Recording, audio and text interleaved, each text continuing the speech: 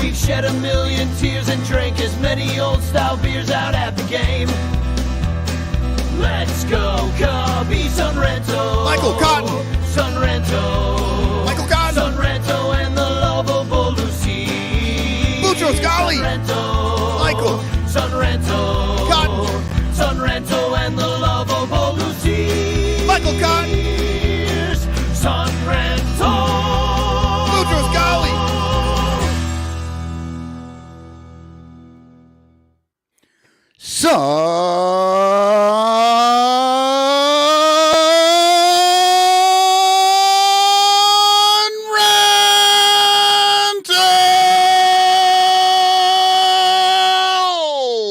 Happy anniversary! Happy anniversary, happy anniversary, happy anniversary, happy Cub-anniversary. Oh, it's, we didn't think it ever happened in our lifetime, and now it's only happened once, and this is the only joy we have in Mudville anymore. Hey, better than nunts. That's what I always say. Welcome to the Seth Kennedy New York City Marathon show. We're going 4 hours tonight, all about the 40-man roster. And of course, it's the day IFG gets a terrible migraine and can't be here because she feels like crap. She actually texted. She's going to try and come on because she couldn't. She could not sleep because her head is bugging her that much. So, yeah, well, we told her she doesn't have to be here because we've got lots of other friends. We miss her, of course, but we got lots of other friends that are going to stop by tonight and help us out, do 4 hours on the Cubs 40-man. This is brought to you by, Seth Kennedy, one of our super ranters, and 117 Patreon supporters. Thank you very much. If you want us to do a 4-hour show for you, then patreon.com/sonranto, and we'll. Hold on. If you want us to do a 4-hour marathon for you, you need to try to do a marathon yourself, because this is the second time we've done this in my history. I don't know, Danny, you didn't do this before I was on the show. No, this is the second marathon show. Not that we haven't done 4-hour shows before, but it was just, in fact, that other marathon show, Dawn, that was like 5-6 hours. I think we went 6 hours because she needed 5 hours to complete the marathon. So she asked us to do 5. And that was so long ago. We didn't even know if we could do 5. Yeah, we did. And then we did like 6. But fast people only, please. Anyway, I just want to put up, before we bring on our first guests, I want to bring up for the video watchers, not the podcast listeners, including Seth, who's listening right now in his ears. He's going over the Verrazano Narrows Bridge from Staten Island to Brooklyn. I love how they make, like, Staten Island, you're just barely in it. Yeah, you're like, hey, you guys don't really want to be in Staten Island. We're just going to start you here. You run over the bridge, you're in Brooklyn right away. Because that's what the marathon map is. So right now he's running over the Verrazano Narrows Bridge, which until the year 2000, in the year 2000, it was, I forget which way it was, but it was like $12 toll to go one way on the bridge. And then you didn't have to pay the other way. Now you have to pay both ways, but it's half as much. I don't understand really either way why it happened. But I can explain. Oh, you could. Oh, IFG's here. Welcome. Welcome. Yeah. So I'm from Staten Island originally, and there was a law on the books that said every citizen needs a free path to their state capital. So to get across the Verrazano, which I used to be able to see from my bedroom window, from Staten Island to Manhattan was free, and then you had to pay to come back. It was $7.50 when I left in like 1993. Yeah, it was like $12 by the time I left, and we'd always like drive through Brooklyn and try to go a completely different way to try to leave Manhattan. Yeah. I think what they ultimately didn't they make the ferry free instead so that they could charge the toll both ways? Yeah, the ferry is 50 cents coming back. That's what it is. Yeah. That's so, awesome. thanks for coming, IFG. I wasn't sure if you were going to make it, but I'm glad you feel well enough to be with us tonight, at least for a little bit of time. Okay, Yeah, so hold on. We did have that map up there, and I did have a question. Isn't the New York City Marathon supposed to go through all 5 boroughs? It does. Okay, so for people who are looking, I see Brooklyn. I see Manhattan. Do you see right where it crosses over 278 and there's like a little inlet and it goes right by Astoria? That's Queens. Yeah, I was gonna say, Okay. isn't Astoria Queens or at least near it? Then you run Okay, into so that's- Manhattan and then you run north, just dip into the Bronx, that's right where Yankee Stadium is, and then you come back down Harlem and run down Fifth Avenue. Okay, I get I'll it. explain it as we go because I lived there for 18 years. I'm going to bring on our first guests. First of all, live from the Arizona Fall League, it's Sarah Sanchez from the Cup of Cubby Blue podcast. And hi, Sarah. What are you doing in Arizona? I am here for a conference called First Pitch Arizona, which is basically like Comic-Con for fantasy baseball people. And so we are going to watch a lot of Arizona Fall League. We're going to talk about all the strategies we use for roster construction for various roto builds or points builds, or all the new stats that we're inventing to try to figure out which pitchers are real and which ones are going to bust. And it's going to be a rad time. It's going to be about 200 of us hanging out. We are right next to Sloan Park, where the Cubs play. So I literally drove up and saw Sloan Park, which was really cool. I want to send Cotton to that conference next year. Just go to all those tech seminars just to get up and disrupt things and ask terrible questions that piss everybody off. That's what I want. Let me give a quick plug. My panel is Saturday night. We did a first-year rookie draft, so we took all the players who have rookie eligibility for 2024, and we drafted teams, and we're going to play a league based on that. So we're going to talk through that draft. I'm really excited about it. There's some awesome people who were in that draft with me. Very cool. Well, welcome. But we got 4 states represented right now: Arizona, Illinois, Iowa, and Washington. So why don't we bring another state into the mix? Let's bring a fifth. Yeah. It's just Ohio. Like the 5 boroughs. We have 5 states. We got a swing state in the mix. Even the dog's nobody's ever been that excited about Ohio. No, and she's reprimanding me like, hey, calm down. Okay, speaking of Ohio, I bumped into one of my friends from Cleveland here right as I was checking in to the conference, and he is very upset because they have an Airbnb close to Sloan Park, and it is the Cubs house Airbnb. So he's a Cleveland fan, and he's having some trauma today. I, on the other hand, wish I was staying in the Cubs house. That sounds like it would be amazing. Yeah, you know what? If he was smart, he would have just said, Sarah, let's switch. You do this over here because you'll enjoy it, and I'll stay wherever you're staying. So while I have you guys on, I know, Billy, you've got a show tonight. You're trying out some new jokes. If people don't know, Billy's a stand-up comedian. You should follow him and go see his shows live. And among Sarah, other things, Billy has many hats. Many hats, including what are you wearing right now? Texas Rangers hat? Yeah, man, I am, and I've got. I thought that was a Title IX hat. It's much less cool now. That's Title 10, actually. Yeah, X is 10. But there's a line in front of it, Danny. That's the 9. Now look, I know I need to stand up for myself, as in I have worn and shown Mariners paraphernalia, of course, but I have family in Dallas, and I've spent many, many summers in Dallas. So it's not like I've been a turncoat here. I'm just have, like Cotton said, many hats. And to prove it here, here we go. Here's an old one for you guys. Also, Reds legend Nick Solak jersey. Oh, wow. That I barfed on last week. You Solaked all over the World Series? Were you that guy at the World Series just sitting in the stands vomiting? See that video? If the World Series was Milton's, then yeah, I guess so. Was there a World Series vomiting guy that I missed? If it wasn't World Series, then it was one of the championship series. But it was this playoffs, and he's just sitting in his seat, and I think he's just super hammered, and he's just slowly trying not to vomit. And yeah, brutal. I'm looking at it right now. Do not show us. No one wants to see it, Danny. Yeah, we'll get shut down. The fact that I've even said it this many times already on the show, I feel bad about it. I'm frustrated that I even brought it up. There was I can't. No, we're not watching.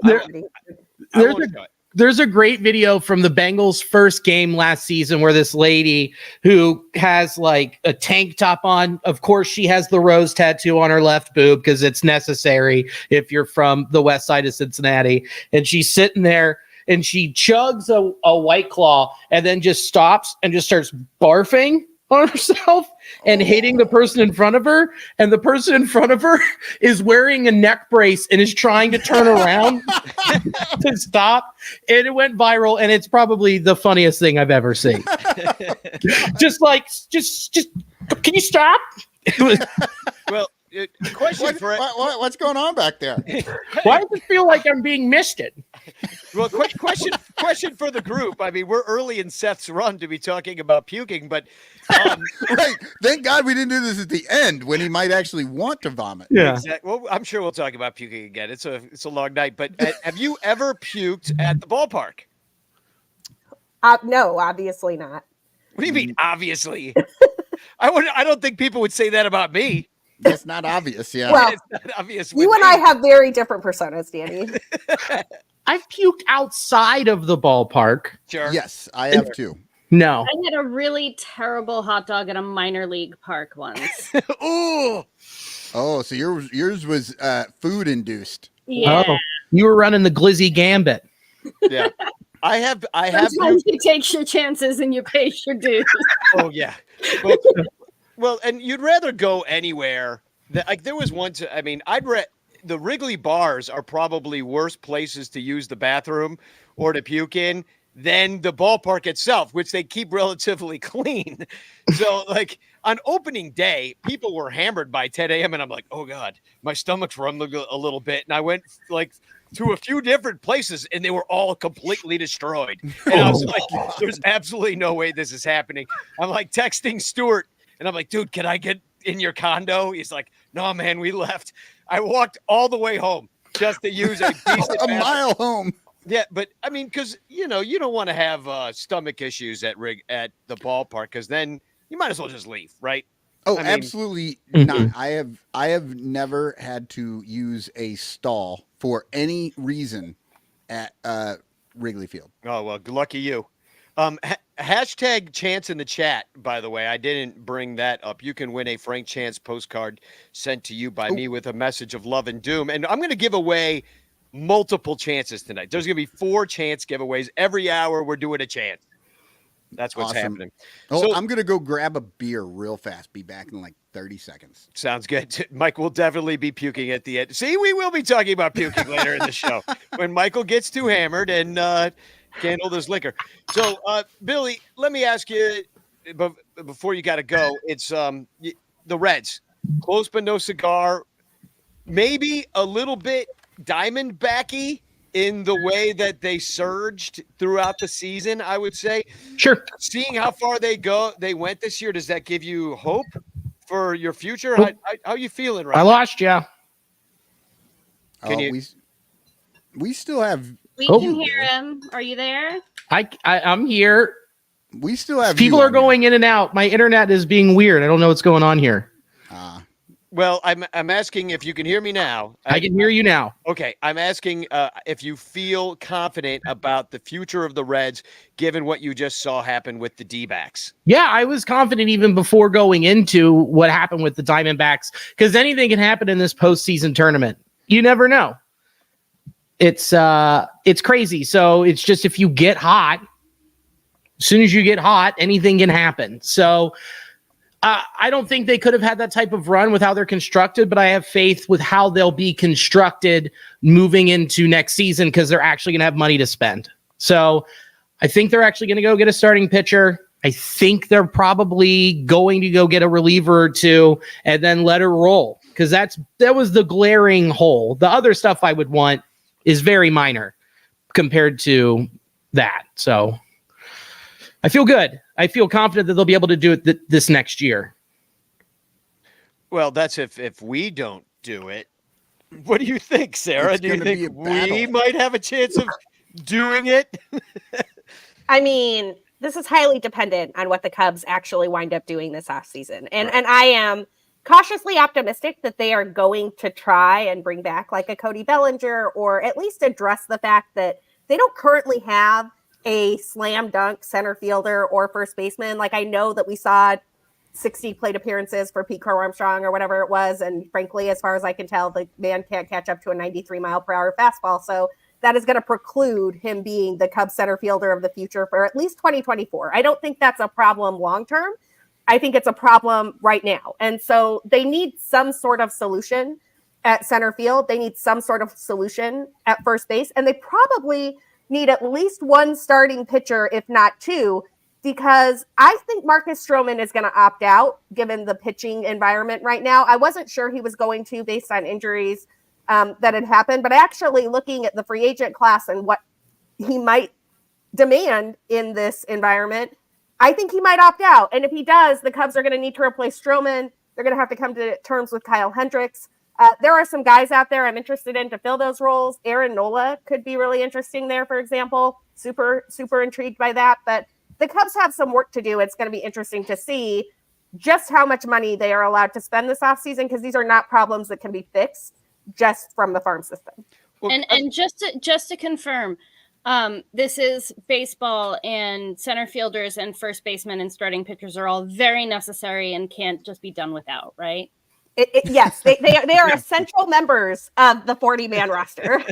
You mean we can't just play with 10 guys like David Ross keeps trying to? I mean, David Ross can try, and the Cubs will come close to losing 100 games again. I think we all know what this team looked like while Cody Bellinger was on the IL, when they were trying to win games without having like Nico Horner in the lineup, for example, right? Like, this roster is not deep. So there are reasons to be optimistic, but the Cubs 2024 depends highly on what they do this offseason. And frankly, they're going to have to spend some cash if they want to compete in this division. Oh, so yeah. I'm actually honestly fairly surprised, because I'm not really looking at the free agency stuff much yet or following those. So Sarah, you're saying that the environment right now is that just limited number of pitchers? There are a handful of pitchers on the free agent market who should command some decent deals. Blake Snell is a free agent. Aaron Nola, who I already mentioned, is a free agent. But I think that the amount of money, because of the teams who are competitive that need pitching, the amount of money that they are going to be willing to spend on a starting pitcher like Stroman, even with his injury problems at the end of 2023, will be higher than what he is guaranteed through the Cubs through his deal right now. Because it's so just 1 year. If I'm Marcus Stroman's agent, I want him to opt out and get another at least 2 or 3 year deal, probably something longer, because right at this moment in time, like, for example, the Padres have 2 pitchers. They have Joe Musgrove and they have Yu Darvish, who is having surgery this offseason. They need at least 3 guys in that rotation. They're losing Blake Snell.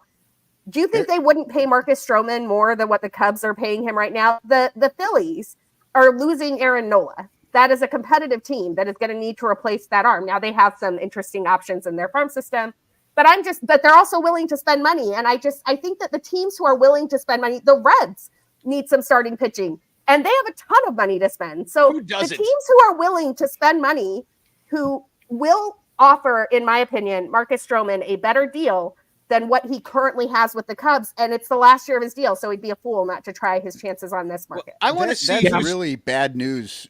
I had already given up, been like, oh, Stroman's coming back. I was already thinking. Well, we shall see. I want to see who's on. I want to bring somebody else's voice into the conversation. Luis has been waiting patiently here in the green room. Hey, Luis Medina from Bleacher Nations and the Bleacher Nations resident Taylor Swift expert. Are you going over to Europe to see her play? I heard it's a little cheaper. I am going to Canada. I got lucky. A friend got a ticket for the Toronto show. Ooh, Northern Europe. When is that? That's in November 2024. So I've got time. Oh my goodness! Yeah. Hang in there. The anticipation. A long time from now. Yeah. She's got Europe this winter. Well, she's got Argentina, Brazil, and then it's a Europe trip, and then it's Australia, and then she has a second leg in the fall for the United States. That's good. She's got 2 legs. She's got a lot of dancing to do. Yeah. You mean standing? So what do you think by then? Do we have the Travis Kelce album, or? Yeah, we'll have that by then. She's doing another album probably next fall. So. Yeah. So besides meeting Taylor Swift, who's on your wish list for the Cubs this offseason.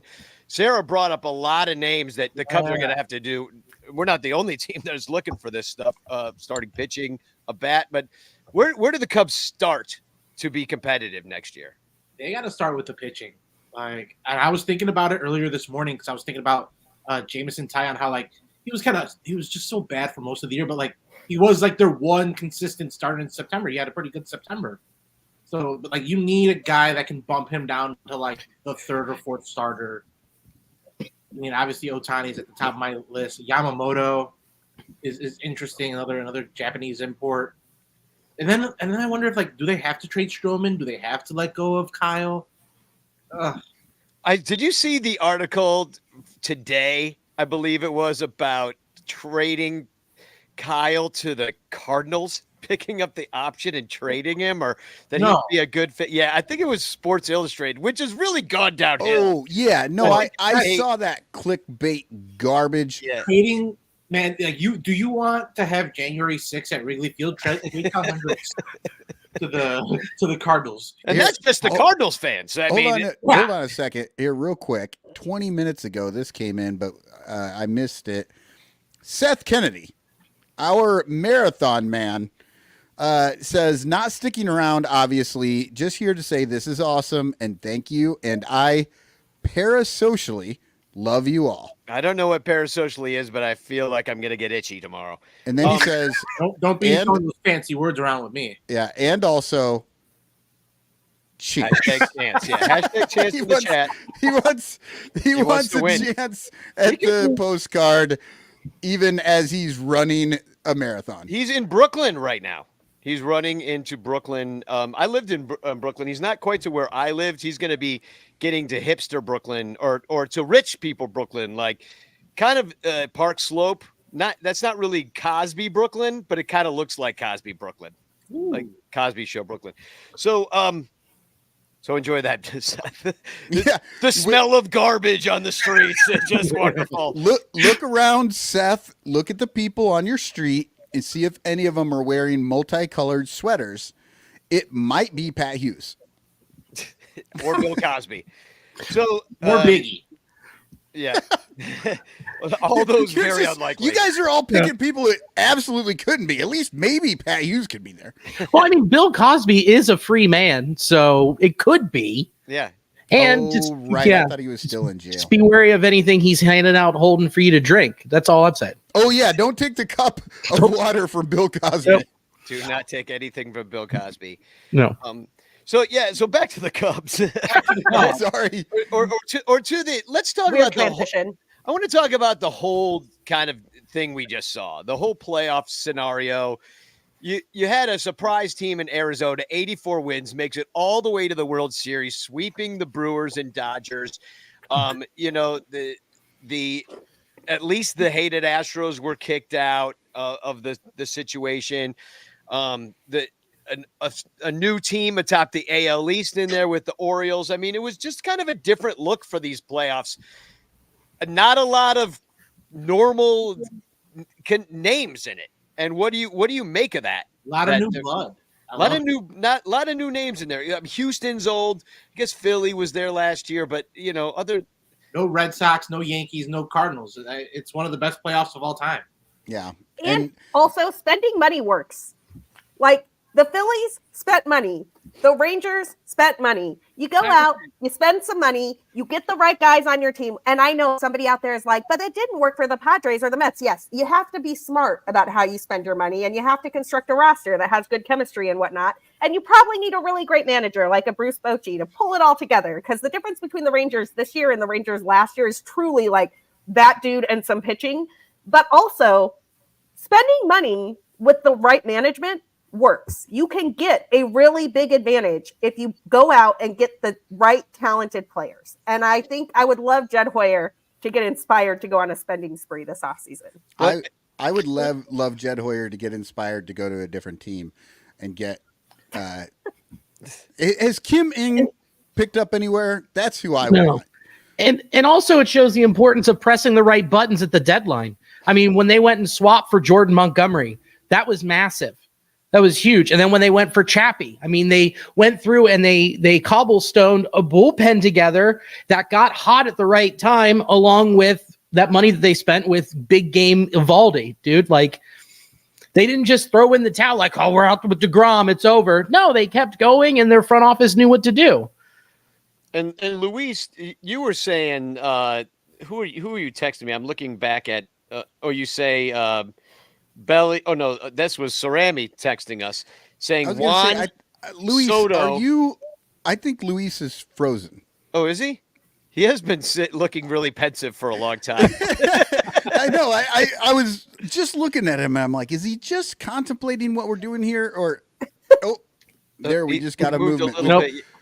Well, and also look at the Diamondbacks. I just heard his modem go. Yeah, the mouse on the wheel's taking a nap.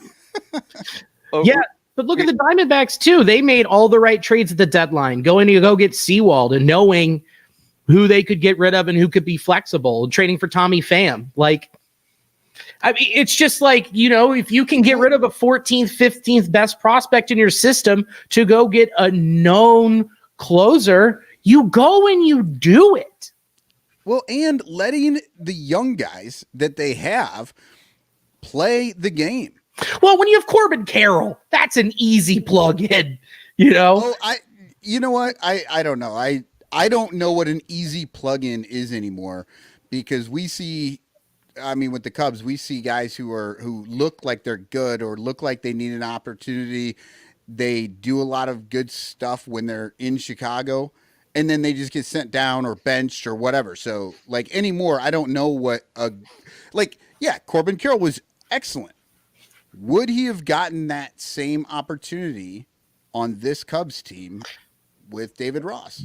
He would have sat there for 4 weeks waiting for at bats, because Ross plays the veterans and not the guys who are hot. Like, I mean, I was so utterly frustrated with the Alexander Canario and Nelson Velasquez experiences this year. Like, Nelson Velasquez is raking for the Kansas City Royals. Are you telling me the Cubs couldn't have used 17 home runs in their lineup this season? Oh, apparently not. But he hardly played the 4 weeks or whatever he was with the big league team. And this is David Ross is going to have to get over it. Sorry, go ahead. Yeah. I was going to say they had too many outfielders. And that's why all of us are bitching and not sitting here being like, man, our team's won the whole fucking thing, huh?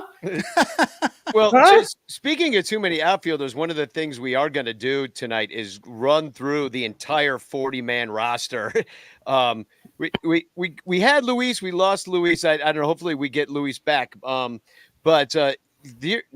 the 40-man outfielders. It's a crowded outfield, especially considering that you've already locked up Ian Happ and Suzuki as two of the guys, and everybody. And then, you know, Bellinger is still on this list right now because, you know, he was on the 40-man, or he technically still is until he elects free agency, right? It's like 5 days from now. Yeah. Right. Mm-hmm. So technically, I mean, there's going to be a lot of technical things happening coming soon. But, you know, that's what Kevin Alcantara is an outfielder. Canario's an outfielder. Pete Crow Armstrong. Brendan Davis still got a big question. We're going to go through all these guys. You still got Tachman, who had a heck of a year for us unexpectedly. But anyway, somebody's got to get traded, I think, eventually. IFG, you said something last week that keeps reverberating in my head, which is top 10 prospects are what you buy good teams with.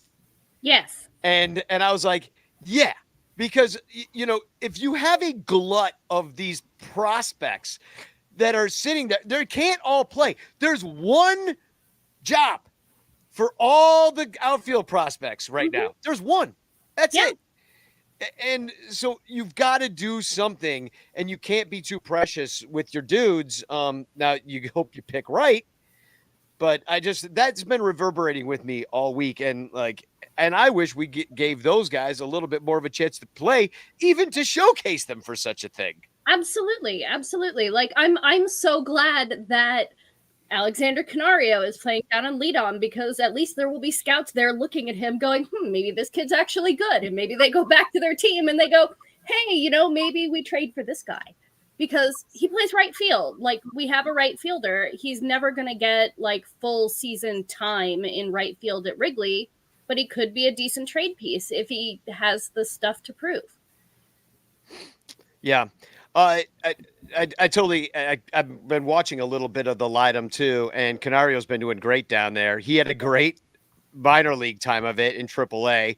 He tore it up, and then the only time that he just got benched basically for a month, and got to like watch baseball from a really good seat. Pretty much is what happened there. And you know what really sucks about that too is that, you know, IFG, you made a good point. There's going to be scouts there from other teams watching. They're going to be paying attention to him. They're going to want to trade for him. They're going to offer less because they know that the Cubs think he's a bench player instead of a starter. You know what I mean? If you give him the time to run and build up some value, then you get a better pick for him. You know, but the fact that they brought him up and then they sat him on the bench the entire time makes people go, oh, they don't value him. We're not going to offer the same sort of thing for him. It could be. Well, there's also, I was just going to say, I think that Jed hamstrings himself a little bit by showing like who he's all in on and like who they don't really care about that much. And let me give you an example. So like, it seems pretty obvious that like Matt Mervis is not going to happen. So if I'm a team who wants a first baseman that might have 30 home run potential, I don't have to offer the Cubs very much to get them to move on from Matt Mervis, even though last year at this time, he was literally the MVP of the Fall Stars game. And that is a mismanagement of assets. That is they do a bad job of putting out there the value that their players have. Another guy, Christopher Morel, plays multiple positions. He is a 20-20 guy with legit power. And yes, I know he strikes out 30% of the time. The Cubs are going to get pennies on the dollar for Christopher Morel because they refuse to let him play an outfield at any sort of defensive position on a regular basis and prove that he's more than a DH. That's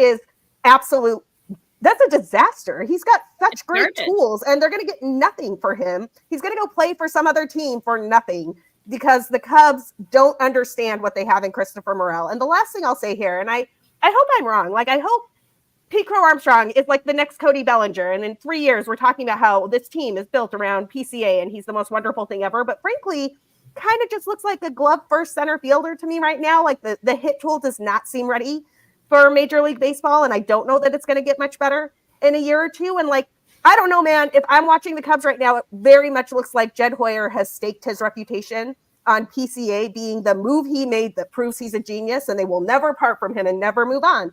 Which means the outfield is set. The outfield is Hap, Suzuki, and PCA. So all of these other guys are expendable for nothing. Yep. Yeah. So Sarah, I know you've got to go. So I'm gonna let you get out of here. Okay. And Sarah, and I do want want to go. Great points, and it's really weird to hear that coming out of someone else's mouth because it's like those are my thoughts, and it's freaking me out. Well, I am headed actually to an Arizona Fall League game, which I'm super excited about. I think we're seeing the Scottsdale Scorpions play the Peoria Javelinas. I could be wrong about those two names, but I'm here for 4 days. I'm going to definitely get to see James Triantos and Kevin Alcantara, and I'm very excited about it. I will probably do like some content from the Fall Stars game on Sunday, so be watching my channels. And thank you for having me. It's always fun to talk with all of you about Sarah. baseball. Have fun. Good to see you. See Bye. ya. Good to see you. I wonder if the Javelinas are like a team of female Javis. That'd be freaking awesome. But Luis, I want you to answer a question in the chat that I see here from Corey Furlong. So, and Billy, take this too. Do you ruin prospect value by calling them up and they play poorly, or do you get more by just having them rank it at AAA? Like maybe it's the opposite of what Cotton said. Like, you know, maybe Mervis sucked at the major league level, but you know, let him rank at AAA. You get more for him. Yeah, I'm a big fan of letting guys figure it out at AAA, mostly because it's a double whammy when they fail at the major league level. It's just like, oh, not only is this guy just like can't hit shit right now, but also his trade value is going down, or any future value is going down. I think that's what happened with Mervis. It was just like, well, we could bring him back up, and then if he struggles, he's like done. Or we can rebuild him and bring him back next year. Kind of what happened with Anthony Rizzo when he left the Padres and came to the Cubs. Spent some time, had his struggles in the big league level, went to the minors, came back, and then he was, nothing was the same.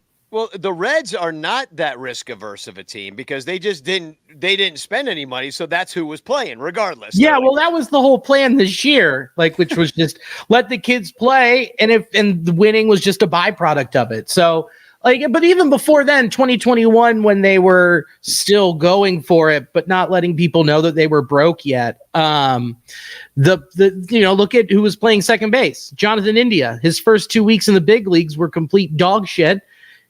They sat him for a week, and then he came back, got hot, and won Rookie of the Year.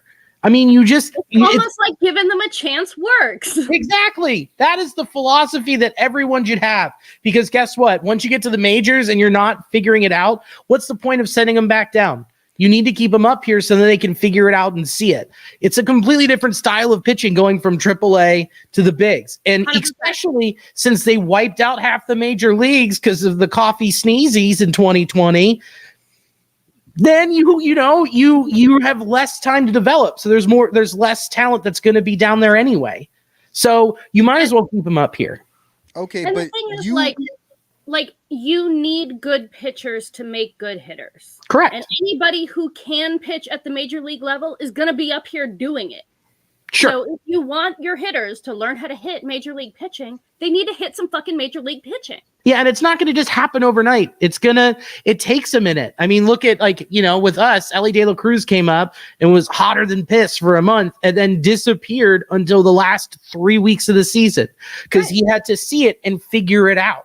He was striking out at a 47 to 53% clip at rates. I mean, it's just that was a part of it. Or was that because he was hitting AAA pitching that was up in September? A lot of teams were sending out bums out there. Well, yeah. That's always my fear because I've seen guys get hot in September and then it's like, oh yeah, he's gonna be the guy. I remember Jason DuBois and who was the other? Like I remember Todd Hollingsworth had a hot September once. Like, oh yeah, just wait till Holly comes back next year and Hollingsworth stuff.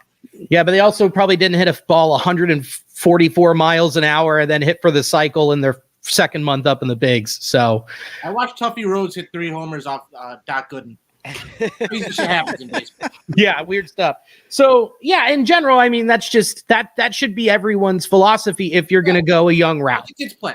Let the kids play. Having them in AAA is going to do absolutely nothing. Our manager says we are not in the business of developing players. Yeah, we are not doing that. Well, then buy us some then. I'm fine with that. Just do what IFG said and trade the young guys for great. Like, let's get Juan Soto on the team. Like, that's what it was texted Luis and I in the group chat that Cerami, who couldn't be here with us tonight, Michael Cerami, said he just wrote in all caps Juan Soto, and you can get that if you trade some of your guys, or you give like a king's ransom to the Royals and go get Vinny Pasquantino. Yeah, they're not trading him. I don't think. I'm saying a Godfather offer. We're more of a Vinny Barbarino kind of team. If you remember that show, the Sweat Hogs. Joey says Barber made a really good point about pitching, though. I need to point this out. Back in the day, and Danny's old enough, like me, we know they used to send guys to AAA to learn how to hit breaking balls because that's where all the drunk ballers were. The guys hanging on in the league. Mm-hmm. But now, like, really, no one throws breaking balls like that. So all the guys who are gonna pitch at the big league level are bypassing AAA because they're all they're doing is throwing 100 and hit it and throwing sweepers. Right, and those guys aren't in AAA. Like, well, I could waste some innings here, or I could just send you to the big leagues and you can figure it out there. Right. It's kind of funny how I love how baseball evolves like that.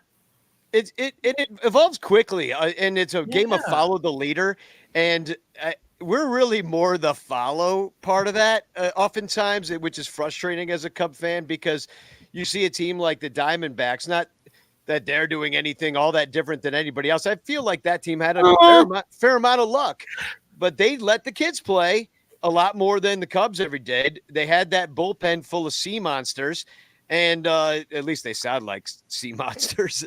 And they were number one in all defensive metrics. That's like something that was rarely talked about. They played great defense. Yeah.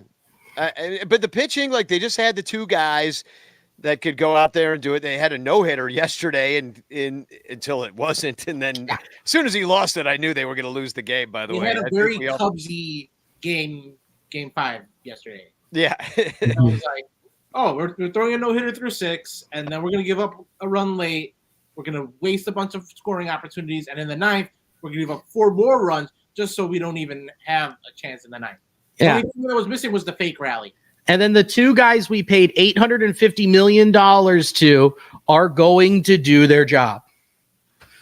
Yeah, I really, and the manager of the year goes to Bruce Bochy for removing Chapman from the game before he had a chance to blow it, because you knew that was coming. And so did Bochy. And he's like, let me look at my crystal ball. Actually, let me just look at all of the highlights of when he blew it before in the game. The Cubs he blew it for, the Yankees he blew it for, like. Well, he blew it for the Rangers a couple of times late in the season, which led to them being second in that division instead of winning it. And it didn't matter. And it was a baseball. I'd also like to nominate Bruce Bochy for the best old man manager walk. He's good at it. He's got it down. The way that he puts his hands to his side and hobbles. Dude, that man has titanium everything underneath that uniform pants. $6 million man. Yeah, I'm surprised he doesn't have a magnet on his right hand to pick up his right knee to move it forward. Let the record show that the last manager to beat Bruce Bochy in a playoff series, Joe Madden. Oh, yeah, that's right. When he was with the Giants, right? Uh-huh. So, yeah, and we're just at the anniversary tonight of that fateful game. Yeah, IFG's got her World Series shirt on. I don't have a World Series shirt. I really should. I have a hat, but I should have worn it today. I did not. Yeah, maybe I'll get that at the break. I don't even have a hat. I have this, which I literally got this summer from Stuart. And I have a ball signed by Miguel Montero, who hit the game-winning run in that game. He had the game-winning RBI in Game 7, and I have that ball. Again, thank you to Stuart. Stuart, you have that ball? You don't have the ball. No. I have a ball signed by Miguel Montero. Well, just clarifying here. Otherwise, Crawley will probably be at your house trying to buy it off you.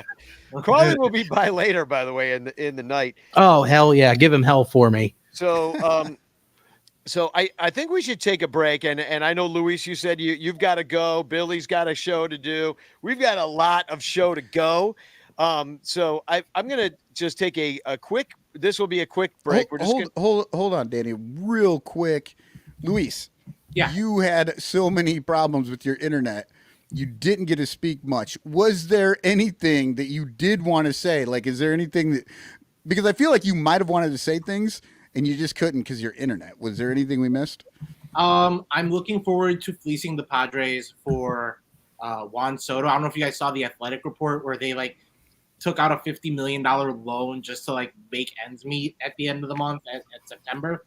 Yeah, that's a team that's going to be selling everything, and it's time that the Cubs take advantage of that. They owe us. They owe us for the Darvish thing, because you know they should just give us back you Darvish. Yeah, and Juan Soto, and they can have Nick Magical back. Yeah, absolutely, 100%. I'm here for that. Yeah, that was my whole thing. Was when we were talking earlier, like the Padres are going to spend. I'm like, what with what? Deutschmarks? Like, what are we doing here? Yeah, they got doubloons, Cole's Cash. What are we working with? Hey, man, yeah, Cole's Cash is a winner.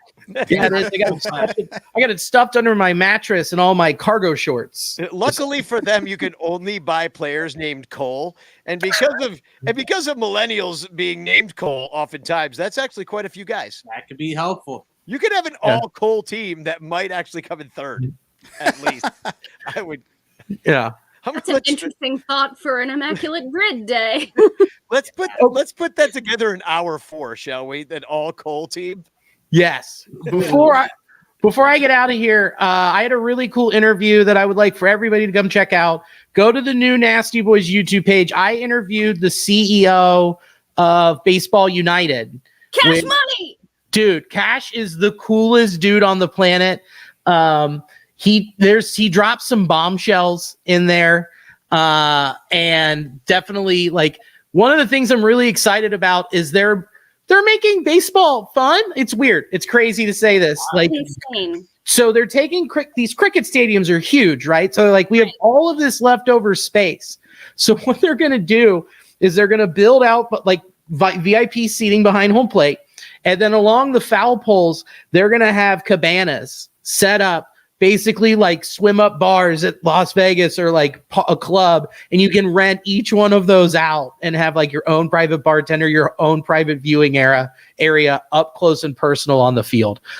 Amazing. Tell me they're going to net that in so we don't end up with like people getting hit in the temples with foul balls. But I'm here for it. And then drown. The ball didn't kill him. And one of the last thing I'll say on it is him talking about developing and creating basically a baseball bridge between Japan, South Korea, and Europe is really fascinating. And he's a great listen. He's a super nice guy. And you'll walk away feeling like, man, I'm going to go watch that showcase for free and watch Big Sexy pitch. Hell yeah. Bartolo. Yeah, Bartolo's going to be up there. There's a lot of names. A couple ex-Cubs. Zach Ross Cup. Yep. Wow. Cub great. Reds legend Philip Irvin and D.D. Gregorius. Yes. Didi. Wasn't he a Cub? D.D. No. Red, Diamondback, Yankees, Phillies. Who am I thinking of that's like the D.D. Gregorius of... He's like a D.D. Gregorius type that we had. Andrelton Simmons. I would say, oh yeah, he's playing in Baseball United. Yeah, he's going to be there. He got drafted. Yeah, it's cool. And then the guy who went first overall is the first ever Indian-born drafted MLB player, and then he went back, and now he's in the league trying to develop interest. Like, man, it's going to be really cool. Yeah, so check that out. There he is, Karan Patel. Karen, yeah, for the Cobras. That's my team. Yeah, and Go Andrelton Wolves. is on the Cobras too. Bartolo went to the Monarchs. Cano, Sandoval. I mean, there's some names. Yeah, that's just the first 3 rounds. I've got the first 10 rounds here, or the 10 rounds from the draft. Oh, Panda is on my team. Yeah, we talked about this a little bit last week, and I'm just so excited for it. Yeah, this is going to be awesome. Hopefully, it's not on at 2 a.m. and we could actually be watching. Well, you'll be able to also go back and watch it on their YouTube channel. Excellent. We should have so we should have watch parties, obviously. Count me in. I'm in. Pajama parties. Yeah. I love this. Yeah. If there's one thing I need, it's another league to follow. Well, I have my Wolves dashiki ready to go. So Yes. What? You got one? no, I made one. Come on. So, we got to talk about that in the second segment. But I thought it was take a break. interesting that Dylan Thomas, late great poet Dylan Thomas, was drafted in that league. Yeah, it's nice to see poetry coming into baseball. Poetry in motion. Yeah, he was like a second-round pick. He's been dead for like 100 years. I'm so glad I have a show. So, Luis, thanks for coming on. Have a great night, whatever you're up to, and we'll do it again soon. This off season, it's a long, cold off season, and we'll definitely have you back on to get more of your thoughts on as things develop. And I'm looking forward to reading your writing about the Bears, who another frustrating team. Yeah, exactly. When I start the Palter Waitin podcast, then we can we can talk about that then. And Billy, have a great show tonight, and we'll of course talk to you again soon too. So thanks for being here, guys. Great to see y'all. Have fun. I'm never running a marathon. Keep running, Seth. Keep running. All over Chicagoland, there are thirsty, frazzled, overworked Cubs podcasters who are struggling to survive one more baseball season in the dog-eat-dog world of unpaid content creation. But it doesn't have to be this way. You can make a difference. Become a super ranter at patreon.com/sunranto, where your support ensures that poor, sad, pathetic, ugly, loser Cubs podcasters can pay for tickets and beer, and in turn line the pockets of the baseball oligarch Ricketts family. Just $1 a month can buy a scorecard. $5 a month can pay for guitar strings to write a Cubs song. And $10 a month almost buys one beer at Wrigley Field. Cubs content creators are the lowest pieces of pond scum garbage that slither over the face of this planet. But super ranters help them get drunk and screw off at baseball games. What do you get out of it? The Sun Ranto Show delivered to your podcatcher without stupid advertisements like the one you're seeing and hearing right now. Plus, at other Super Ranter levels, you can get Cubs music, access to private Sun Ranto pages, the Ranter calendar, and special thanks and Ranter recognition in our live broadcasts, plus eligibility for monthly prizes. What does Sun Ranto get out of it?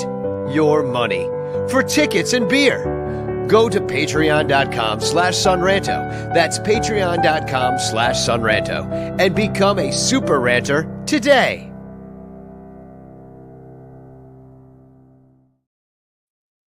Welcome back to the Sun Ranto Show's Seth Kennedy Marathon podcast. We're going 4 hours tonight. We didn't talk about anything I wanted to in the first segment, and we went 23 minutes over. So y'all were concerned we wouldn't be able to fill 4 hours. Yeah.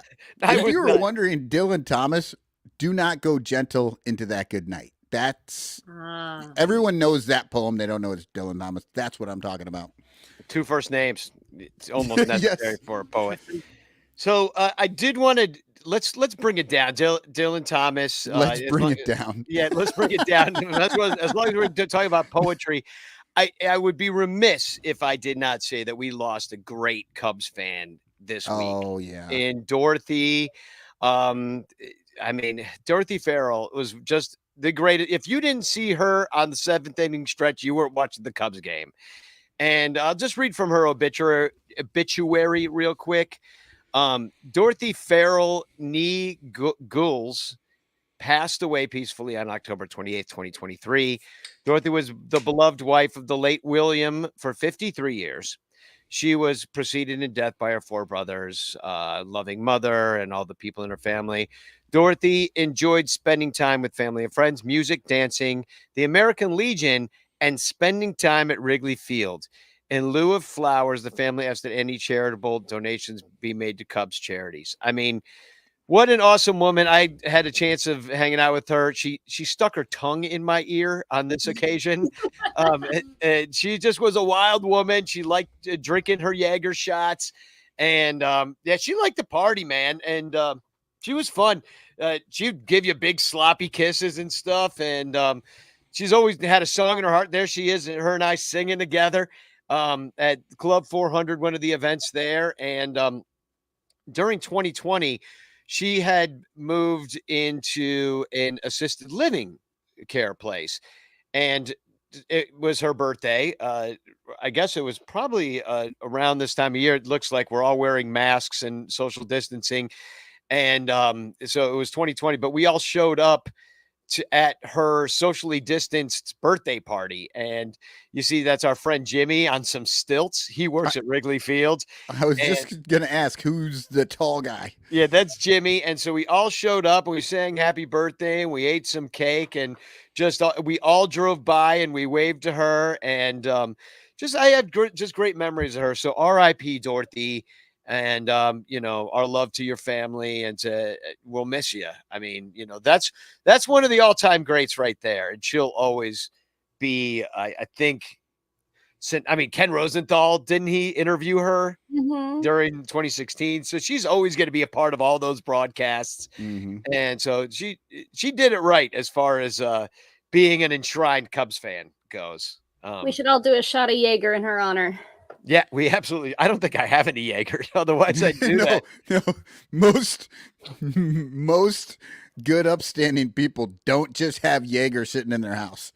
But I figure it would be a good time to talk about that, because right now, Seth should be at his 6th mile, somewhere around there, right at the entrance to Greenwood Cemetery, which is a giant old cemetery in Brooklyn that I've actually visited.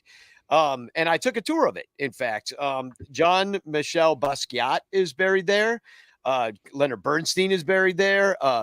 Boss Tweed, if you've ever heard of him, he was like a famous New York boss. And then there's a lot of other famous New Yorkers that have grave sites. It was also because it is built on a giant hill. It is a heights, and that hill figured greatly in the Revolutionary War as well. So there was some battles that were fought in that cemetery against the British. So interesting place. If you're ever in Brooklyn or interested in cemeteries, I know that you see me doing my weather and grave reports from Ernie Banks's grave all the time. That's real close to Wrigley Field. Go in there too at some point, because graves have interesting stories to tell. Cub fan burial wall is in Chicago. A lot of cool stuff. I rode my bike around there just the other day. So we didn't talk about anything I want to talk about as far as the entire the major leagues, like how this season went. So if we could just really quick, just add, now that you've had a month now to digest the Cubs season. Cubs grades? No, I do not want to cut into our Cubs grade show. We can't repeat ourselves. So if just stick away from any Cubs grades content. Don't give any grades. But how do you feel overall the Cubs season went? IFG, like what's your feeling like just coming out of after a month? If you're tasting your mouth. I'm overall pretty disappointed. I don't think that's a huge surprise to anybody to hear. But yeah, somehow I'm still disappointed, even though it kind of went exactly how I expected it to go. One of those situations where I would rather have been wrong. But yeah, no, they didn't give the prospects a chance to prove anything. They didn't make the right decisions at the right times. They lost the game. They lost the season so early on that like there was never really the option to get excited about the season. I don't know. I'm very meh, and I would really rather not be meh next year. Yeah. How about you, Cotton? Like, do you have any different feelings than that? Like, well, unlike IFG, the season did not go the way I thought it would go. I was everyone who, if anybody goes back and remembers the preseason show, the Ranter Roundtable, and we were hearing some crazy shit, right? Like we were hearing like 89, 90 wins, 92 from people, 88 got thrown out there a few times. Like I said 72 wins. So they did much better than I thought they would do. Now, I can actually point to when that happened. And it was the trade deadline when they decided not to sell, because had they sold, which is exactly what I thought would happen, I think that my prediction would have been correct. But they did not sell. And then unfortunately they did not really buy either. But at least they didn't sell, and they were able to hit that what'd they get? 84 wins, 83 wins. No, they did not get 84. It was 83 wins. If 84 wins was in the World Series. That's right. Unfortunately. So they got 83 wins. Yeah, and I think if I recall correctly, I had said if they get 80 wins, I'll be terribly surprised. So, woo! So overall, it was... Hooray. It's hard. Like if you're not watching every day, like we unfortunately do, it looks like a very successful season, right? And I just talked to a guy the other day, talked about how fun it was to watch them at the end of the season and stuff. And I have to agree, it was fairly fun. They had a nice long stretch there where they were actually doing fairly well. Unfortunately, it's a systemic problem, and it's not on the field. The problem's not on the field. The problem's not in the clubhouse, and it's not in the minor leagues. I don't even think. Like, I just feel like the system that they have there, from the front office down to their manager, isn't the best that it could be. And I think that until that changes, it is a little tough for me to get super excited. So Well, I was excited about the team, like the players I saw this year. I think I got real excited about, right? Like I had a lot of fun watching them, but then just to have that like front office and management, just like, I don't know, smacking me down every time I get excited. Well, let me piggyback off it because, like, when I'm watching the Diamondbacks, I'm thinking, like, why not us? Like, why couldn't we be the 84 win team that had a magical run and got hot at the right time and go through? And the reason is because of exactly what you just said, is that they didn't do the right things. And that means that you can't look at management and be like, man, these guys are making all the right moves. They're building something here that's really going to be something in a couple of years. You didn't see really you had a manager who was saying out loud with his whole chest, no, we're going to play the guys that got us here, when here is scraping and clawing our way to 83 wins. When it didn't have to be that. Like, we didn't have to lose 20 games in freaking April or whatever it was. They didn't have to lose 5 of the last 6. Yeah. Well, yeah, no, they totally folded down the stretch because they just didn't have enough. There was no depth. And anybody that they could reach down into the minors and get didn't really have a lot of experience because they hadn't been giving them the experience all year. So when I look at the value that maybe that came with a team like the Reds, like those guys got a full season out there figuring it out, and our guys just didn't. They, and because they were wasting time with your Mancinis and your Hosmers and your Barnharts and stuff. Like even Amaya, who was obviously like, the injuries were a concern, but he was obviously ready to play. They were just really conservative about everything. So at what point? And so they didn't get that experience. They were AAA. I mean, Iowa probably, I don't know. Did they win the AAA World Series with all their amazing players like Matt Mervis? I don't even know what they did. I don't think they did. Somebody in the chat, if you know what Iowa did in the playoffs there, let us know. But I do not think that they had the pitching. I don't think that they had enough pitching down there to do it, because it seemed like everyone who was at Iowa seemed to be hitting like 300. Yeah, and Robert says, yeah, we didn't have Zach Gallen either. I mean, we had Stroh, but then we didn't have Stroh. Stroh was pitching great. We had Steele, who was pitching ahead of where anybody thought he was going to pitch at the beginning of the year. But even that didn't fall apart at the end, but it was not what it had been before he got blown up a couple times at the end, lost his Cy Young bid. So, yeah, I think the most frustrating thing for me is that we didn't trade Bellinger, and we didn't. And if you weren't going to win, then you should have sold, and you didn't. You bought, but not that much. Like, are we really going to think that? I mean, I hope Jose Cuas is freaking amazing. Like, if that's who you're adding to your bullpen's future and you think he's going to be a tool down the line, like, I'm hoping that happens. I didn't see evidence of it. Right. He might be great. He's a decent enough bullpen arm, but you need more than that. What the Arizona Diamondbacks did was they fleeced the Mariners for Paul Sewald. Yeah, got the Sea Monster bullpen. And that was a little different. And that didn't go necessarily the way we thought it was going to go either, because the Cubs had been really good at getting bullpen arms to trade off, and then they didn't do it. Yeah. So, well, we should probably get into the 40-man because we're already an hour 4 in. And so we're already behind. I know that nobody's surprised about that. If I were running a marathon, I would be behind. I will tell you that. Exactly. This is for when I run the marathon. So we're going 7 hours tonight.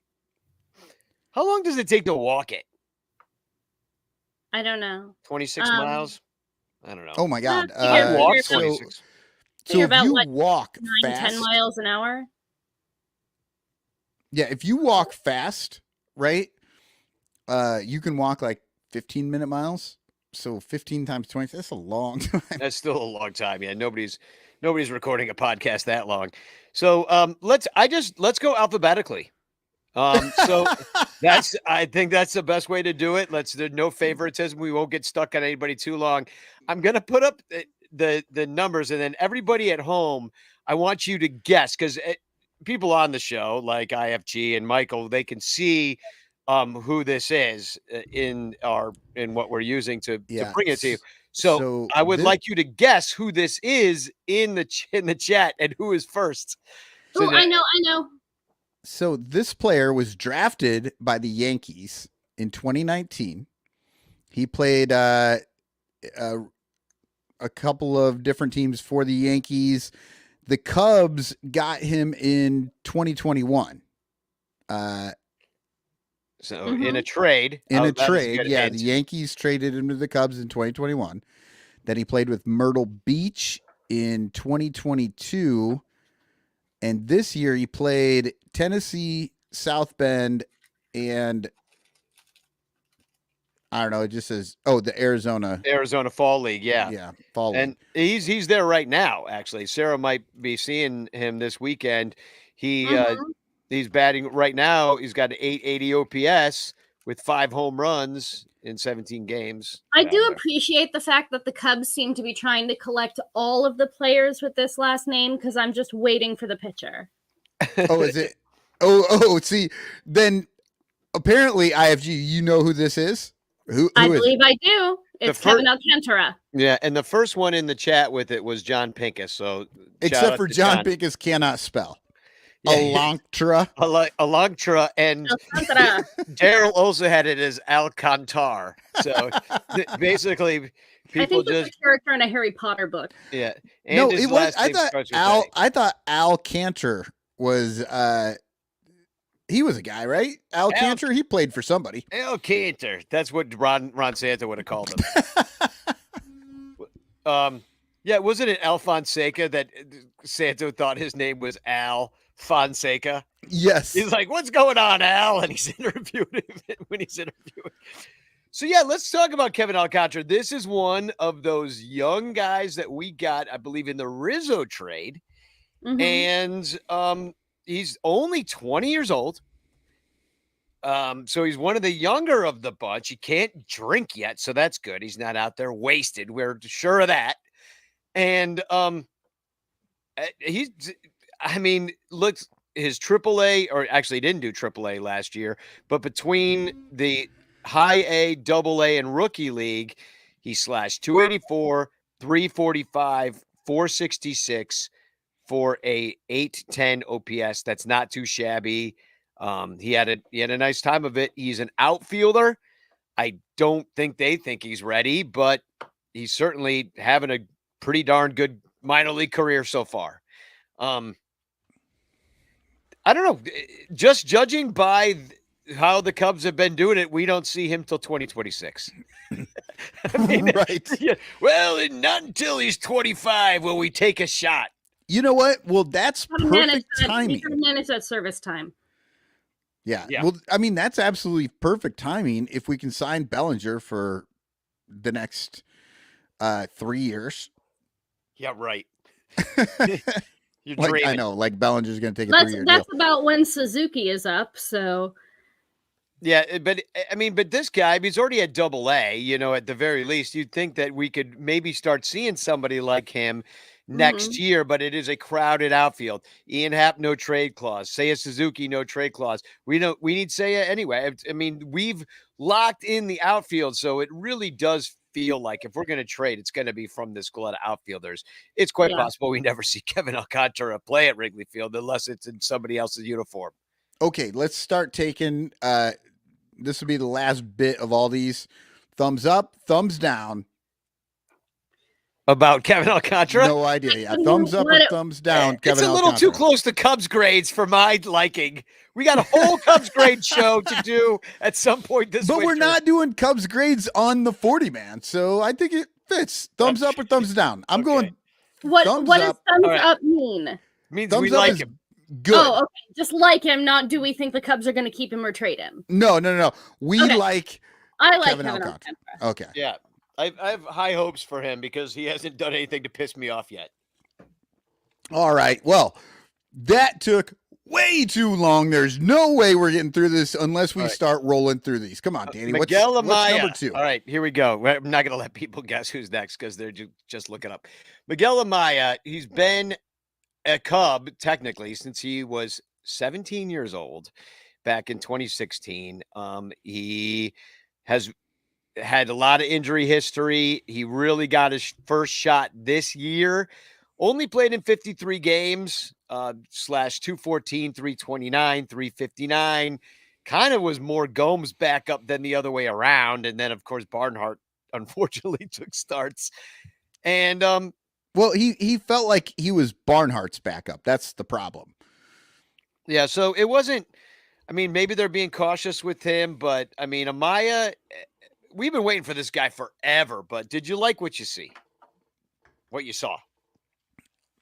I Big like fan. what Adore him. I have so many baseball cards. Like I want to see more of him and less of Tucker Barnhart.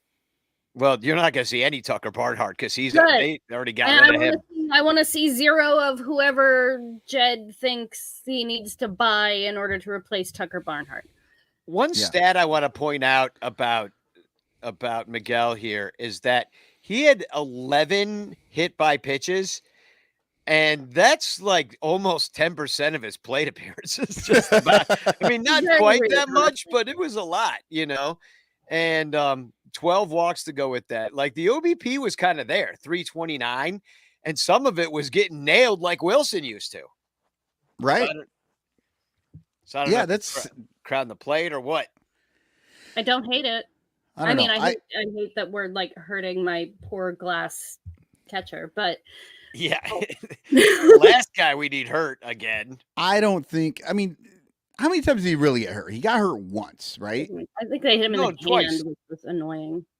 You mean last year? No, I'm saying throughout his minor leagues, he had a foot thing, then he had a hand thing, or he had multiple things that sidelined or sidetracked his career for a while. Yeah. I like Amaya. Broken foot and a Tommy John, if I remember correctly. Yeah, Tommy John. Yeah, that's right. That's what it was. Yeah. Yep. I feel like for him, the reason it really hindered him this year, that 214 average, you said the OBP was good. That tells you that he's got the good eye. The average says that he honestly probably just never got in a groove. Like they just didn't give him the opportunity. And the big talk about his injury prone thing always frustrated me because I've never understood why it's better to have him getting hurt in Des Moines rather than in Chicago.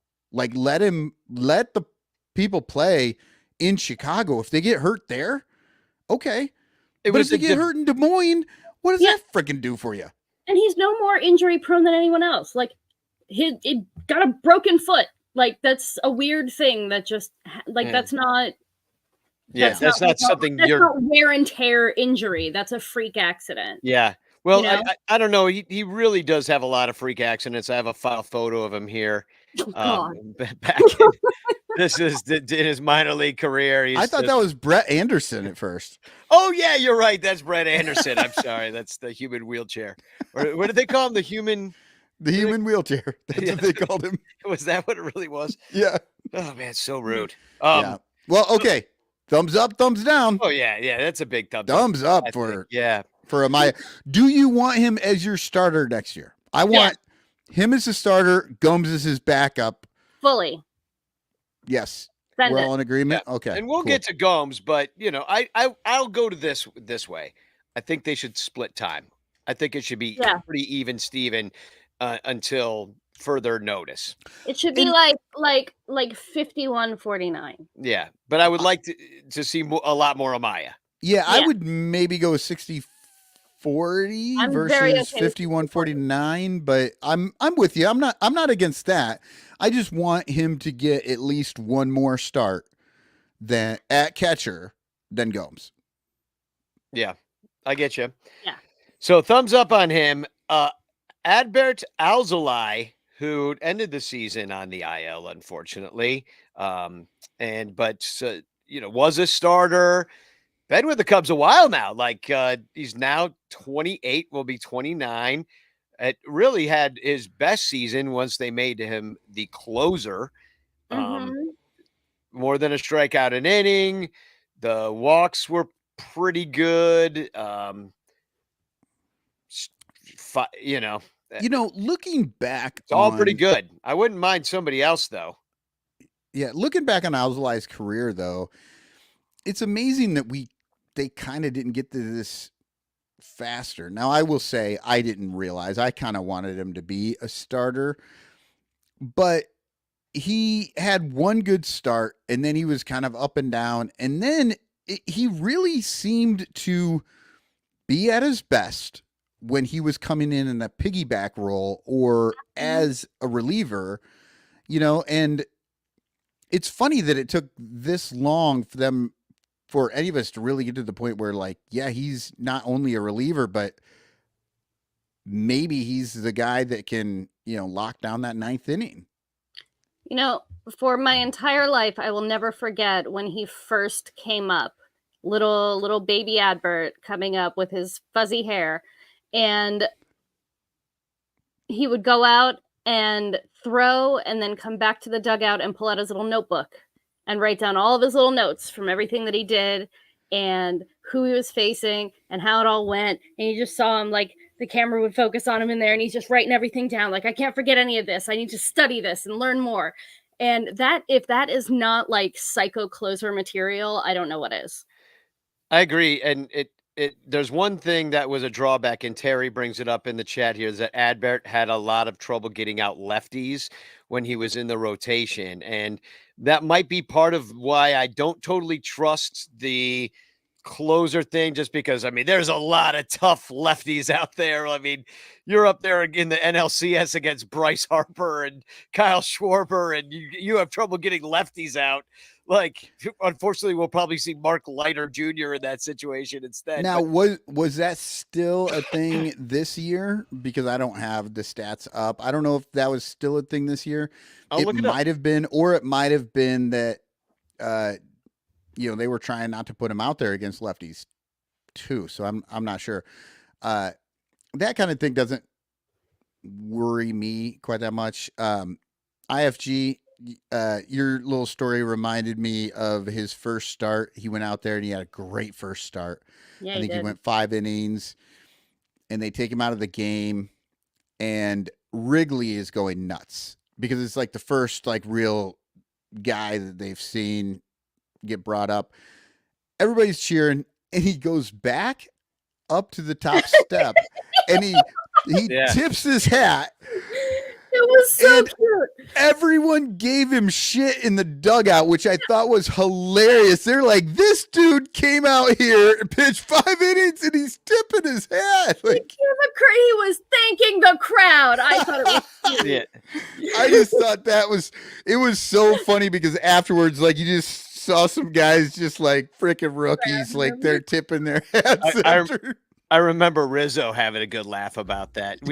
That was when me and Luis and Michael were doing Outside the Ivy, and I remember we opened the show by tipping our hats because we all thought it was ridiculous. It really was, but that's one of those things that is like, it's forgivable in a kid that young when he did it. You know, and he's just getting out there. I'm gonna put up his splits here. Versus righties and lefties, actually pretty good. This is just this year, so it's a smaller sample size. Terry E says, I think Adbert has figured the lefty thing out. Question is endurance. Well, if you're a closer, guess what you don't need a whole lot of? Yeah, maybe endurance over, like, if the Cubs are to win a bunch of games in a row down the stretch and they need a closer a bunch of times. But you could just use another arm. Like, did they find a diamond in the rough with Merriweather? I don't know. It was 1 year. Like, it was the first time he ever got a chance. Like, did he become an elite? All of them. Yeah. Everyone in the bullpen who could pitch had an endurance problem this year. That makes me think maybe it's not the players who had the endurance problem. It was how they were being used. Well, and they did get rid of 2 bullpen coaches. Chris Young is gone, as is Craig Driver. Yeah, but I mean, I'm just saying, maybe that's the bullpen coaches running the same 4 guys out there every single day. No, that was Grandpa Lossy. Yeah, But- and so I think maybe the endurance issue was in the actual dugout, It maybe not so wasn't much in the David bullpen. Ross's brain. Yeah. So All we right, should, here we go. all right, yeah. So we should move on. As a Alzolay. closer, as a closer, Oh, okay. I got as a closer, thumbs up or thumbs down. I'm going thumbs no, up. you said we could go like this. You could, okay. So Danny's in the middle. Danny's got the flat hand. Yeah. Okay. I'd like one more guy. I would like if they went out and got a real elite closer, maybe not before the season starts, but they're looking good.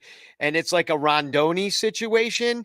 And like, Alzolay, just you kind of trust it, but it's really you don't totally trust it. And you just go get that guy like, I hate to say it, but like they went and got Chapman, in I 2016. mean, I'm fine if they don't get Chapman, but if Someone else. Go get bring somebody. Kimbrel back. Bring Kimbrel back. Let him do it. He's fine. No, Okay, but Yeah, who do you want then? all right. So Somebody. Danny, it actually sounds like you don't think that he has what it's going to take to be that closer. I actually do think he has it, but for whatever reason, I view him like a little kid, even though he's old now, and like something about him like makes me feel like he's not as imposing as maybe some of those other characters have been in the past. Like part of it is he doesn't throw as hard.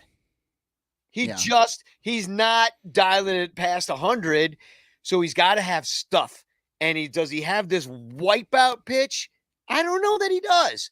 And so that's why I could see like him being very effective against certain batters, but maybe not like somebody that you could just be like, and here the lights dim and we play the rock and roll. And I want Danny, that. the question was thumbs up or thumbs down. This we are one. what this show is going to be 27 hours long. It's okay with me. the damn question. It's Thursday. I got the afternoon off. All right. So, all right. I'm going to delete his thing so we stop talking about him. All right. Javier Assad. Big fan. Ooh, I liked Assad early in the year. I was really high on him. I thought he should have broken with the team instead of Smiley. Smiley proved me wrong for the first, 2 months of the season, really kind of stuck it to me because we were doing the Cubs pods, and I swear to God, I had to do a Cubs pod every single win that Smiley had just to rub it in. But I did like Assad better than Smiley early, and I think ultimately that did play out, but I don't know that I actually really saw something better than Smiley. That's the guy that I liked. This is an example of a dude that the Cubs just don't seem in on, but they had to use anyway because they were shorthanded ultimately. And maybe he's done enough to prove himself. I mean, 3.05 ERA, 109 innings pitched. Like, are you going to stretch that out next year? And that's about 14.2 innings at Iowa too, included or not included in that, in addition to that. So, I mean, once again, it's not the wipeout stuff. It's not like the most elite pitcher in the world, but the dude knows what he's doing.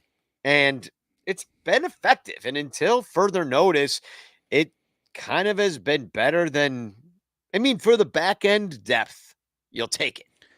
So I agree with you. I think that especially in the idea that he could be a starter, they were absolutely not in on, because even when he came up, they refused to take Smiley when he had clearly was done.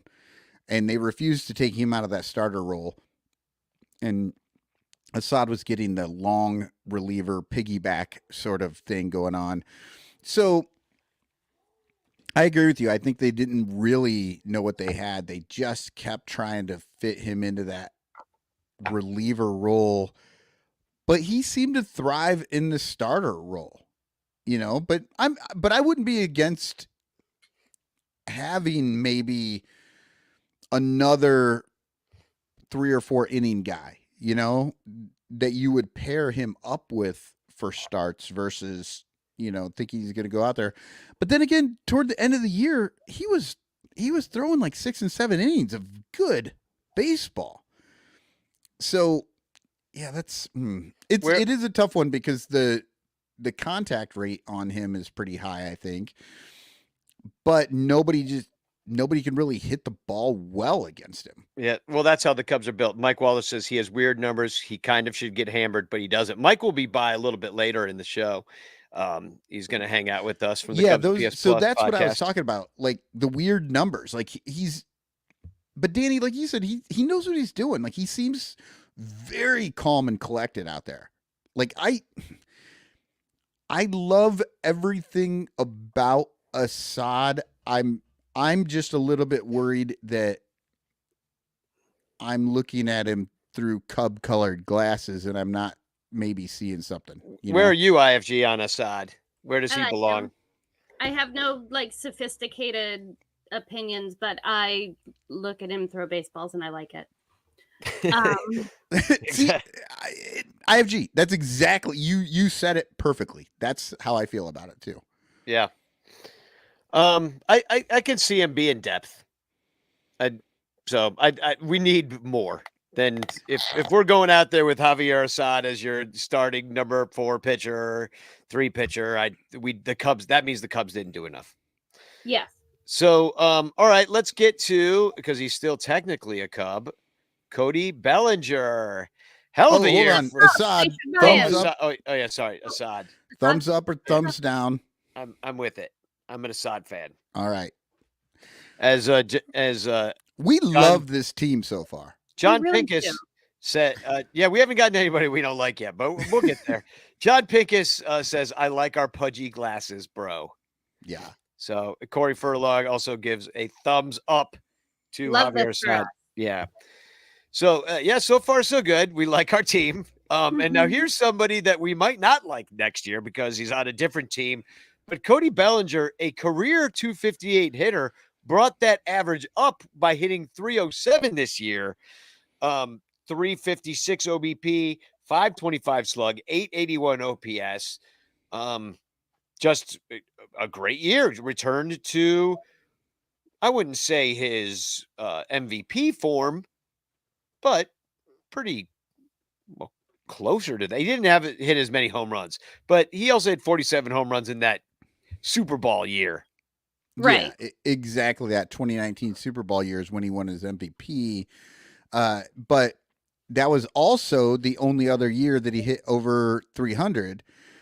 This season, batting average, which I know is a hated statistic anymore, but it's his highest batting average he's ever had, even more so than his MVP year. The OBP was off from the MVP year, and the slugging was off. So obviously overall not quite as good, but yeah, I mean, I really liked what I saw. I honestly didn't, I was negative on him coming in. I didn't think he was going to bounce back like he did. Yeah, and Corey would like to remind us that I remember when we got Cody, we all said he was the new Hayward. Fair, we did say that, and we were incorrect because they took a chance. And let's face it, there's nothing that the Cubs could have seen in Cody Bellinger except for just to take a chance on a guy that had won the MVP, was the Rookie of the Year, and he took his chance and he went with it. And the Cubs got freaking lucky. And what they should regret about the situation is that they did not trade his ass if they're not going to re-sign him. So true. So we could have gotten something. And yeah, we could have gotten something, and he could have gone somewhere and maybe won a World Series. Like, what was the other dude? Jock Peterson. Jock Peterson did. Yeah. So, all right, Bellinger, I mean, he's not on the team, so we don't have to talk about that much, but I would like him back, and I would like that kind of. I think it would be very silly not to get him back. Let's thumbs. I thumbs him up. Why don't we let's take a break from the 40 man and bring in a couple of friends Yay. that are fans of teams from the National League East. But first, we are going to take just a quick commercial break. Hold on. Before we hit the break, then I got to let you know, Jason Hayward this season, because Corey brought that up. I want to look at his stats. 269, 340, 473, 813 OPS. He was 117 on the OPS plus. He had a great year. Now he only that's only 334 at bats. So, that's not full season, but that's 124 games. Jason Hayward. Should have kept him. Should have kept him to not play. Apparently, I don't know how Bellinger fell apart in LA and Hayward fell apart in Chicago, and they flipped spots and it went the other way. Baseball's weird. I'm picking a chance winner because we're doing 4 tonight. So this is the first of the 4. If you win now, you can still continue to win. So the first chance winner before we go to commercial is Anthony Hutfless. Congratulations. A chance postcard will be sent to you by me with a message of love and doom. I pushed draw again. Oh, we're giving away 2, I guess. I did not mean to do that. If it's Anthony Hutfles again, it's going to be insane. He's getting 2 cards. And Mr. Fourth Row, we're giving away 2 chances right now. Congratulations to Artie. We're going to take a quick commercial break, and we will be right back. This is a commercial for In the Clutch, a T-shirt which I'm wearing right now. If you like the Cubs a bunch, buy your T-shirts from In the Clutch. We've got all the best styles for you. Dansby, Saya, Morel too. Clark Fly in his double U. Cody Bellinger, smoking deuce. Vintage shirts from days of old. Patrick Wisdom and Nico. You'll look sharp wearing your stro. 10% off with the code SONRANTO. SONRANTO.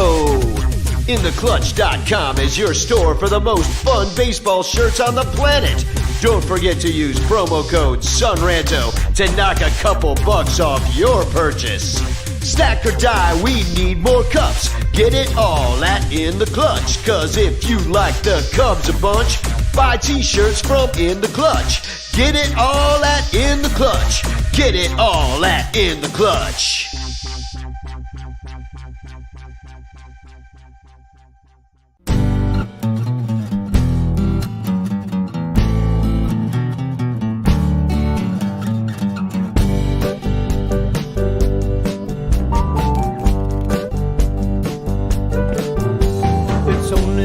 Recently that I don't think decently hipster hair pulled over my brow. What do you think of me now? I speak ironically, worship you iconically. You wear the same hair and clothes, I'm going where the wind blows. And I got nothing to say. No, I got nothing to say. I'm just a wasting your time. Blah, blah, blah, blah, blah. Just another song on the radio. I romanticize the ladies, impersonate the 80s, living out a second childhood. I'd wear that shirt if I could. It's not in quite yet, choking on a cigarette. I'll quit when I turn 30. I'm squeaky clean but dirty. And I got nothing to say. No, I got nothing to say. I'm just a wasting your time. Blah, blah, blah, blah, blah. Just another song on the radio. Just another song on the radio. Just another song on the radio.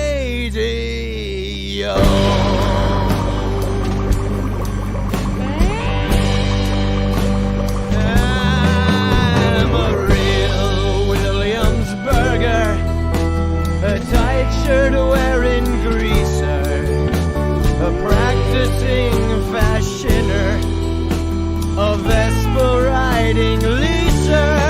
I'm a television hater,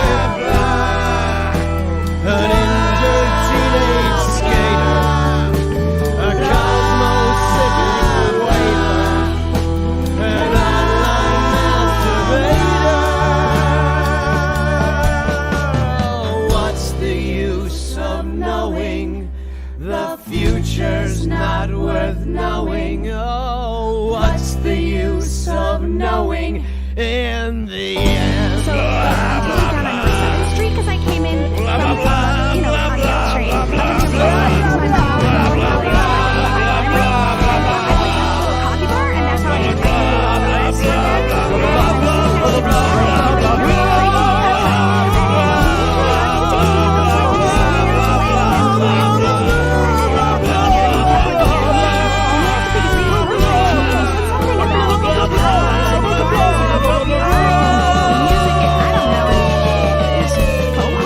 What's the use of knowing in the end?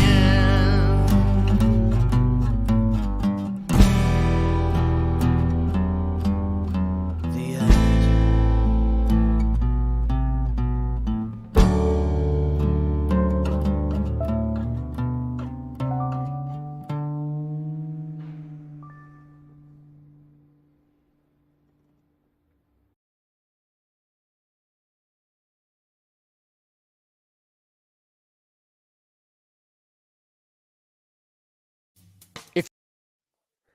Welcome back to the Son Ranto Show. I should explain that song right there because it kind of came out of nowhere. I didn't introduce it, but that's a song from my old band called Bad Teenage Mustache, and it's called Williamsburger, and it's all about the community of Williamsburg, Brooklyn, which is right across the river from Manhattan, which is where Seth Kennedy is right now. As we speak, if you look where it says Midtown Manhattan on this map, and then you just kind of go over to the right in that blue line and just where that little green patch is, right there. That's Williamsburg, right towards the northern part of Brooklyn there. And it's when I lived there back in. I have to say, awesome job, Seth. You're going really fast. He's like halfway through. Yeah. Which means our podcast is also halfway through. So, ish. We're close to halfway. So anyway, Seth is about halfway through with his run, and he's in Williamsburg right now, which it's really quite the hipster neighborhood in many respects. I got priced out of it a long time ago. I got priced out of it in the 90s, if that tells you.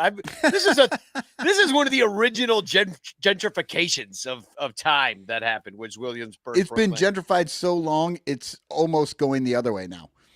Yeah, yeah, exactly. It's now not cool to be from there anymore. Well, Danny, I have to say, that's true. Actually, I don't know that I had heard that song before. I absolutely loved it. I really did. Only note, too much blah blah blah, and it's weird that on this show where there is just too much blah blah blah.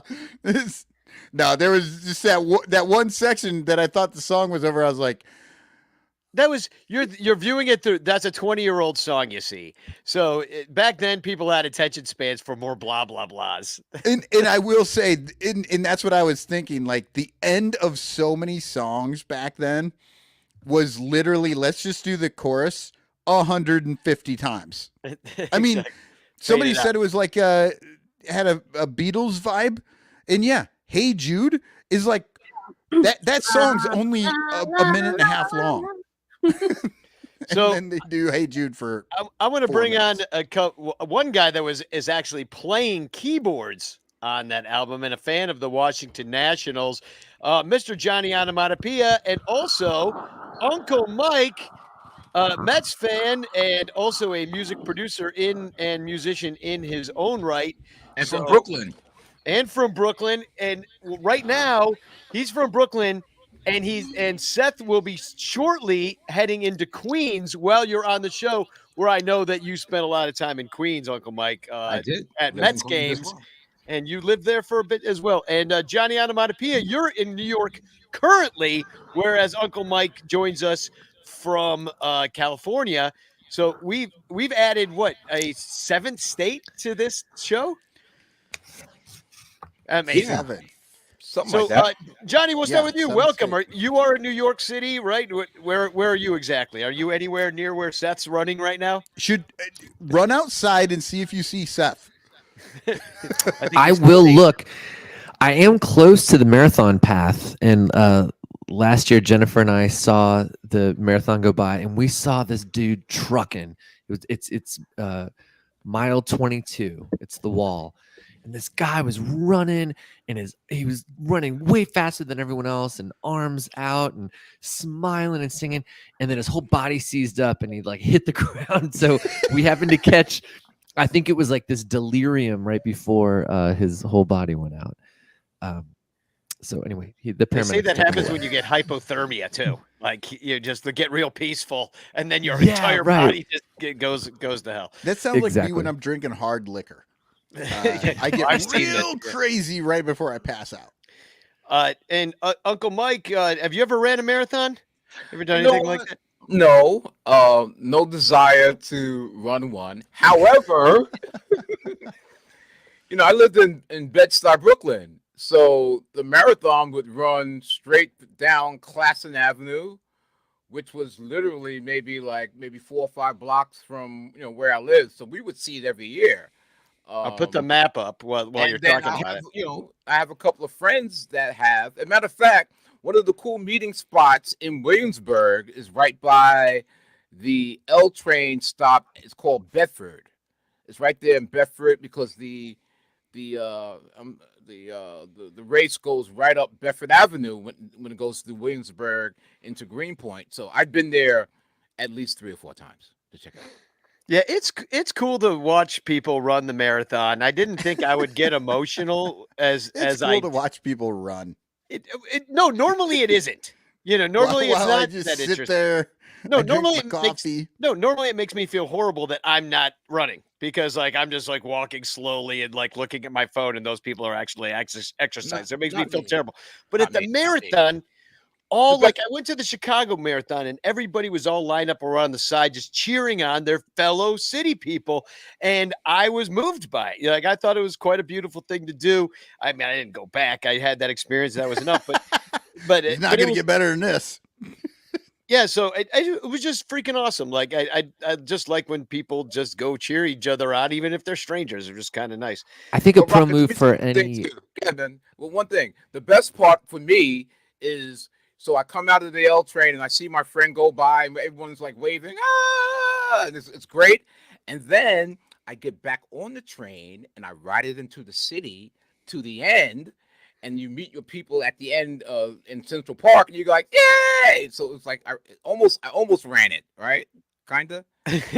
Well, you did a Rosie Ruiz. Yeah, exactly. There you go. Great reference. Johnny, what do you have to add? You were about to say something. When you're cheering on people, it's when they put their name on their shirt while they're running. So it'll be like, "Go, Danny, go!" And the whole time they're running the marathon, people are going, "Go, Danny, go!" And I think psychologically it works, and it's fun as someone watching the race. You're like, "Yeah, go!" I would absolutely be the person who picks my favorite guy at the marathon and that's my dude, that's my horse right there. Yeah, I think you can follow people on the app too. I don't know if it's your GPS in the phone or something is linked up, or if it's just. I've also seen some guy that's on mile 8 that's just still limping and thinks he could finish. That would be my horse. You're like, oh, bro. That's my guy. Yeah, that's exactly. You just want to. He feels so bad because he trained for this. That's why. There's no way I think I could run 26 miles. No. Oh God! If you ever see me running, y'all better be running as well because there's something chasing me. There's some coming. Get out! I'll bite it. I used to listen to a podcast, and these guys had this guy on, and they were just bullshitting, and the guy claimed that he could run a marathon. He's like, yeah, I could just run one right now. And they're like, and he was a runner. He would run 5 or 6 miles a day, And they're like, no, you couldn't, So they literally, he's like, no, I'll do it. And so the next week he ran 26 miles. And almost killed himself. He almost died. I was about to say, I'm pretty sure that's how the first marathon happened. Yeah. In the first marathon, the guy did die, I think. Yes. But yeah, he just up and just was a 5 mile a day runner. He's like, I could do it. And he did it. But yeah, he smoked himself pretty hard, but ended up getting, because of this, he was like a stand-up comedian and stuff too. He got a sponsorship.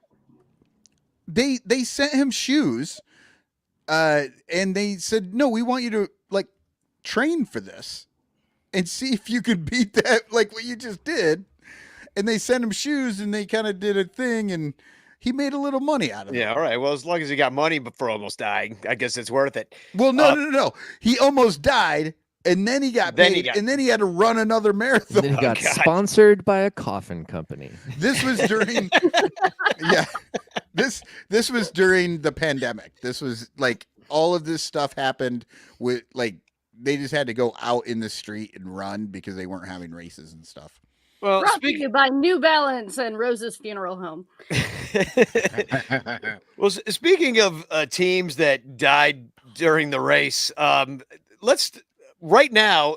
Seth's about to run in Queens, and the Mets certainly ran into the toilet this year. They ran into a wall. Yeah, what happened with the Mets, Uncle Mike? And yeah, what happened? What do you feel for the future of this squad that is going to be quite different, maybe come next year?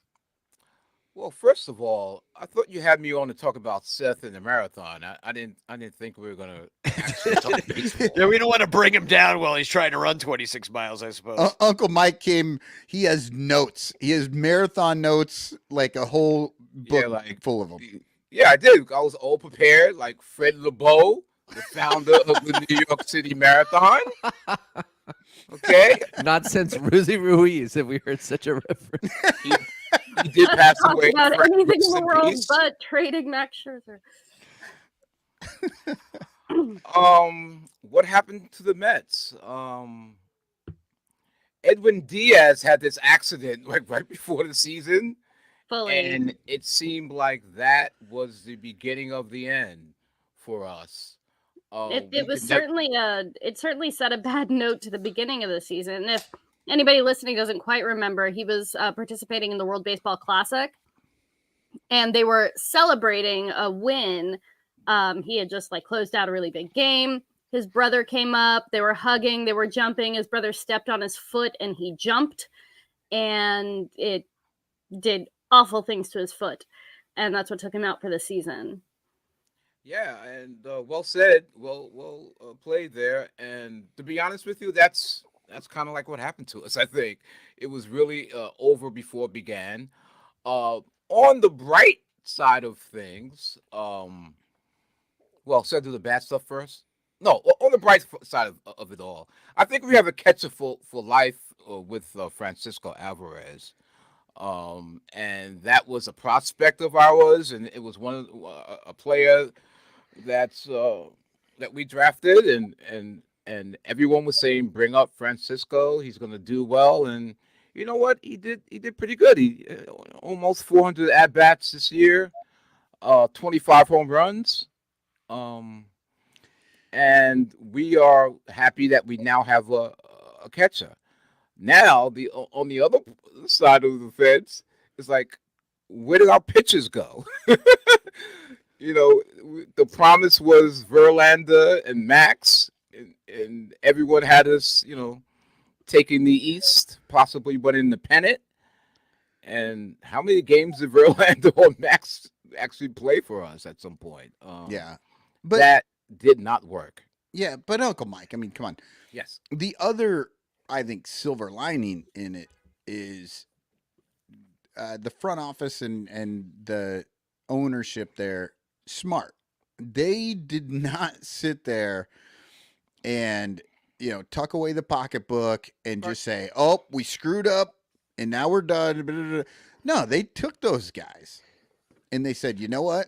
We're going to eat this money, I guess, sort of. But really, they're just using that player capital to go get a farm system.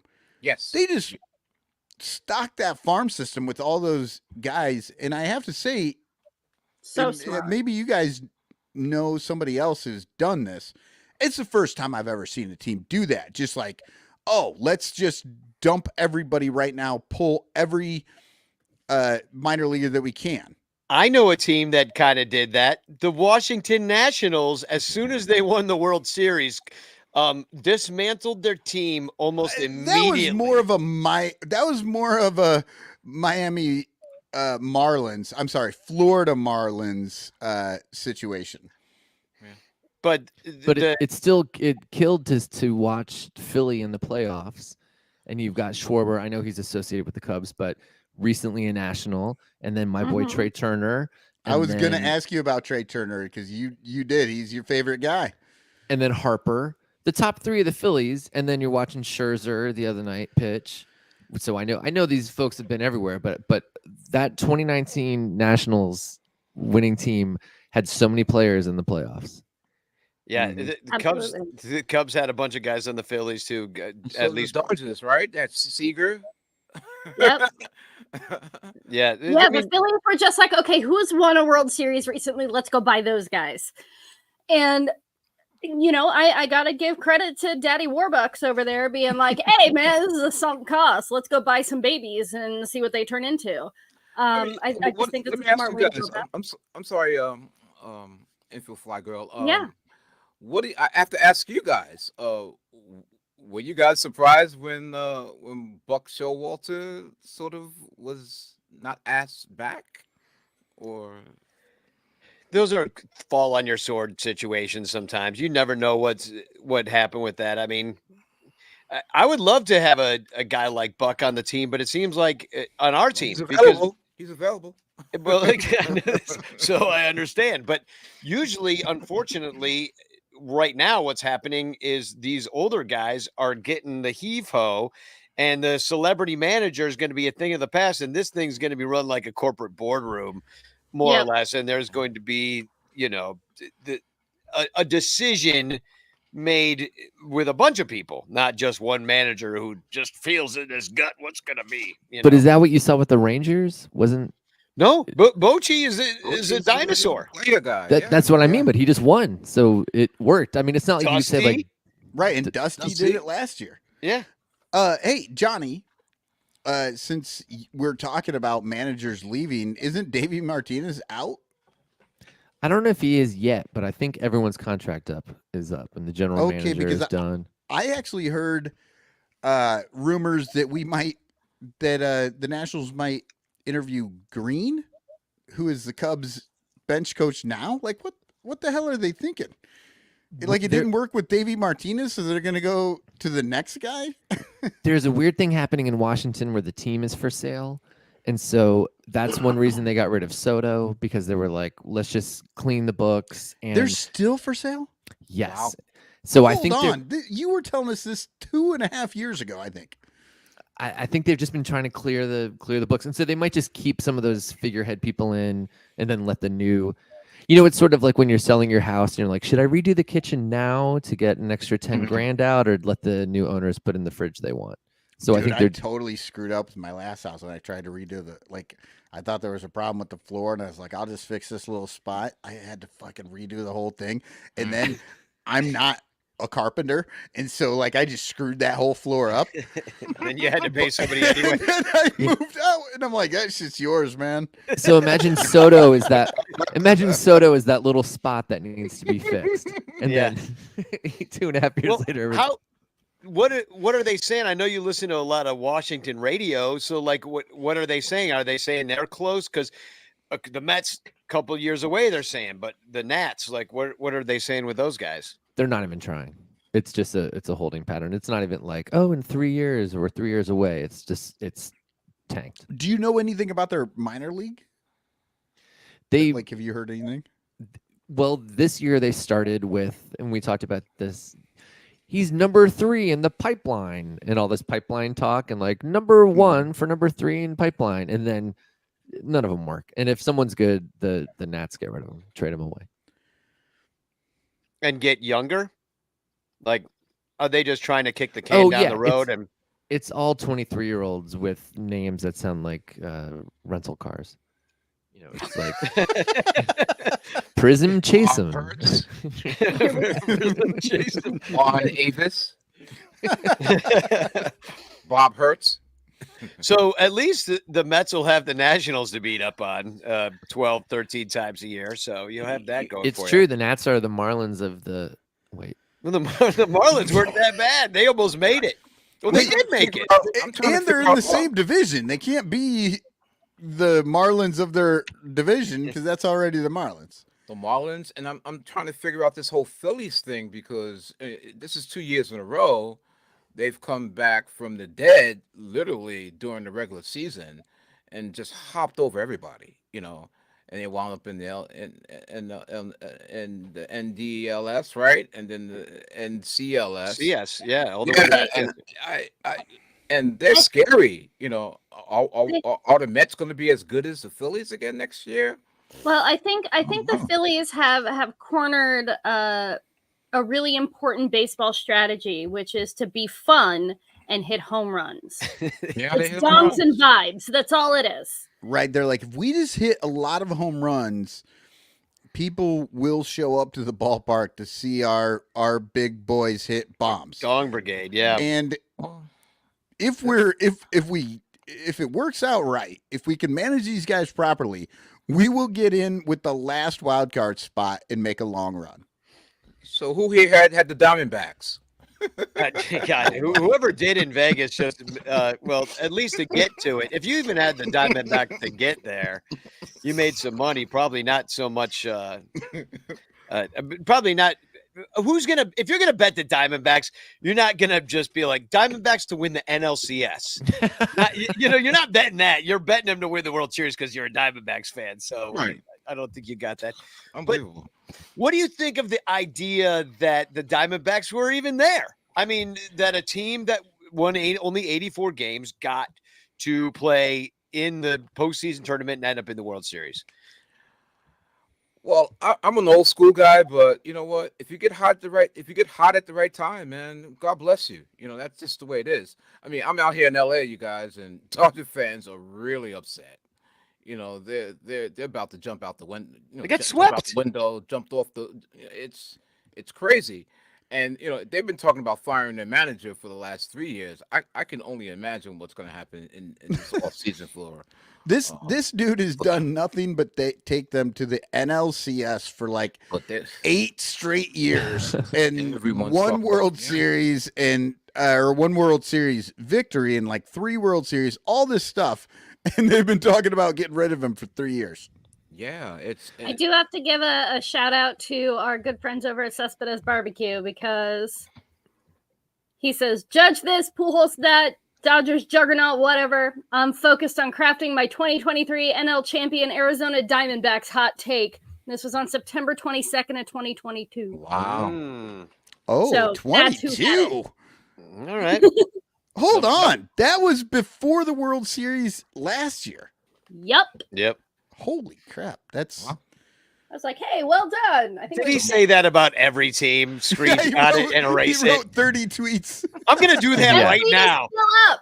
I'm going to do that right now. Do all 30 teams, tweet it out, screenshot it so I have it for later. That's it. You know what? I have a Blue Sky account. I'll do it on there because nobody will see it. And then I'll pull it out and nobody will be able to check the receipts. Johnny, how did you like the new format with the participation trophy? Everybody plays round robin thing they did. It gets long. Yeah. Is that what we're talking about? Yeah. I mean, the last game was last night, November 1st, and it could have gone till November, 5th, 6th? And then when you had those series that were swept, there's 2 or 3 nights off where there's no baseball. Yeah. And it's always too on long. a weekend for some reason. That was just bad scheduling. Well, I guess they're afraid of football. That's the other thing. They don't want to put the playoffs up against football. That's pretty funny because it's like regular season football, and we're not even towards the end where it's more exciting. We're just smack dab in the middle of the season. And it's like the Bears and the Bengals, and they're just like, we can't go against that. The Bears and Bengals would get 4 times as many viewers as a Dodgers Yankees Game 7. It would. Yeah. They should consider, I don't know, putting the World Series games on the app that everybody pays to watch baseball on. Yeah, that would help. But also, they could run commercials during the Bears and Bengals games that says if you change the channel, the World Series is on, and you might get a lot of people to change that channel because the Bears suck. Yeah, Hey, Rocket, I'll tell you my opinion. I don't like it. Let's go back to one wild card team, and that's it, man. I just think it's a little bit too much. if you Yeah, yeah, I don't like partly it. it cheapens the regular season. Also, Yeah, I don't like it. and it also screws up the regular season in this way, in that the Cubs didn't really add that much at the trade deadline, and a lot of teams just kind of stood pat, and they're like, "Well, we're good enough to maybe get in if we get that hot streak." Because there's Good point. It changes the whole dynamic of what I not- is getting the dial card. Oh. I've been screaming this since I heard they were changing the rule to that, and it's like if half of the teams are getting in, then you only need to try to be better than half the teams. Yep. Yeah, and it's not quite. It's going to end up being a race to the middle. Middle. Yep. I was saying that stuff back when they were talking about making a universal DH.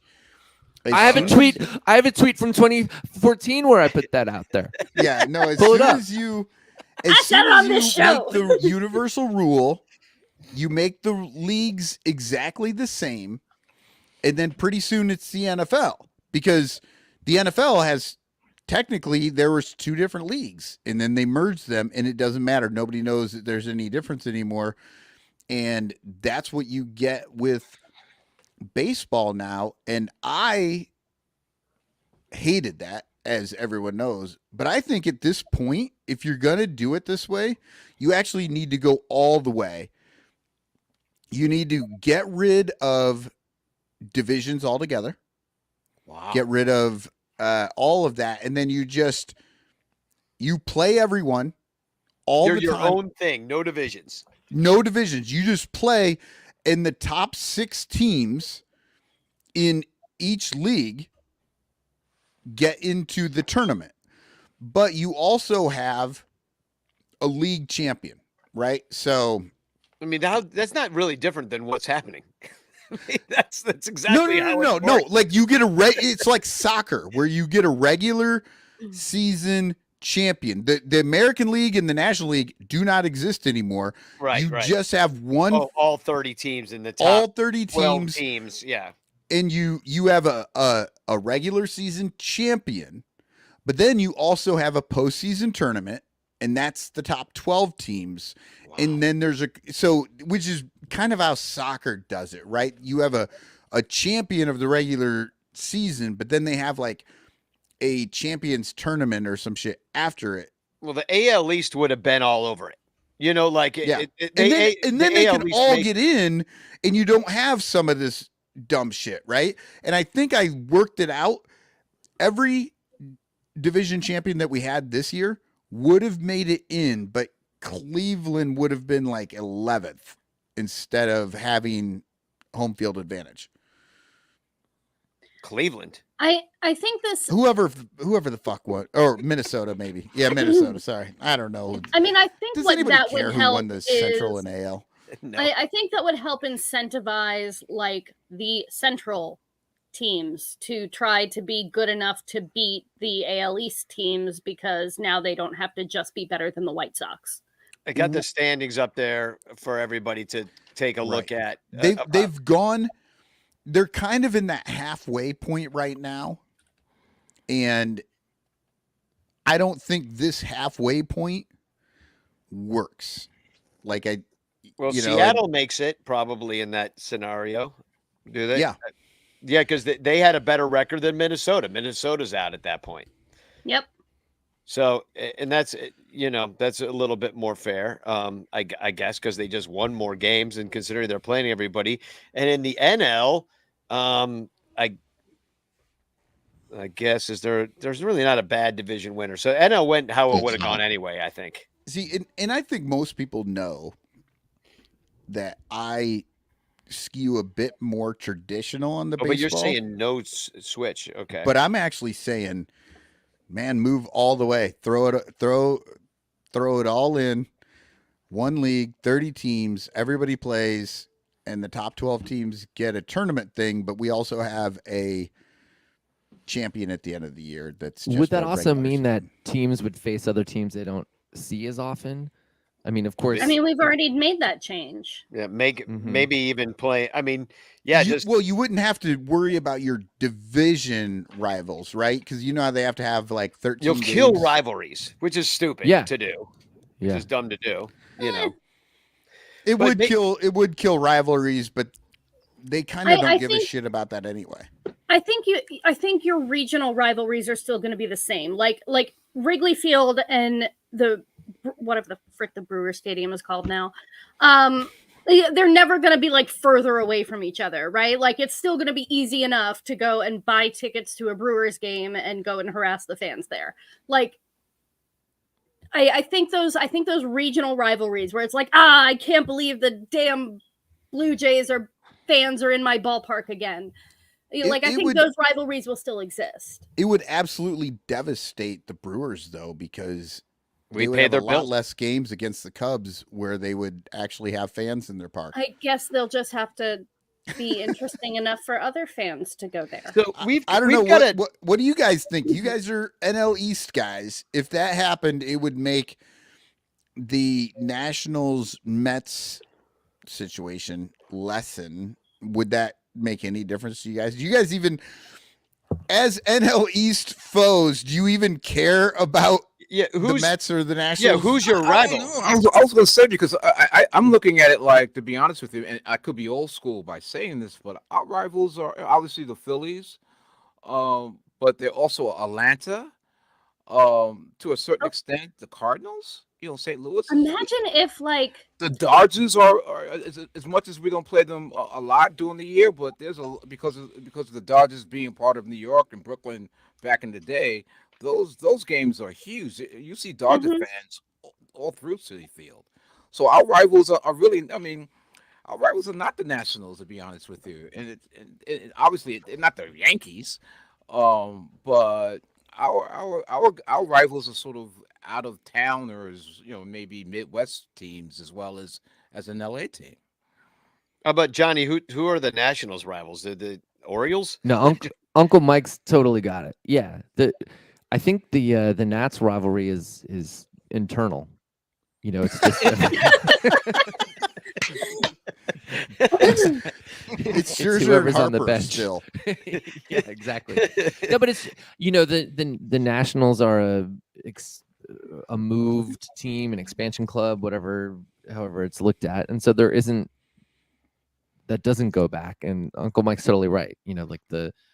I feel the rivalry because I lived in Los Angeles, and so I rooted for the Nats against LA, and I've got family that roots for the Mets here in New York, and so you've got those little things that are just personal to you, but there's no one coming to Nats Park with the other jersey on in Phil Flaggerville. It's like they're not coming in. Right.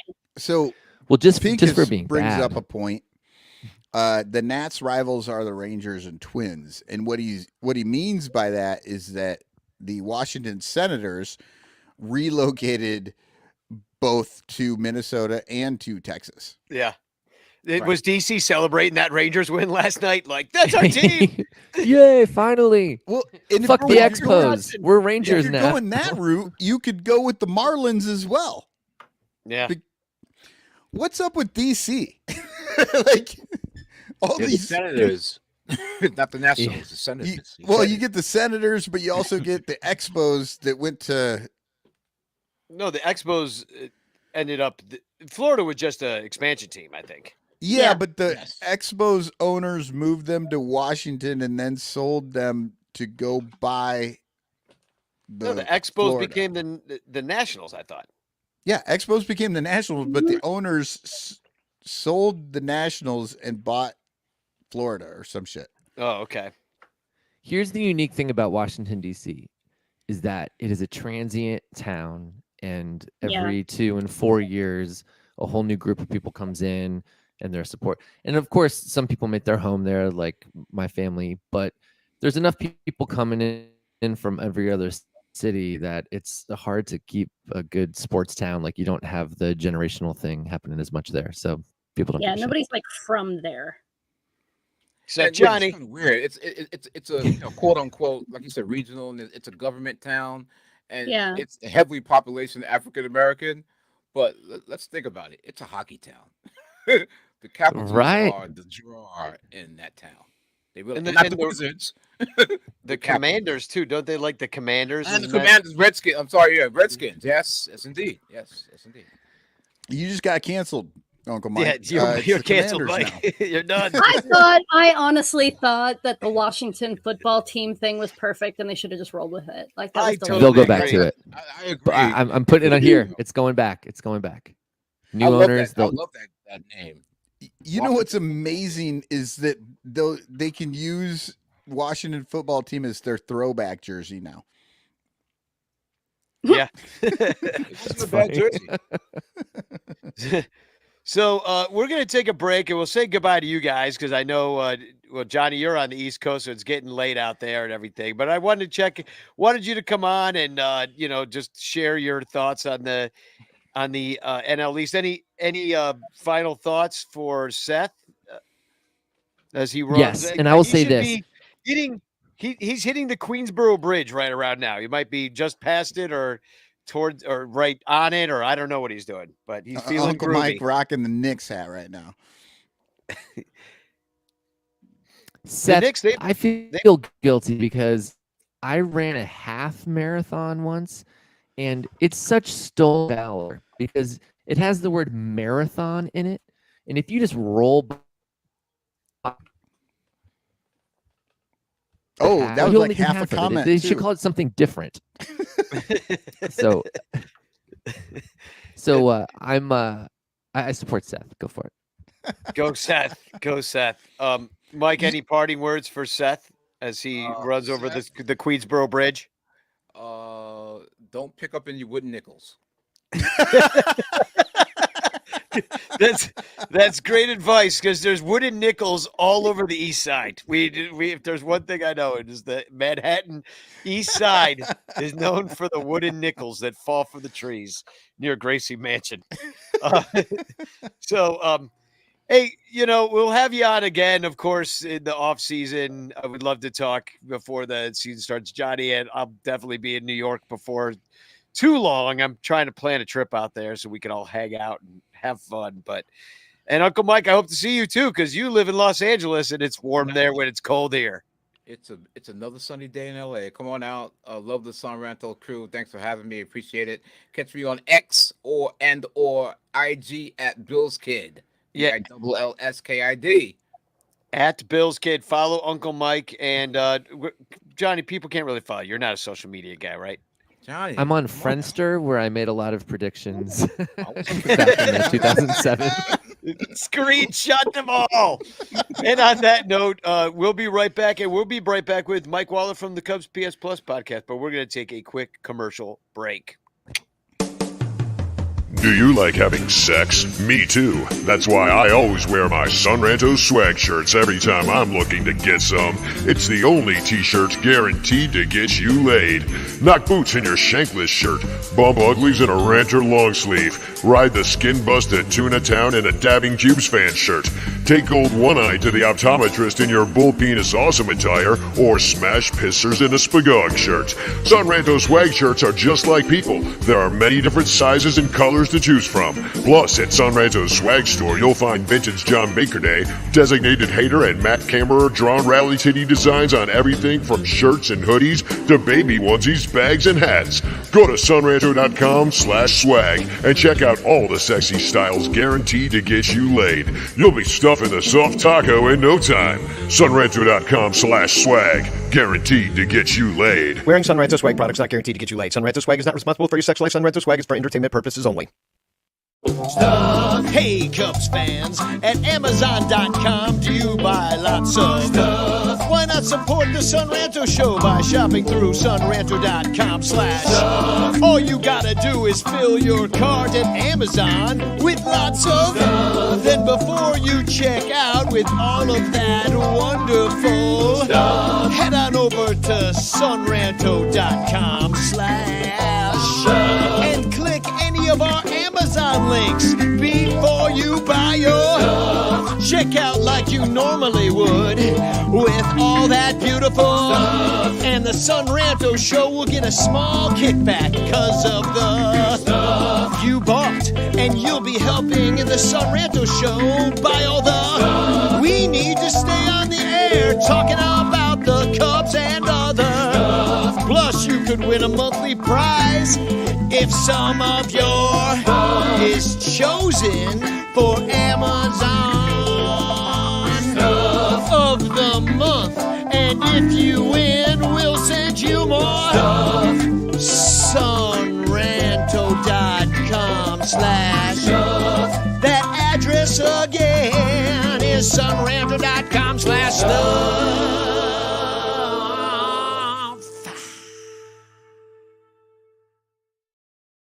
Welcome back to the Ranto Seth Kennedy Marathon podcast. Hashtag chance in the chat, and you can win a Frank Chance postcard sent to you by me with a message of love and doom. We're still on the C's in the 40-man roster, 2 hours and 17 minutes into the show. Who could have predicted this? Which is hilarious. We haven't done one bitch clock, but we have been talking to all our friends, and we're going to bring on more friends. Here's Mike Waller from the Cubs PS Plus podcast, and from Fly the W, and formerly of Son Ranto, Crawley Cubs. Hey guys. Hey, what is this for? Is this for Robert F. Kennedy fundraiser? I was going to say, I'm pretty vexed up, dude. I don't know what the hell. What are we doing? No, That's he's our next guy. week. Yeah. Oh, no, what is this for? Seth Kennedy is running the marathon as we speak. He just went over the Queensboro Bridge, and he will be heading crossing 69th Street very, very soon. Nice. On the east side of Manhattan. I just had a terrible thought though. What, Danny? You keep saying where you think he's supposed to be. What if I he's got a not list there? Well, then he's either failing or he's the head of schedule. Poor guy is like running. He's just like, fuck. I'm not where he said. Like, I'm not going fast enough. Run faster, fool. Let's go. Let's go, Seth. Let's go. Faster. We gotta get his pace going up a little bit. Oh, and you know what we didn't do here? I wanted to point out I am drinking a Zombie Dust Undead Pale Ale. We didn't talk about these things tonight, and this is a damn fine beer. And I've had a few of them now. Yeah, I was like, what's the percent on that? It's just remembered you're drinking beer. 6.5%. And Infield Fly Girl's got her World Series shirt to commemorate. I mean, look at that. Happy anniversary, Crawley. Wow, that was And I'm wearing your podcast shirt. That was it. Yeah. Oh, jeez.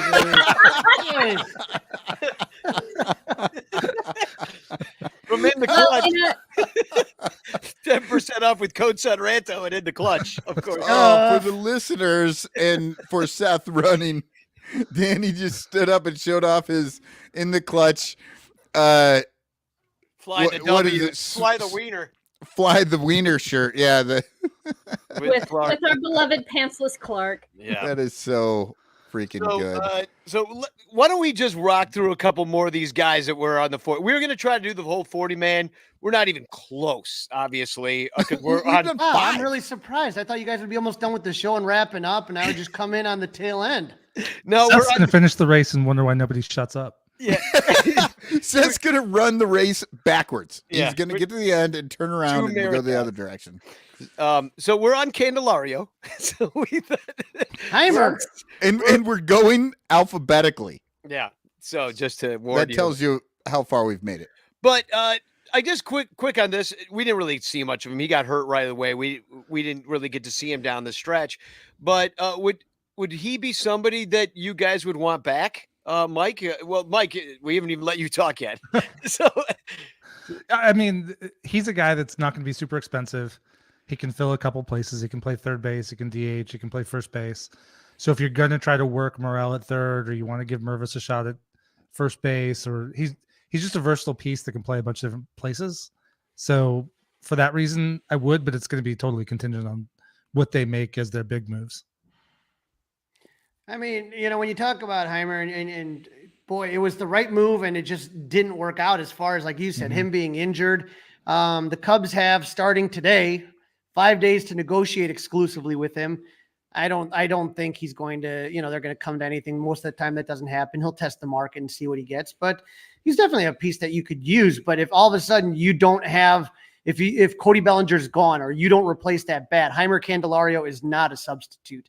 As far as just being a very good piece to have on the team, absolutely. Yeah, let's bring Heimer back. I'm glad he's back. But as far as if the big question, and I know you got past the Bs, but if you don't have Bellinger, that was a big chunk of the offense right there that you're going to have to make up somehow, some way. Yeah. Actually, also, unsurprisingly, I accidentally missed two guys, Boxberger and Ben Brown. So, but we did do Bellinger. So we're going to get back to some Bs. So if we were doing this thumbs up, thumbs down, or even on it, what do you think about Candelario? A thumbs up, thumbs down, or just even? I'm even. All right. I don't think he should stand in the way of anybody else.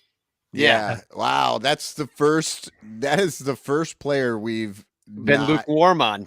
Well, I like him, but he's not a difference maker. And this team needs difference makers. Yeah. I even thought of that when they got him. I was like, well we were talking about Alcantara, though. I mean, that's not a difference maker either, but we were all up on him. I knew Candelario was not going to be enough to push this team into the playoffs, even if he didn't get hurt. I think if he had stayed healthy, that it would. I mean, Danny, we're talking about up into the last weekend of the season that the Cubs were in it. If he was healthy, if he was a healthy bat, then I think that could have easily pushed him over the edge. Now, again, the bullpen was absolutely falling apart and being duct taped. Yeah. And Jose Cuas became the Latino version of what was the guy's name that they always threw in his arm? Always Steve Cishek. Yeah, he's a Latino version of Steve Cishek. You know what I mean? Steve Cishek and the She-Shed. And the Seashore. No, I think nice podcast. I think if you were just asking me, like, do I like Candelario as a dude? Yeah, 100%. Yes. Great. Great dude. Yeah. Do I want to get to the end of this offseason and the big signing that we have for third/first base is Heimer Candelario? No, thank you. Right. By the way, is his name Jamer? Heimer? I have no idea. I've heard it both ways. I mean, I thought it was Jamer. That's what I thought, but I don't know. That's how I've heard it, but that's not how this Spanish pronunciation. Yeah, the Spanish one isn't, but everyone keeps calling Kevin Kevin Alcantara instead of Alcantara. So I mean, we're probably Americanizing it anyway. Yeah. Well, let's get to a good old American name like Ben Brown. Crawley, who was the guy that you went up and talked to in Spanish, and he was like, "Dude, I'm from Canada." That's Michael Hermosillo.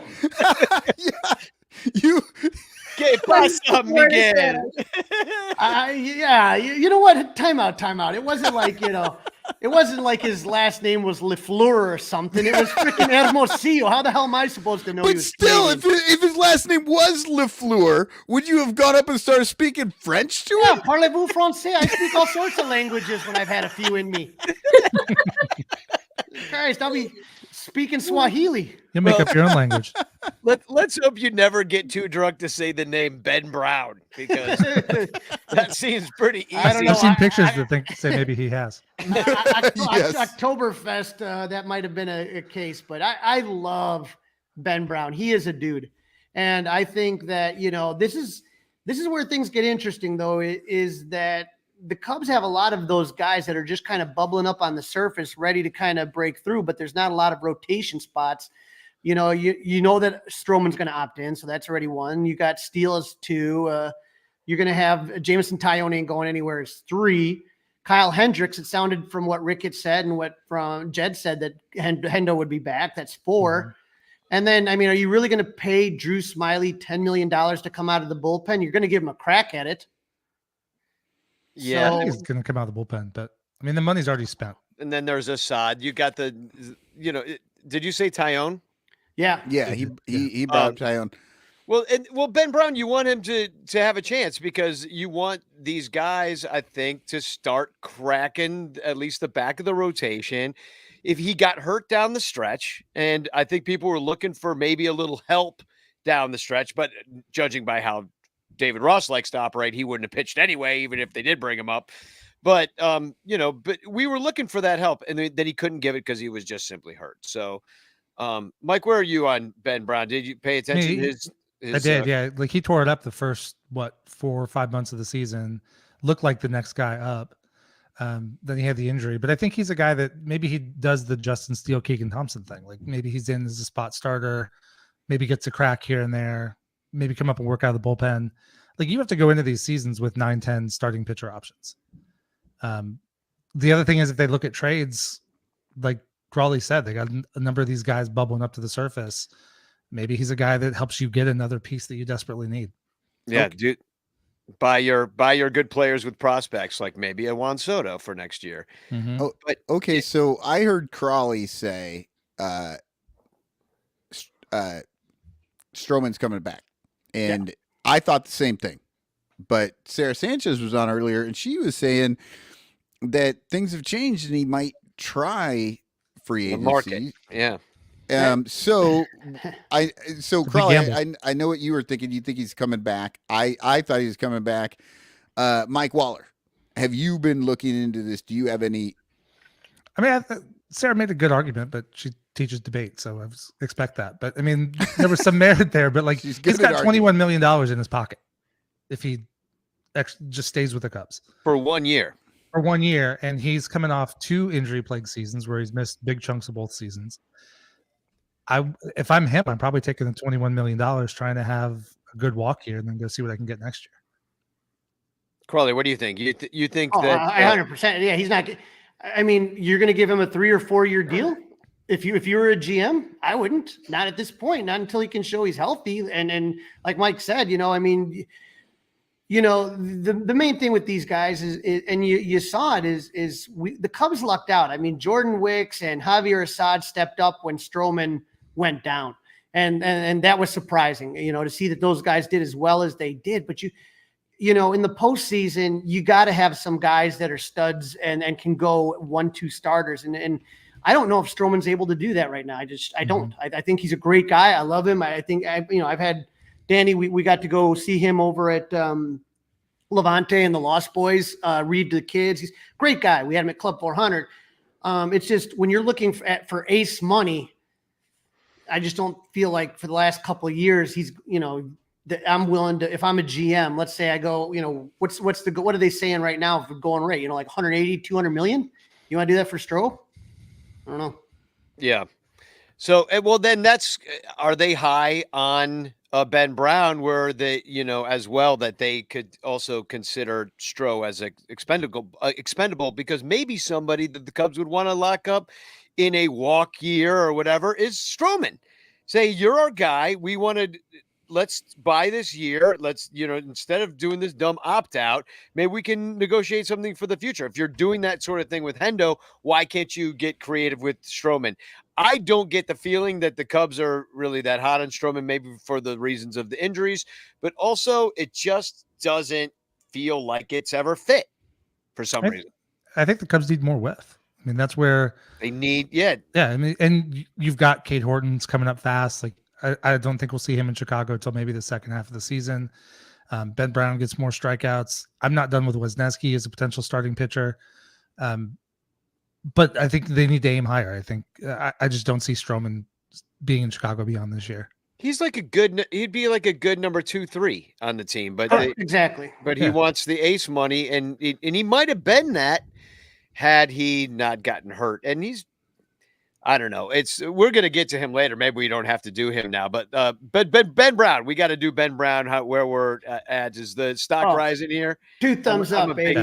Thumbs up. Ben Brown. Where I'm in the middle because I don't know anything about him, and until I've seen him play, it's not very American of you. Like he's just a prospect, and I don't want to be down on a prospect. I don't know, but too many times I've been bitten by the prospect perversions. You have no hope. Times. You're a hopeless person. Here's Boxberger, who was on the 40-man. I mean, he's kind of done, right? I mean, they don't have him next year, right? Or do they? It's a mutual option. Yeah. Or is it no? It's a club option, I believe. The club option. Yeah. He Club is option. neither box nor burger. Yeah. he I don't even remember the 20 innings he did pitch. So Oh, they were awful. April and May. Yeah, bad. I think he was pitching hurt, but still, I mean, it was just not good. And He's a greasy, cardboard, flappy, soppy box. I got to say, though, I'm a little disappointed that Michael Cotton has lost faith in the prospects. I think Jared Young did him in. Have you guys gotten to the whys yet, Jared Young? I mean, you know what? Hey, That should be sometime around hour 7. I liked. he got outrighted today, so he's not on the 40 anymore. I liked. Today He did. I screenshotted him and everything. We're gonna get to it at about 2 a.m. It's not even gonna be on there. Seth Kennedy's in his bed, sleeping, just resting a little bit. Whew. I mean, In his silver cape. Well, Silver. Okay, let's call an end to Boxburger. Yeah, Boxburger. Yeah, there's our first, I think, unanimous. There's the first unanimous down vote. I mean, we saw him in Milwaukee. He's really good. He just was injured and the forearm strain nonstop all year. I mean, I think that was just such. I keep thinking about it. Bullpens are very volatile as is, and the Cubs have done such a great job over the last few years of somehow just finding guys like Andrew Chafin or Scott Efros or David Robertson and be like, all right, we're going to do this, we're going to do that, and then we'll flip you. And then I think that was the plan, to have Fulmer and Boxberger really leading the charge. And then those two guys were the ones that were the big, to me, the biggest busts of the season. I'm going to let IFG start with this next guy, Canario, because I know she's a big fan. He's tearing it up down with the Aguilas. That's the Sun Ranto sister team over in Lytham. But you want to talk about your love of Alexander Canario, please. The big thing was last winter, at the beginning of the Aguilas season, he had only been in for, 10 games or something, and had a terrible collision at first base. He broke his ankle in a billion places and dislocated his shoulder. And it was just an awful thing to watch. And whenever I see that happen, I have to root a little bit extra hard for them to come back from that. And then he did, and he did so well. He healed up, and then he played in the minors this year. He did really well. He got the call up, and I was so excited to see him play at Wrigley Field. And then he basically watched everybody else play from the bench. And so, because the Cubs are perfectly content to have their prospects trained up by the Dominican Winter League, he's down there playing right now and doing pretty good. I mean, they're 10 games in now. He's got, what was it? What has he got? 12 hits in 36 at bats.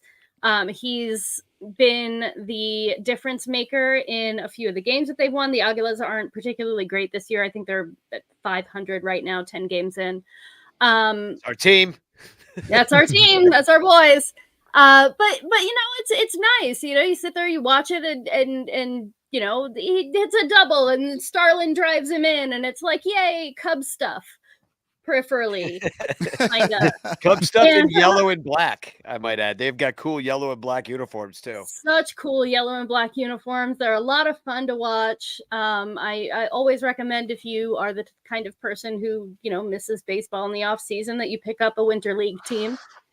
There's plenty to choose from, and I just really enjoy watching Alexander Canario play, and I'm hoping, I'm 2 thumbs up on him, and I hope that we get to see more of him at Wrigley, and if not, that he is sold for something really, really good.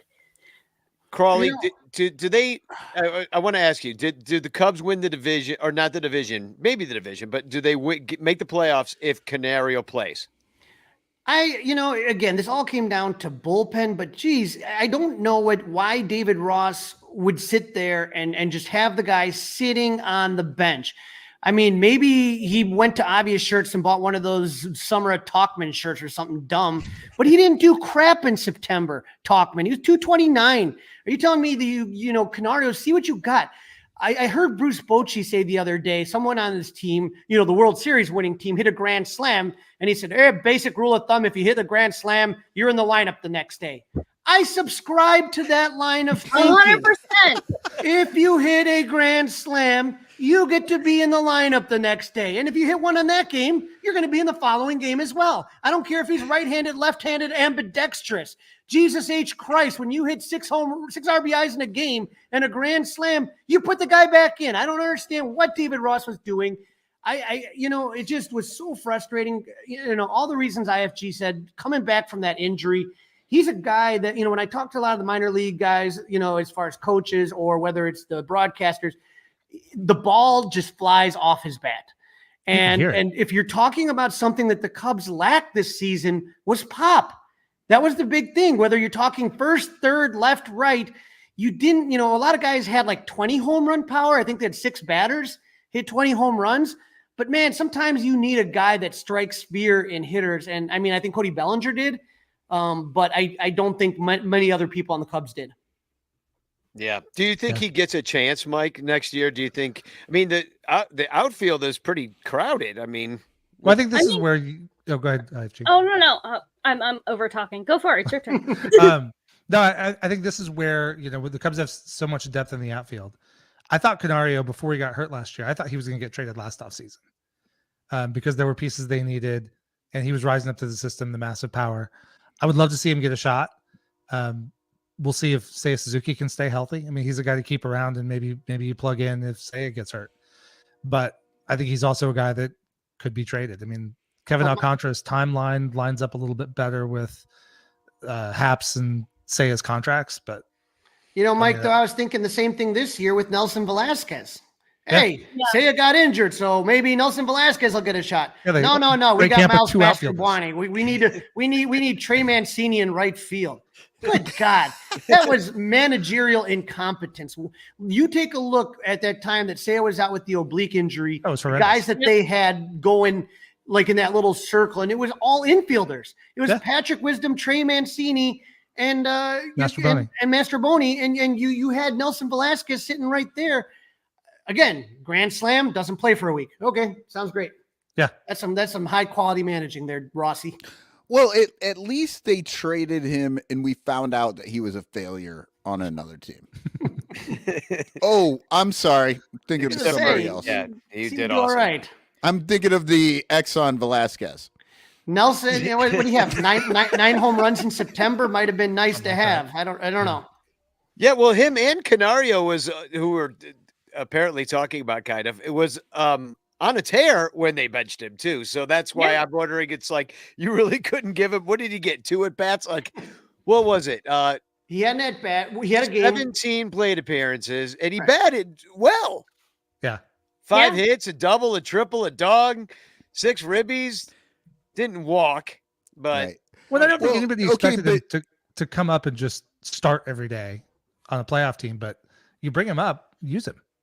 Yeah, and look, you're looking at 17 at bats, and anybody can make the argument that like, well, that's such a small sample size, you can't get anything out of that. But that's actually the 17 at bats is the most important number because he was on the team for like a month and a half. And he didn't get to play. Right. I mean, and usually those guys actually don't hit 294. If they're only getting 1 at bat every 3 days, they're usually hitting like, 150, but it could turn around real quick. But all right, let's get our thumbs ready. Yeah, we're all everybody's thumbs up. Anybody the Cubs are gonna just sit on the bench this year, I kind of feel like I'm giving a thumbs up because I don't have any confidence that they know who they have on their team. We talked about him a little bit. He was the Steve Cishek from Latin America, and it is Jose Cuas. And he just they pitched his ass off. He just came when he came to the Cubs. He pitched pretty much every other day, at least. Sometimes multiple days in a row. And it wasn't that great. He didn't do that good. I mean, 3.04 ERA, you'll take it, but it wasn't like you got some lights out reliever down the stretch, and they had to overpitch him because everybody else was hurt. Well, but he's got a lot of movement. Kansas City wasn't being nice to him either. Like, they pitched him 41 innings in 45 games. Like, he had a ton of work on that arm this year. 65 innings. 72 games. 72 games, between the two innings. teams. Yeah. Well, that's not. That's almost every other day all season. Yeah. So, I mean, you can kind of expect that from a high-end reliever. The question is Jose Cuas a high-end reliever? Is this a guy that you're going to be able to rely on 65? He was until game 58. I think he's a guy that has a reputation of having a rubber arm. And so that's not a bad thing to have on the team. But I think that, again, like you said, just thrust into a situation where it's like, who do we have? Nobody? Okay, shit. Well, Quaz, you're back out there. And he's put in a lot of situations that weren't beneficial to him. To me, I think he can very much be like Julian Merriweather was this season for the Cubs. Give him a little time, get him cooked up in the pitch lap, see what you got. But I think his arm is very lively. I think, he has a good chance. Maybe he doesn't make the bullpen out of spring training, but I think we'll see Jose Cuas plenty this season. And he's got a lot of movement. I mean, when he's on, his stuff is nasty. I think there's a lot to work with there. Yeah, he's the hat's right stroke, That's right. Yep. So and I like having that. I used to always put my hat to the left when Stropey would pitch, and now we have something like that to do again. So I want nothing but. I still go hats left every time I put. What was Fernando Rodney? The arrow. I know, but he had a hat tilt too. He had a hat tilt too. I think. Oh yeah, I think he was hats I right. think he was hats right too. Yeah. Was he? It's like my bobblehead. He wears his hat all weird, like a little kid on top of his head. Yeah, but it was like on his head, but like angled. Yeah, but it was really like tilted up. Look, people are He's really a rally cap. Yeah, it looked like a rally cap. Yeah, I'm sure a lot of people are too old to remember this, but this was some 1980s shit right here. You put that hat as far back on your head as it would just stay. What about 1970s Jose Cardinal? I mean, that thing, like with that fro, his hat used to look like one of those little ice cream hats that you have on there. I mean, let's check on Seth. Where do we think he is now? I think he already passed Gracie Mansion. He's into the Bronx right now. So fuck the Yankees. Danny keeps looking at something off screen as if it's called an iPad. it's called the script that you. But he's like looking at he's like, I know where he is. It's so weird. Like it just creates this image in my head that you're actually watching him 2 days before he runs. Yes, I'm a magic man. I missed Uncle Mike. Is he going to go out there and start throwing water at him or something? What's going on? He's in California now. In California. Oh shit. We need Johnny's in New York though. Yeah, Johnny. Onomatopoeia's in New York. So, oh man, everybody's all over the place. They switched. They switched spots. Seriously, miss a little, miss a lot. Is Wheelo still hanging out near Milwaukee? Yeah, no, who cares? I don't care. He's in LA too. He's at a TV show actually, like a Good Morning with some lady. I forget. He's on TV show. Yeah. Johnny's doing Howard Stern. It's a football show, so that's why I'm like I don't understand. Yeah, Johnny. But all right, so Cuas, we're gonna see a lot of him. They're possibly the most successful of the people that were on the show. where are we with Cuas? Oh, Cuas, I'm gonna go thumbs up for Cuas. Thumbs up. I have to. What you? All right. I'm gonna give it like a half thumb. Yeah, Danny's. I'm unconvinced. I feel like I'm kind of mad that they traded Nelson Velasquez for him. I mean, it kind of pisses me off. It's not his fault. It's not his fault. It's not Cuas's fault. That's a good point. We have a picture of Fernando Rodney here to share. Yes. All right, I'll throw it up here. Yeah, Pincus's hat's right. That's left. Extreme hat to the left. It's left. Yeah. Well, I was wrong. Yeah, Pincus was wrong too. Yeah. But we might be seeing like a reversed photo. No, because you look at his jersey, the jersey's correct. So I don't know. Maybe that. And by the way, I spun around in my chair and I checked. I wanted to see. I'm like, okay, I think my hat's left. Wait, hold if on. I turn around, maybe that day he was playing for Shreraram. We don't know. Maybe it was like a team that he got on. All right. How about Who's next? Oh, Brendan Davis. Mm. Did he get DFA 2 today, Mike? No, All he right. did not. So, you know, I love Brennan. I'm going to be the first, you know, I'm a big Brennan guy. We had him at Club 400 at the Christmas party last year. Great dude. Very, very friendly. Love him to death. I would just say this, don't give up on a kid like that. And that's with the minors that can happen. We've seen it with Justin Steele. You saw it with Miguel Amaya. That develop is not, you know, it sounds, you know, I know it sounds like Jed Hoyer here, but development is not linear. And he's a guy that just has a lot of talent. Now, is it going to be for the Cubs?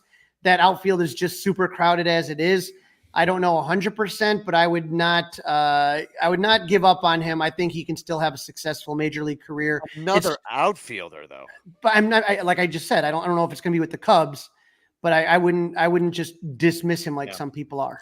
Based on his current trajectory, though, like he fits in after the Happen Suzuki contracts are gone. He should have been there this year. Yeah, I mean, if he hadn't gotten hurt, he might have been up last year.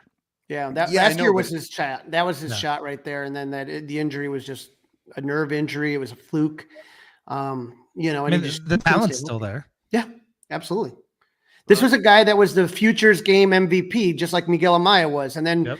You remember how many, you know, Miguel Amaya, I think at Tommy John, he had an issue with his foot, and then all of a sudden, you know, basically dropped almost off the list of the top 30 prospects. And then all of a sudden this year, he comes roaring back. I mean, these are some of these guys that we're talking about are blue chip guys. You know what I mean?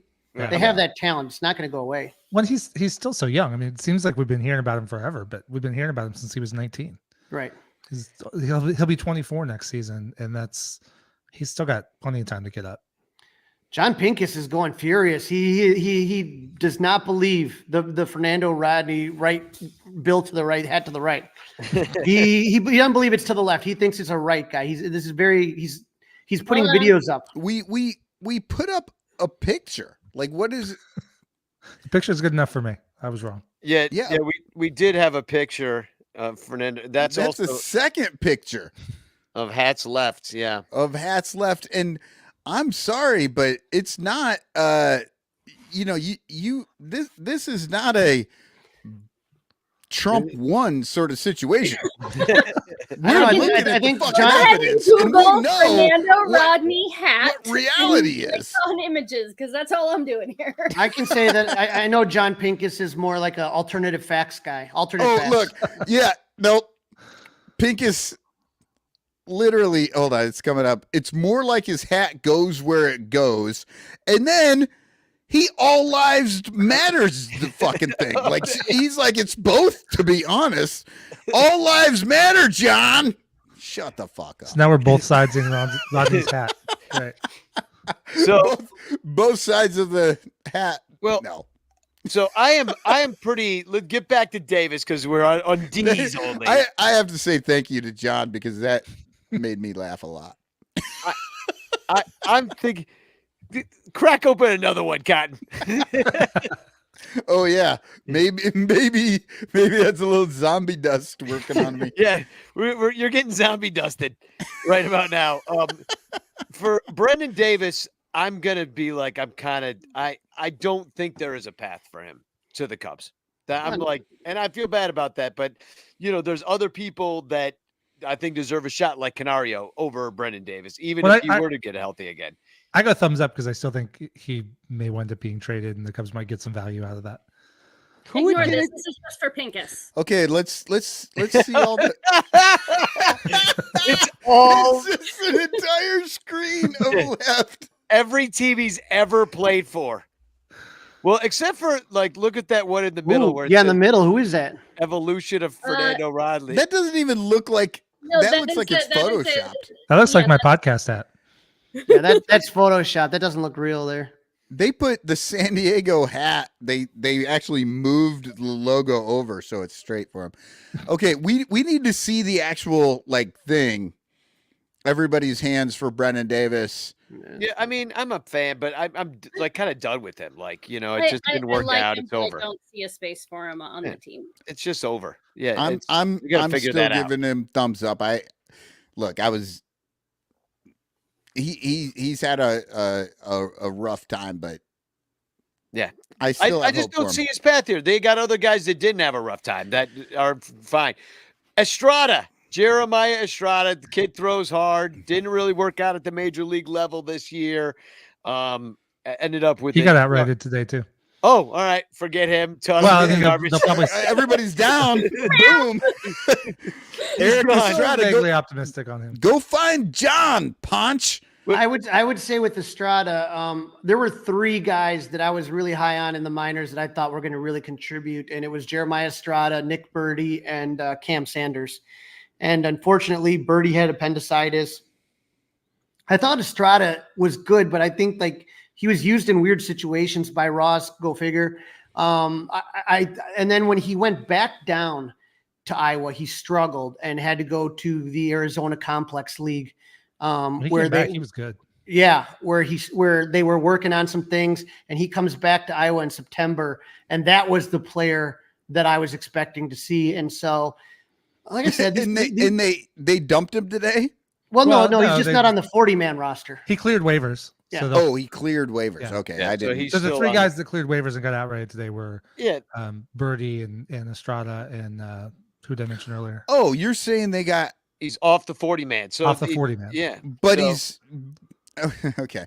You need to be clearer here because when you say that, it's like, oh, now he's out on waivers and he's going to get gone. But you're saying he got outrighted to the minor league team. Yeah.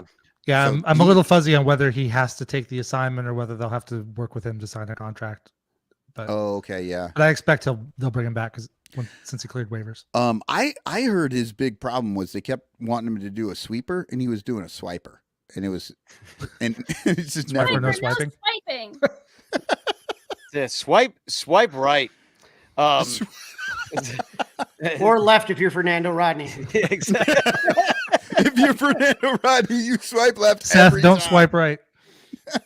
How do people feel about maybe Crawley? Do you feel like doing a bitch clock? Sure. All right. Let's We do haven't. I keep forgetting to He do. did one a few minutes ago. So Pincus says, did Birdie get like a Civil War era appendicitis? Who knew that guy would be out for so long? So we've got quite a few categories here on the bitch clock. Yeah, it's causing the bitch clock to lag. It's barely moving. I know, lagging. It's barely moving, but maybe it'll spin fast. People who here's the categories. People who forget the Cubs won the 2016 World Series. Boomers, prospect perverts, Cardinals, Brewers, homophobes. Jesus made the bitch clock wheel this time. The pitch clock made the bitch clock. Ian Happ, marathon runners, life after death, Cubs front office, Cubs manager, Phillies losing to AZ, Iowa guys behind home plate in AZ, players have to face the media and umpires don't, and that shit Bambi, i.e. Boog, is better when he calls games for other teams. Here we go. We're spinning it. Crawley, I think we'll put you in the bitch clock first. Man, I hope I don't get Jesus. I'll get canceled. Oh, you're going up against homophobes. Homophobes. Oh, Yeah. good Lord. That's what the bitch clock said. Should I give you the 60 or the 30? All right, we'll here we go. You have 60 seconds. No, I'll give you the 30. Clock, you have 30 seconds to bitch. Guys, we are now in 2023, 2024. Do we still have to deal with homophobes? I'm so tired of them. And I can tell you the one thing that annoys the living hell out of me is when each team does their pride night. And sure as shit, the homophobes all run out and say, well, when are we going to have straight night? When are we going to have Christian night? Can you just get over it? It's one goddamn day. Who gives a shit? It's 2023, 2024. Love whoever you want and just get that shit out of baseball. Stop your bitching. 100%. That was well done. Excellent. Did a much Well better done. job than I did figuring out the layout of the bitch clock when I was like, I just gave up until the end. I was like, oh yeah, I remember how it works. Hour 3 we're hitting here in the marathon show. So my brain, I'm like, how does this work? Oh, Good job, Crawley. Now I got to figure out how to get us back. Right now, There we go. the only thing anybody can see is just Crawley's face as big as possible on the screen. And it looks like my Fly the W Bill Watts sign is giving me some like glow. It looks like I'm holy right now. Exactly. You've got a halo. You should have done the Jesus one. So we're going to add to the stage again the bitch clock here. We're going to spin it here for Mike. Give it a spin. I hope you get Jesus. I really want somebody to get Jesus tonight. Oh, you get that players have to face the media, but umpires do not. So first I'm going to practice this. I'm going to put you in the proper place. And then we're going to do the bitch clock. You have 30 seconds to bitch. Umpiring is hard. There are a lot of calls. They have to do it in the moment. It's quick. They have replay now. But those calls matter. They're big. They can change the outcome of a game. It can change the outcome of a season. It can change a guy's earnings in his career. They should have to answer questions just like everybody else. What were you thinking on that play? What did you see? Why did you ask for help? Why didn't you ask for help? It's time. These are professional people doing a job, and they need to be held accountable and be just as accountable as everybody else. Stop your bitching. You're honestly the most polite bitcher we have ever had. That was a surprisingly hard one, actually. You know what, though, that pisses me off, though? And here's the thing. Look, I am a union guy through and through, big union guy. But when they take a look now and you have umpire art, all the different umpire scoring systems where you can see who the best umpires are, the most important series of the entire season should have the statistically best umpires. It's not freaking hard. And to me, we're just going to put guys, some of the postseason umpiring was just, in the World Series, was just awful. Guys that were 3 to 4% below average. That's horseshit, man. If you got a guy, who was it last year, who didn't miss a goddamn call, like 100, I can't remember, was it Pat? Oh, God, I can't remember. Was it Hoberg? I think it was Hoberg, but seriously, he should get a game. That's how he should get all the games if he hasn't missed a fucking call. Right. I mean, if you're not in the top 10% of umpires as far as accuracy, then you don't get to be in the World Series. Make it a bonus for the guys that do the best. Make it performance based. Yeah. Well, and also it's what is it? Hard to fire these guys? Is that the problem? Is that you can't get rid of an umpire once you hire him? He's just there's so many that are so bad. It's like a Supreme Court judge. You just can't. There's nothing you can do. That's just a lifetime appointment. I mean, CB Buckner and Angel Hernandez make everybody look bad. Well, I mean, it's almost entertaining. I mean, after, and especially if you get to that situation where you have the challenge. I think the ABS, the fact that they don't have it yet is just ridiculous. It's worked in the Arizona Fall League. It's worked in the minor leagues. I don't understand. It's fun for the fans. I mean, I don't understand what they're doing. It's simple. Yeah. Mike, you made a good point. I've forgotten it. Mike, I told you to crack open another dust. I got to ask you, Michael Cotton, was that intentionally a 1969 scorecard above your left shoulder? Nice. This one up here? No, the other one. Isn't that your left? It is. I can tell by the way my hat is tilted. Is it intentionally? Yeah. Did you get that one so you could have 1969 in the background? Oh, no, actually. That's 1962. That's why I was like, I got confused because I've got 1962. And then the other one is a 1982 Quad City Cubs, and that's signed by Ernie Banks. Nice. But yeah, that's a 1962 one. And it's not signed by anybody. It's actually somebody kind of half. It's an Otis Shepard. And if you went to Wrigley Field this year, the Cubs actually did something cool, but they just didn't advertise it. They had a bunch of Otis Shepard's art, and his art in the late 50s, early 60s was just. They did the reprints this year. But Otis cool. Shepard. I honestly didn't know that. I got it from my sister-in-law for Christmas one year. She found it at like some thrift store somewhere, and like I said, it's got writing on it. Somebody started to score a game and just didn't finish. And it's like, it's great. 62 and 69 both have they're similar styles. That's why it looked like it. So I thought you got the 69 one. Nice. Nice. Well, now I'm going to have to go look for that one. Thanks, Crawley. You gave me something to do for the winter. I don't know what everybody's schedule is tonight. And Crawley, you probably have to work in the morning. I got to get rolling. But if you guys got to get rolling, so I was thinking we'd just take a real quick break. But this time I'm going to play a Bleacher Bum Band song for Seth. Right now, he is at hour 3-ish, so he should be probably heading back into Manhattan.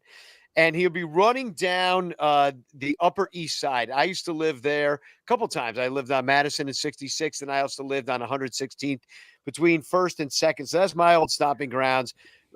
Picture me on those streets. Real quick, though. This, just so for those who are looking, this is the 62, Michael. This is the one you have over your shoulder. That's the one I've got. And so they're both expansions because 69 added some expansion teams. This is the 69. Nice. Okay, yeah, and you're right. Those were both expansion years. Interesting.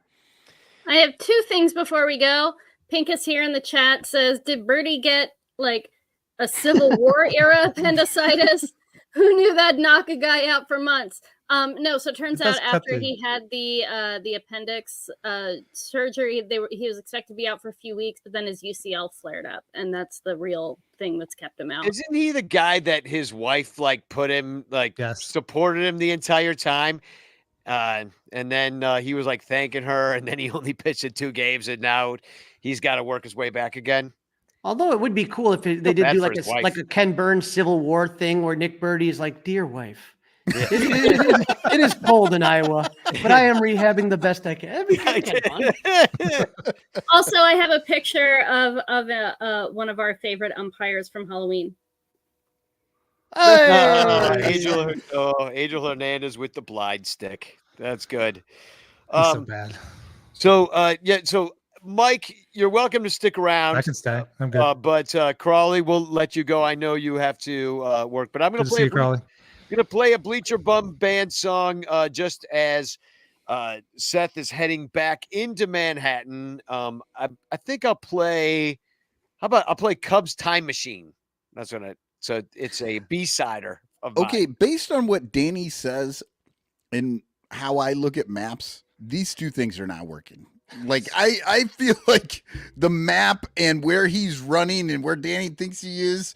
He was already in Manhattan. Make any sense to me. He's running back into Manhattan. We'll put the map up after the song. So go get him, Seth. Crawley, thanks for being here. Seth, if you're lost, it's Danny's fault.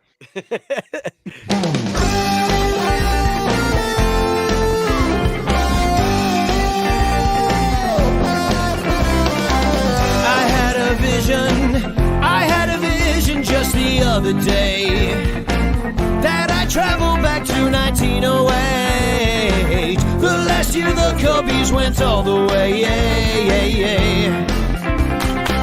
Made a decision that I never want to come back again. I'll miss you all, but this place is heaven, 'cause here the Cubbies are the champions. And I'm not getting back in that time machine, saying goodbye to my old life, staring at a screen, unless the best damn Cubs team I ever seen can finally win it all in 2016.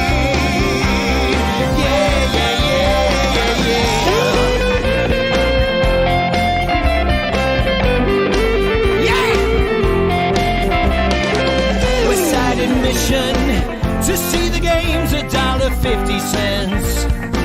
Good thing I left some money in my pants. Now I'm watching Tinkers, Evers, and Chance.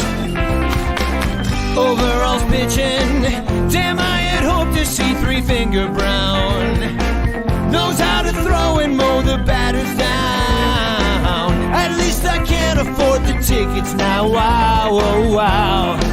And I'm not getting back in that time machine. I'll drive a Model T Ford on 10-cent gasoline, unless the best damn Cubs team I ever seen can finally win it all in 2016.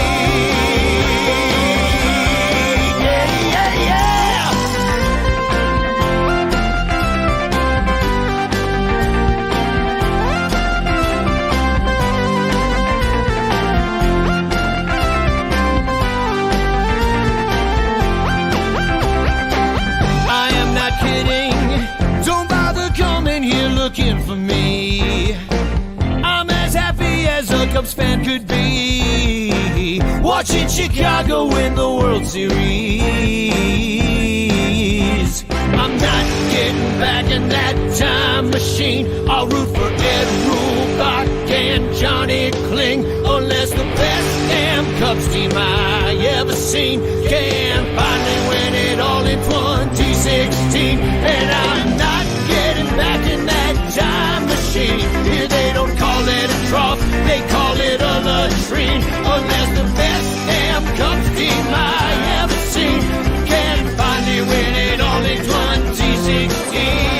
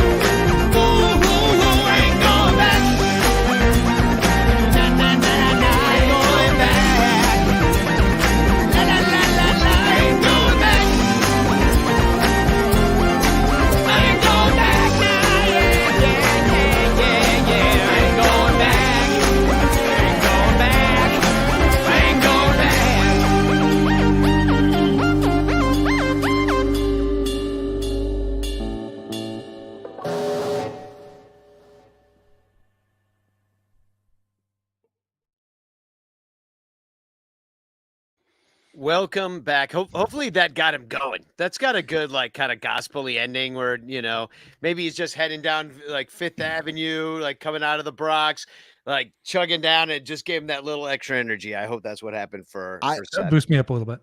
Yeah, that's a great song, and I have heard that so many times. And I think this is the first time I ever noticed the lyric. They don't call it a trough; they call it a latrine, and I laughed my ass off. Well, it's like an old-fashioned trough, you know, back then. Yeah, I'll meet you in the latrine. Hey, it's 1908. Come on, guys, you know. So I want to bring a guy he's no stranger to latrines. Eric Wheelo, Brewers fan. Yeah, I was American conceived in a Family latrine. Ballpark is a latrine to some of their fans. This is true. Welcome, Eric, to the Marathon Podcast. We've got Seth Kennedy running the marathon. He is probably back in Manhattan at this point, nearing an entry into Central Park. And you're on the other side of the country in California right now. I see it's even still light where you are. Oh no, that's just a lamp over here. That's what that is. My sun lamp. I'm working on my tan. It really does look like light coming in a window or something, though. Yeah. Usually I get off the couch, I go get in a chair, I get some good lighting in a background, but I figure we're 3 hours in. Who gives a shit at this point? You know, Yeah, that's how we feel. Yeah, that's why we're having you on now. I said, I texted you, Danny. I'm like, I'm going to come in hour 3 because I want you guys way in the deep end. And then I'm just going to drown everybody in this room. There we go. Is he listening to this, doing the marathon? Yeah, he's ending the marathon with your voice in his ears. Oh, poor soul. Unless his man. I iPod ran out. apologize ahead of time, man. I don't know. He's very fast. Like, I thought it was going to take him 4 hours to finish this marathon. Well, no, he'll be done in probably like a half hour, something like that. That's what he's aiming for. That God, he'll be I hope done. he's doing really well, because Danny is just, I feel like Danny's putting so much pressure on him. Like, he should be here. I'm rooting for him. Not like you. You keep trying to derail him. You know, you're like, oh no, it's better to just never run and drink zombie dust all night. What are you doing, Seth? Look at me. I'm the king of the world. Anybody that runs a marathon, I always feel like it's everybody compares their time to Oprah's in 94, and it was 4 hours and 29 minutes. So go beat it, buddy. Yeah, go beat Oprah. I don't know. That's Anybody here ever?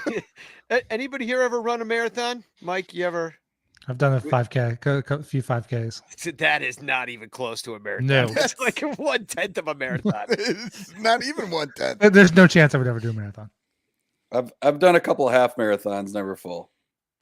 So Johnny was on here earlier talking about how just the idea of a half marathon doesn't even make sense. It really shouldn't have the word marathon in it. It's not fair to marathon people. It should be something else. They call it a mare. It's like the Brewers. You ran a couple of half marathons. Why don't you just bullshit everybody and be like, yeah, I ran a marathon. I ran half of it in 2007. I ran the other half in 2012. See, Tom Cooper said he ran 10 miles, and that's very good. It's more than I've ever run. Here's a guy. I was legally required to run 1 mile to graduate high school. Exactly. That was like the presidential athletic standard, Yes, right? Exactly. I think about. I think it 6 is took the me longest 12 I've ever minutes done. or something. 6 miles is the longest. I don't know what my longest run. I always stop. I've been back in high school when I was trying to be in shape for sports and stuff. But I once got just absolutely freaking hammered one night. No. When I was in the Army. Was that night tonight? No. You? No way. And I showed up the next day and I had to run like all morning with my military unit. Right.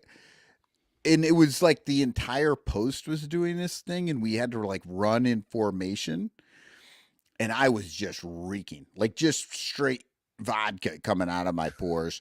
I was just like, people around me were like, holy shit, man. Like, how the fuck are you out here with us right now? We were running 5 miles that day.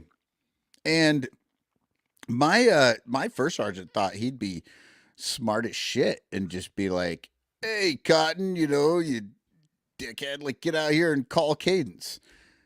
And that was such a mistake because I was having a good fucking time that day. Because I was still drunk and just running, just like, all right, I'll come out. Dude, I started calling Beastie Boys lyrics. He was just like, nah, go back in there. Well, I wonder if our next guest, I'm going to bring him on too. It's the bass player and my old friend from the Bleacher Bum Band. It is Guy Serious, Jared Gable, or off-season guys. He's going to be called identified as tonight. But welcome to the final hour of the Marathon podcast. And have you run marathons? You seem like a guy who would be like, yeah, I ran 4 of them and then I quit. I love that you think I maybe have, but no, I've never run anything probably more than a mile or something like. But Seth Kennedy is running one right now. He's doing it. Only a couple miles to go. Yeah, let's just keep encouraging him as much as possible here. You know, He's going by the Met, the Guggenheim Museum. I lived in. How many miles is he in? 20. What's that? How many miles? I said, don't get distracted. What? Sorry. How many miles is he in? I don't. He should be at mile 23. So he's got like 3 more miles to go. Yeah. Pinkus wants to know who wins the sausage race 1K. I don't even know how far 1K is, but not that far. It's. I think everybody wins because it's just a joyous thing. I mean, a 1K. We're all winners watching sausages run for 14 to 20 minutes straight. I honestly think it would be super fun to have a sausage race with Randall Simon behind them, chasing them with a bat. Yeah. The reverse carrot in front of your head. Yeah. So we got Seth entering Central Park, passing the Metropolitan Museum of Art. How do you guys feel about art? You into art? We're at the last hour. We don't call a man with no arms and no legs. Yeah, I just think Seth should be careful if he sees people running by him delirious with their arms flailing around and they're running much faster than everyone else. Just steer clear. They're probably near their point of freezing up. That thing Johnny talked about earlier. Not going to happen to Seth. Just letting him know. Yeah.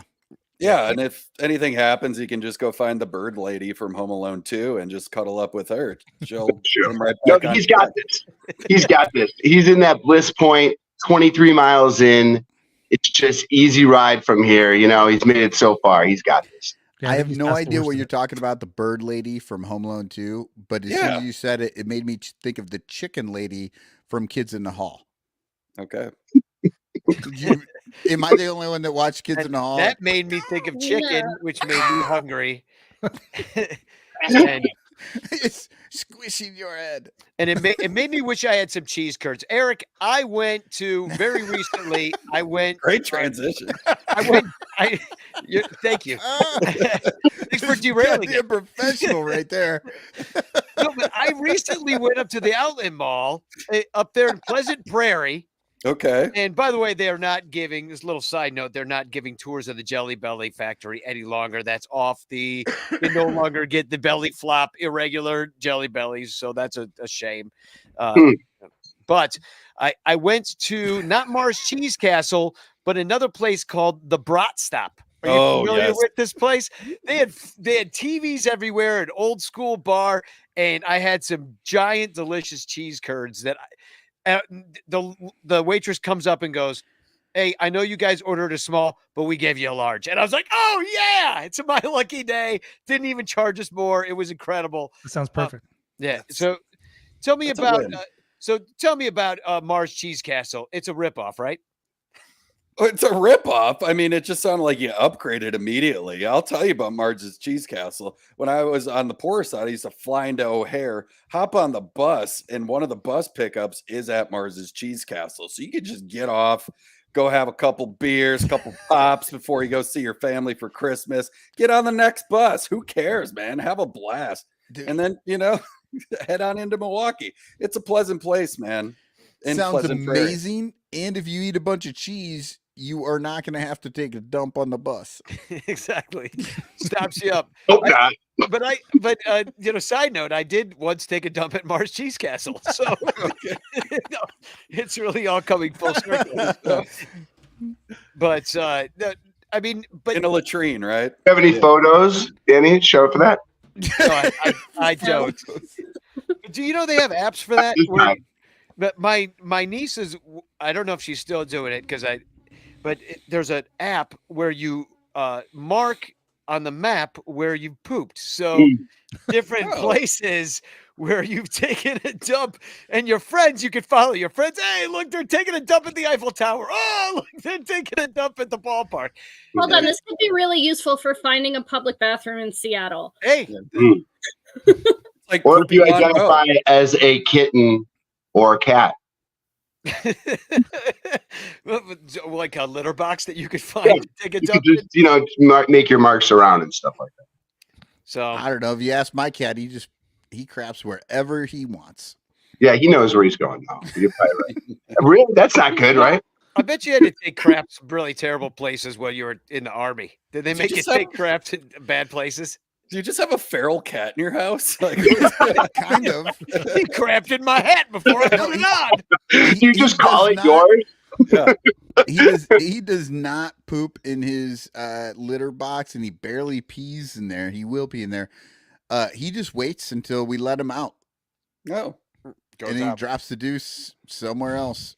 So, but Danny, you were saying in the Army, I went to NTC. That is the National Training Center in California. And we were out for 2 weeks. 2 weeks in the desert. And I shit 0 times. Wow. For 2 weeks. I absolutely just held it because I did not want to have to. And sounds like Coachella. Was the day before we left, we were back and we were like, packing up all this shit.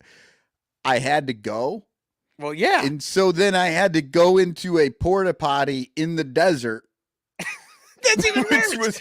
It was June. It was hot. Is this an outhouse or porter potty? A porta potty, like a green blue sided thing in the hot desert. And I was in there like 45 minutes. Oh, God. It was one of the worst things that ever happened to me. Yeah. Always avoid a porta potty. I was once in a French cafe, and I'm like, and I was like, can I use your bathroom? And I like drank the coffee. I was like, and it's like, yeah, but the law. And they sent me to the back, and I go in the back, and there was just a hole in the floor and some handles. And I was like, oh. Then that's the way you did it. But let me tell you, man, Danny was in France in 1921. Yeah, it was a while ago.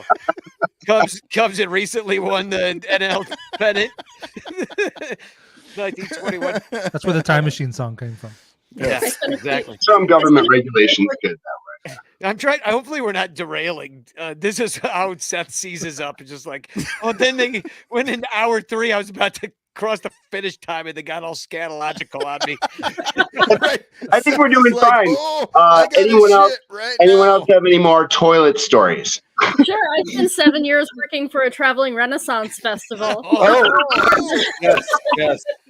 My booth was right next to like the main privy area, so there's like a dozen porta potties right there.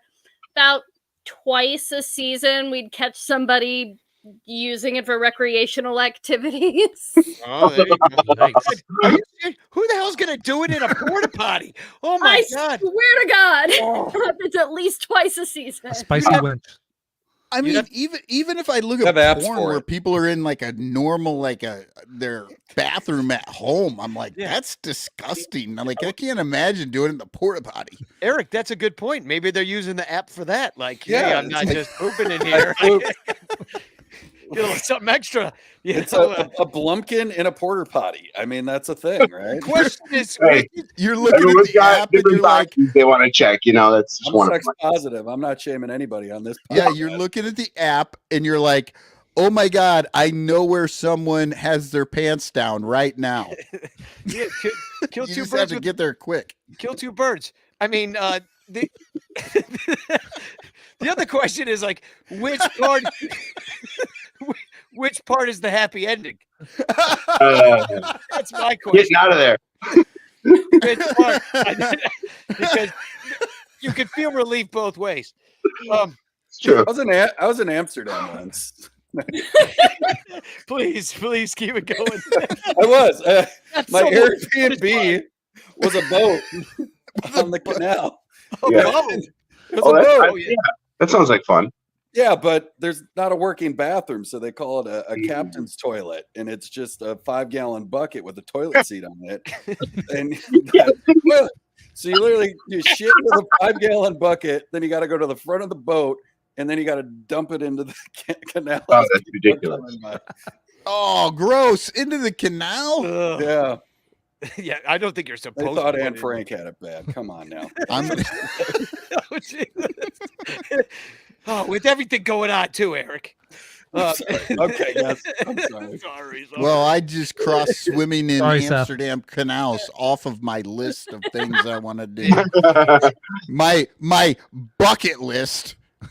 Now I'm not even going to call it my fucking bucket list anymore. They drain those canals pretty much once a year, and they find all the bicycles that everybody just throws in their trunk. Really? Nobody locks up their bikes. Hmm. They just leave them outside of the bars and stuff like that. You know what's really funny about all this? We've just spent like 20 minutes not talking about baseball.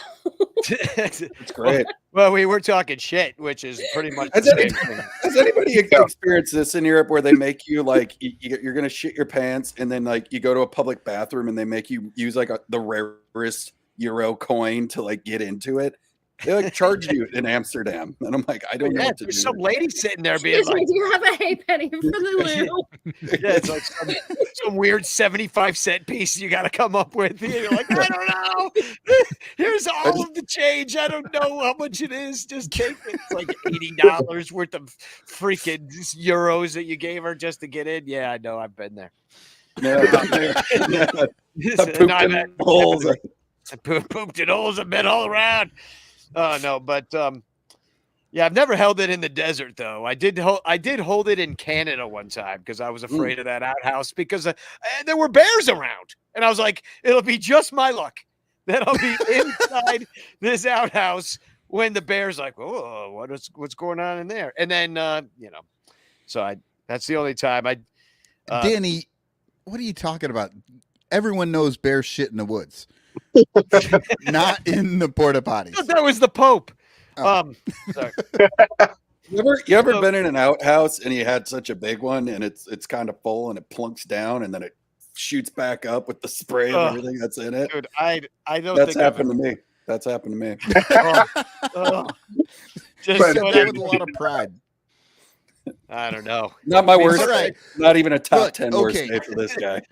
Well, so yeah, we've been talking 20 minutes about shit. Jesus. So Danny, give us Our teams are shit this year. So Yeah, this is the- your team give wasn't us, that bad. give You us did our with- worst player on this 40-man. oh God. Here we go. He's gone though. Michael Fulmer. There we go. Well, he was next in the. Now here's somebody you don't remember that was on the team. Michael Fulmer's injured. He's not going to pitch next year, I believe, is the situation. We didn't have him anyway. I don't think we had him under Oh, contract. he was a free agent. Was he on the Tigers at one point? Yeah, came up with the he Tigers. won Rookie of the Year or something like that. Yeah, he won Rookie of the Year. 10th in Cy Young. He was an All-Star, and then he got hurt. Now here's another guy that I believe was on the Tigers, Shane Green.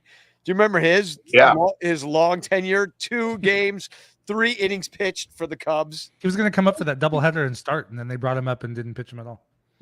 That's yeah, like us. Surprise, surprise! Right The on Cubs brand. brought somebody up and then didn't use them. Didn't use him. That's yeah. Zagging just when you think they're gonna zig, you know. Yeah. So, but Eric, you said our team sucked. Is that how you really feel about it? That you're out in the first round? Did you bet on the Diamondbacks?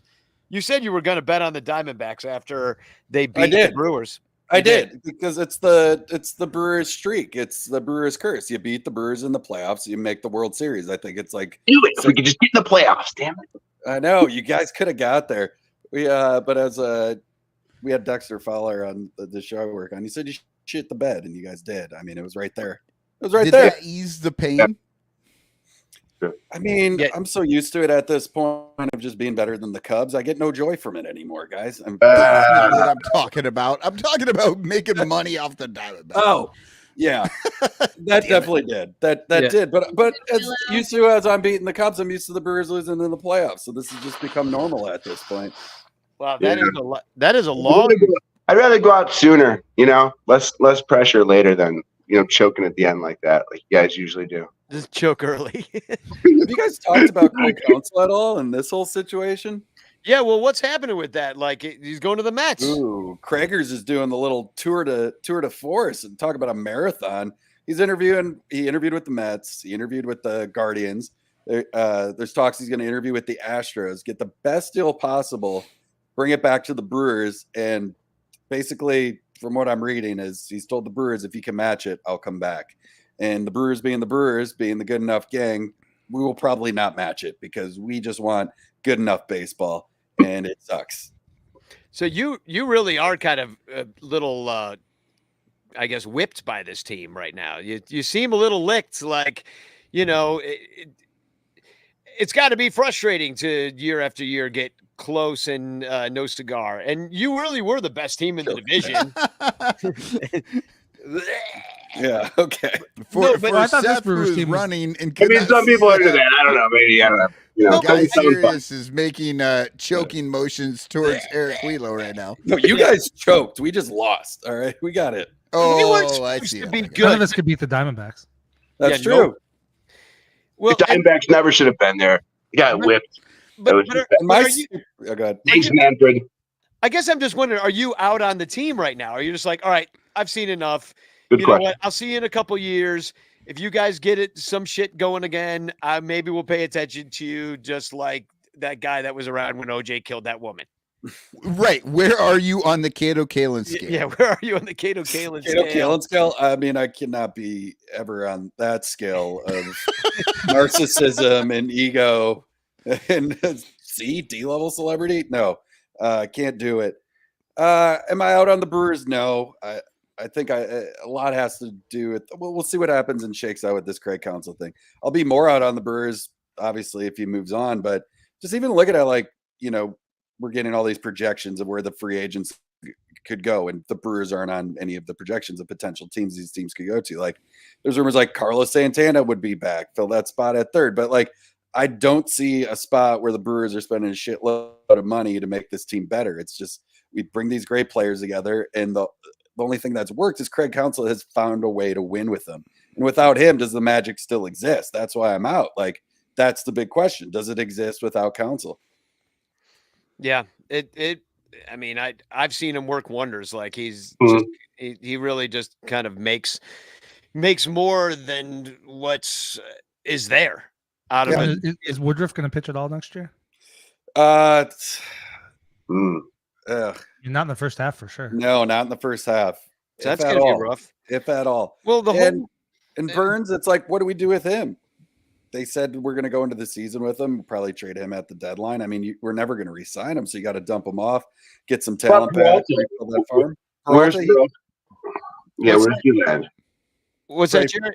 Where does he land on his? Is he a free agent soon, or is he still under team control for a little while? Yeah, Peralta's around for a little bit. I think we got him for another 2-3 years because we locked him up in arbitration years. So got him on the cheap.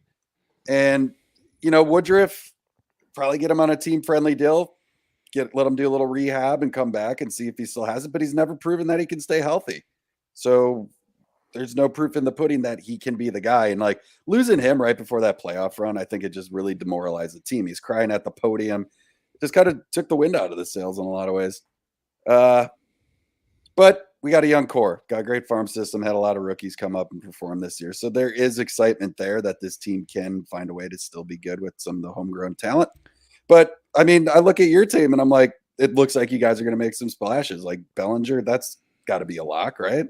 No, we don't know what they're going to do because they've shown themselves to be pretty risk averse and they still haven't given out a $200 million contract. And that's actually my question that I wanted to ask Jarrett is that, do you see the Cubs doing anything in the offseason to improve the team to at least to the 85 win kind of trajectory? Or do you see them just kind of liking the sneak in approach and fill in those bleachers? Yeah, I think they're not going to make a huge splash with a big contract. They'll do some $80 million 4-year contract with somebody that's, like reasonable and like fillable in somewhere. They'll sign a starter, but they're not gonna make a big deal. I mean, I don't think that they believe in this team actually enough to do that. I don't know.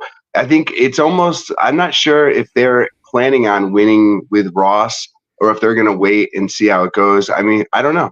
I just don't see enough change to see them doing anything big. What do you think? Well, Mike, what do you think? I wanted you to weigh in. Like, where do you see them on the will they open up the pocketbooks? This is the perfect opportunity to plug Mike's show, because this week's episode was all about how other teams are pillaging our front office and our coaching staff. I think they've done. I don't like how they did it, but I think the farm system's better. I think there's a decent young core coming. I think there's money coming off the books. They have money to spend. And I think this is the season. I'm reasonably optimistic they're going to do it, make a big splash or two. But if they don't, that tells us a lot. If they don't do it this year with Bellinger available, with Ohtani on the market, with a couple being able to trade for Soto and pay him $30 million and look at possibly convincing him, he'll hit free agency, but try to convince him to look at Chicago as a long-term option. If they don't do any of that, then they're just not going to. Yeah, I just wonder if they're going to wait until they see if some of these young guys really overperform before they go all in. It's just kind of that wait and see approach. And I don't think they care that much as long as everybody's filling the bleachers. And if you can make it in with 84 wins and keep everybody interested all the way through September, what incentive do they really have to spend all that kind of money for a big star if you're going to go show up and just watch the Good Enough Gang in the NL Central? Freaking, if you want to make money, sign Ohtani. They're not making enough money off Ohtani to pay for that contract. I mean, you think so? You think they could even raise the prices of things if they signed him? It seems like. Yeah. And Mike, just to plug, what's the name of your show on the air? Cubs PS Plus. There it is. All right. I see a world where it's like these Cubs and you look at some of these free agents, like Bellinger's got to come back. Like, what do you do with Hendricks? Is he coming back to the team? Like, I could see you guys making a splash for like a Sonny Gray or like a Jordan Montgomery, like to like hold serve, do enough to keep that fan base happy, solidify that starting five a little bit more. And it's like just enough to, grease the hand for the fans a little bit, but then you just see what you got. I mean, is that how you guys are feeling about it? Yeah, I just don't know it's going to be enough. It might be enough for the Central, but it doesn't feel like it's enough for the league, if that makes sense. I'm more optimistic than you guys, but that's my default position. So, what's that? I love that. I'm more optimistic than you guys, but that's my default. I always love that about you, Mike. I've always said it. Always said it. So Wheelo, I have a big question. I don't think I've ever heard the term "grease the hand." Feed the hand. I'm wondering what we're doing with that. You're greasing somebody off, right? You grease them in the outhouse. This is quality content. Okay, I'm just like out of nowhere. We're just talking. We were actually you talking never heard baseball, that? and then all of a sudden, I got really distracted with greasing the hand, and I thought to myself, "Have I been doing this wrong?" Yes, the answer is always yes. Grease the. So I'm not sure where we go from here. Like, I love that was the big question. I was like, look at the juicy one. Or for the baseball team. Jared, are you genuinely optimistic about the future of the overall direction the Cubs are heading? Well, no, but I was surprised that they did nearly as well this year that they did, as well as they did. So generally, I don't know. Personally, I don't think our farm system has that many pieces, but I know that it supposedly has a lot of pieces and stuff. I don't believe we don't develop players the way some organizations do, and we're not willing to sign big names these days. So I don't see how the Cubs put together a world-class team that can win the World Series right now. I mean, it's theoretically possible, but I just don't normally see how it can happen. It feels like there's a bunch of pieces away, maybe a few less pieces than they were last offseason.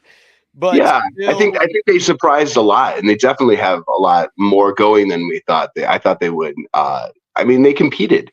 It was surprising. They had a 97% chance of winning on September 1st, getting to the playoffs. So, but then they became the team they sort of were supposed to be the whole year a little bit, I guess, at the end, too much. But nonetheless, I think it shows they could do something. Anybody could. So you always try. Well, I will say this much. Seth, according to his timing, is about to cross the finish line, and I do have a song to play for that. So, and it's a Etta James cover that I wrote right after the Cubs won the World Series, and so I think I'll let. It's literally just going to be Etta James at last, isn't it? No, it's going to be me singing Etta James at last. because we can't clear that Etta James money. Yeah. Yeah. Well, speak for yourself. But with that, we'll let you go, Eric. I know you got a lot to do tonight, and you as well. You could stick around if you'd like, but I'm giving you the out as I play this song. Pretty sure Eric's out there greasing a hand or two. I'm greasing a ham, getting ready for Easter. Greasing the ham. Yeah, greasing the ham for Easter. I know people have real jobs. Getting the Easter ham ready for Thanksgiving. It's that kind of time. So I'll tell you what, if you remove yourself from the room, I'll take it that you're out. And if you're here when we come back after the song, I'll take it that you're back in. All right. I might go make a drink, but I'll stick around. Fuck it. All right. All right. All right.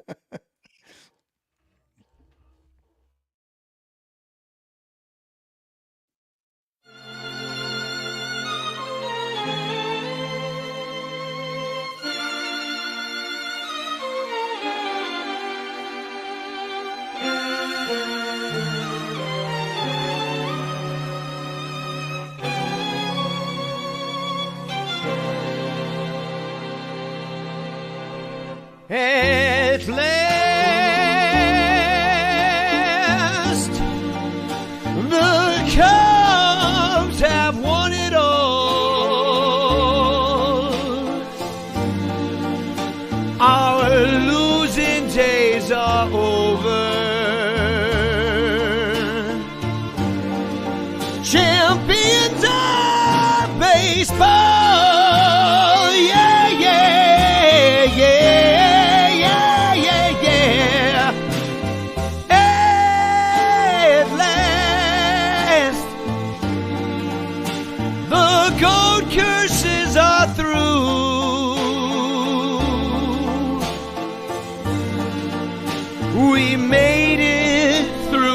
sober.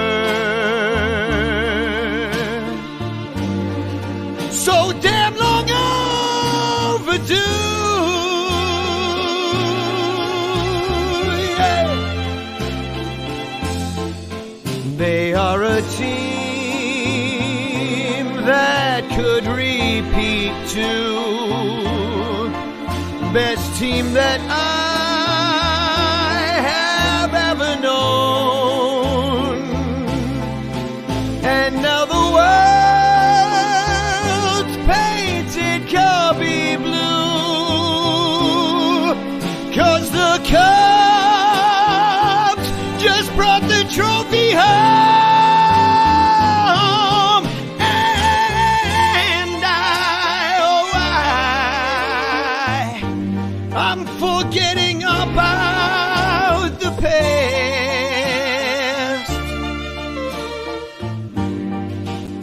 The Cubbies won Game 7. We're flying high at last.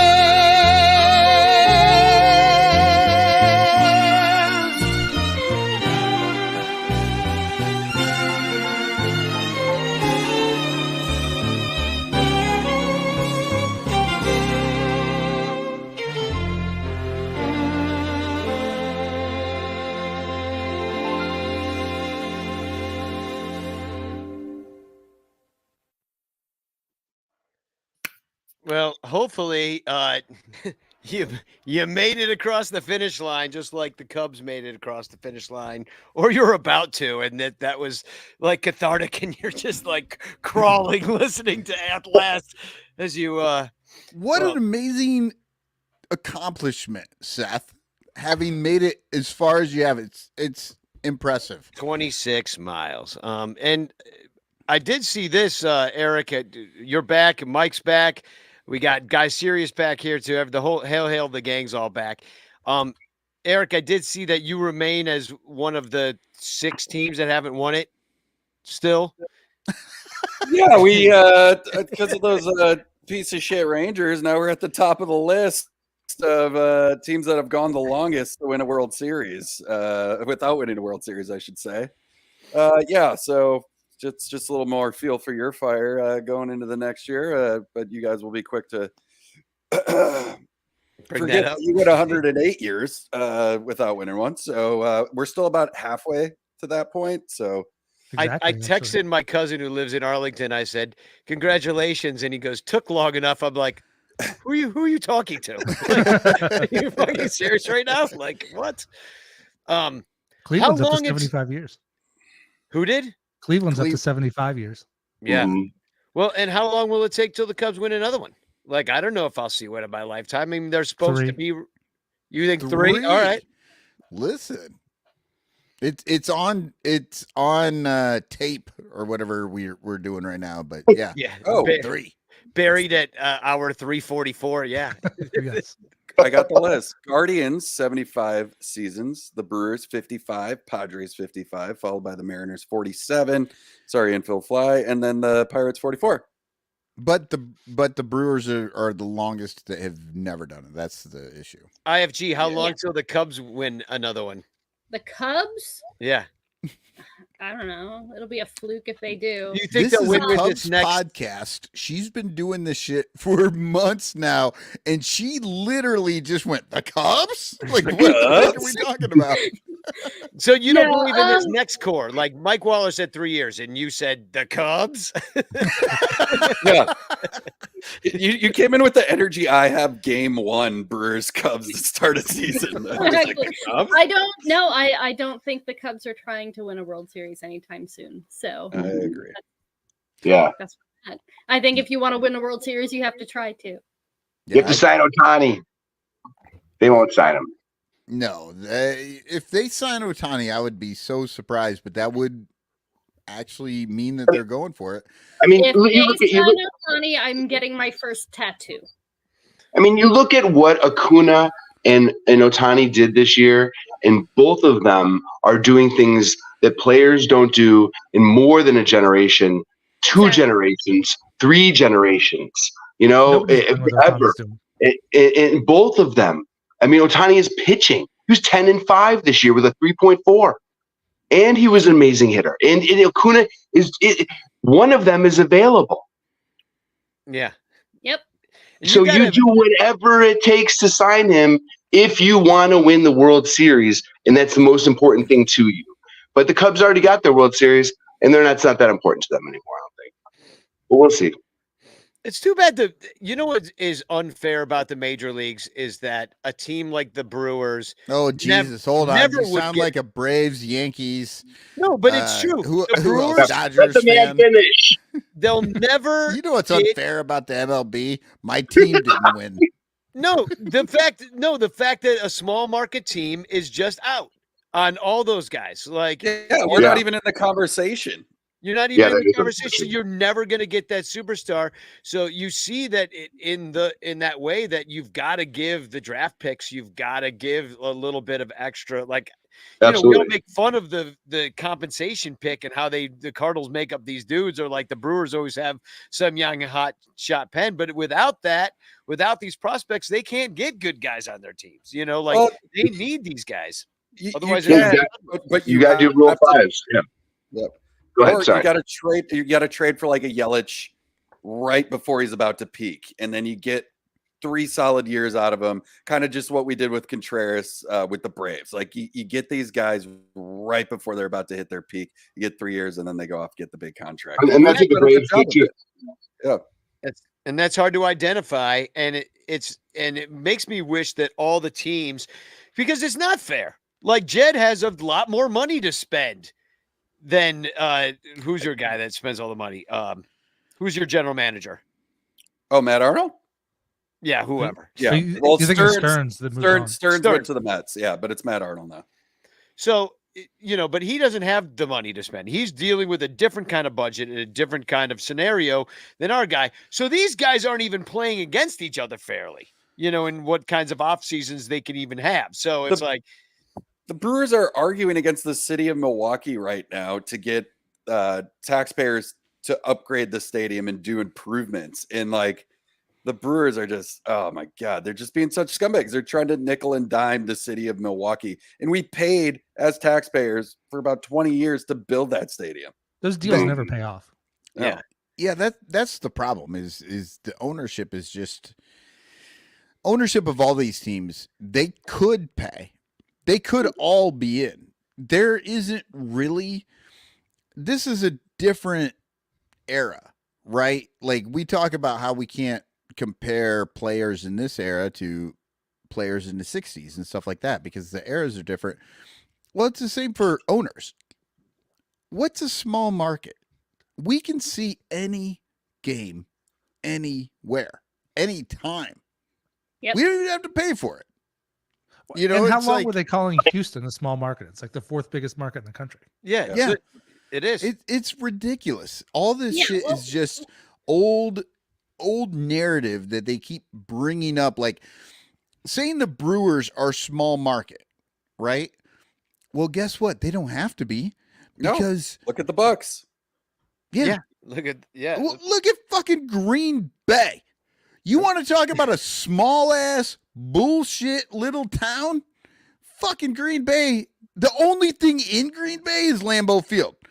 Like, but football is so different. Football pools all the TV money, and all the teams get a cut, and they're all playing with the same cap space. Yeah, and NBA is exploding too. It's becoming a similar product, and it's global. It's because you need parity in the league. Like it doesn't make sense to play. Oh well, they're going to argue that this year's postseason tournament was parity. Well, in some ways, it was the a last lopsided 25 way. years, 16 different franchises have won the World Series. Yeah. So I mean, there is some parity. There's some parity, but but there should not be an A's team. Like they didn't. Yeah. I don't think they did enough to address the concept of tanking. Well, there shouldn't be a Bears team either, but well, I agree. Amen, brother. Amen. Bears stink. But like the Rays are like miracle workers. Like the Rays should be the A's, but they're actually well run.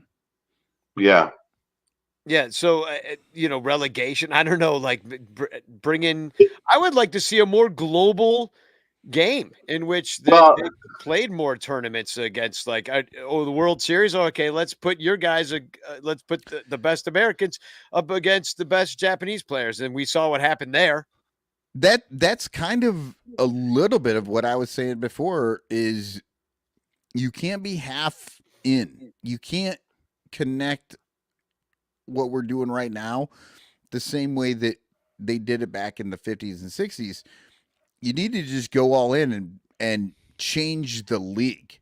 Well, once upon a time, the owners of those teams were people who liked baseball, who had a bunch of money they wanted to spend for fun. And they were like, I'm going to go get this guy because he's a super cool player, and I want the super cool player to be playing for my team. And like the guys who are running these shows now, they do not care. What they think is really cool is when numbers go burr. Well, and I would say back then too, though, a lot of the owners made their money on the teams, whereas Absolutely. like now owners don't. Like no, they're just gambling. They're gambling as much as anybody signing up for FanDuel. Yeah. Mm-hmm. Well, and also like the Ricketts, they bought it for $1 billion. They put $1 billion in to Wrigley, so they say. We have to take their word on that because it's their. I bet word. they put a lot. But you could Hey, see there's a movie about it. Yeah, they made their, and that's probably part of the $1 billion. You know, that's pulled it in. You know, well, we had to make a movie and the plaque to congratulate ourselves for doing it. You know, and the ceremony that we had to throw for ourselves for doing it. That cost a couple G's, but no, they did put a lot of money, but now it's worth $4 billion. So that's how that works. But it's only $4 billion if you could sell it to another person with $4 billion. Yeah. So, no, that's not true. Okay, they can sell as it. long as it's worth $4 billion. Saudis are very interested. I've heard. You can use that valuation to take out loans. You can take out up to $4 billion in what loans. Trump was doing on Mar-a-Lago. Yeah, that's how we got biblical losses. Yeah, exactly. And to me, it's like, if you look at a team, Are like you that, saying Jesus was taking out loans he couldn't cover? that's why they crucified him. Shit was real back then. Yeah, You can't pay your bills. Yeah, there you are. That was A pound of flesh. before debtor's prison. No, but no. Now I'm derailed. Thanks, Michael. Wasn't Peter in debtor's prison? Sorry. Yeah. No, Peter. It's probably common back then. Well, Judas got the silver. But yeah. I think Peter and Paul were in debtor's prison. The Book of Acts. Never mind. Not important. You got to grease Peter to pay Paul. Is that the old book of Twitter? Exactly. Anyway, I remember where I was going with this. So the Astros are basically the team that the Cubs, they tanked at the same time the first time. And so the Astros were able to create sustainable winning this whole time in multiple different ways. And they did it with Wall Street guys. So what I'm looking at is like, maybe we don't have smart enough nerds. I don't know. Like the Astros were the ones that set up all the player development system. Like they were the ones that had the org that everybody is trying to copy now. Yeah, and we got Stern. Like we want the nerds who are going to help us make money by playing baseball good, and the Cubs got the nerds who are like, we're going to make money by turning Wrigley Field into a tourist destination. Exactly. Didn't we shut down like the Dominican minor league facility we had? Didn't they shut that down? No, they still have it. Yeah, I think They still do. they spent a lot of money on that too. I mean, they had the worst one in the majors. That's one positive thing the Ricketts did. It looks like a resort down there. Oh, it's still nice. Okay, I thought they pulled money back from that. It's real nice. Yeah, I mean, I think they cut back on staff around 2020, but yeah, still there. Can I circle back to Mike real quick? Like what he said it's true. Like the Astros in the way with the nerds. Why is that franchise different than the Cubs? Why are the Brewers different? Stearns came from that tree with the Astros, and then groomed or developed Craig Counsell to be the manager he is, and now you see them, and we're the two biggest guys on the market that were available to be a GM and a manager right now. It works. It does. Absolutely. And we got David Ross, who was never going to ever be that guy. I don't think. And you know, I don't see him. I don't see our tree as being a good nerd tree. Like we don't. I just don't feel like we have that system in place. Like that's where I keep coming back Our to. nerd tree is like a walnut tree. You ever had a walnut tree? They fucking suck. Like you think it's gonna be like you look at it from the outside and it's a beautiful tree, but every fall there's just a fucking shitload of nasty blackened garbage shit walnuts all over your yard that you want to get rid of. That's this team. All summer long, you look at them and they're fucking beautiful. And then in the fall, you're like, oh, I got fucking shit walnuts everywhere. From the shit tree. It's like listening to Leahy. Just kidding. When life gives you walnuts, don't you make walnut aid? Is that a thing? Did you make nut juice out of it? No, that's awkward. Oh my god! Now we're back to the greasy nut juice. Yep, here we are. Let's talk about poop again. No, it's shit nut. It's almost over. Did we get confirmation? It's almost over. Yeah, we're back to talking about shit. I don't have any TFCs because nothing's really been happening. I haven't been online. I have one. Okay, because we do have to get to the contest too. Oh shit! Oh, and remember when you said you were going to give away 4 chance things? Yeah, I gave away 2. I'll give away 2 more. Okay, so this was on season tickets. On Reddit, they were talking about season tickets, and crazy how some of these people on this sub buying season tickets see this as an investment to make money with no intentions of going to the games. I compare you people to the hoarders who bought the 10 PS5s just to flip a quick buck with no intentions of ever playing it. You guys are scum. Oh wow, he was not I feeling. can tell you it's no investment. I don't live in Chicago and have season tickets, and Yeah. you know, it's more of a lifelong dream. And it's like, I guess I say it's my boat. Yeah, but yeah, that was on the your boat. Yeah, that was on a thread about Cubs season tickets. So, and I love the idea that you just said that was your boat, because that always reminds me of the old saying: the best day in your life. No, the second best day in your life is the day you buy a boat. Mm-hmm. And the first best day in your life is the day you sell your boat. Sell your boat. Yeah. Yeah, not wrong.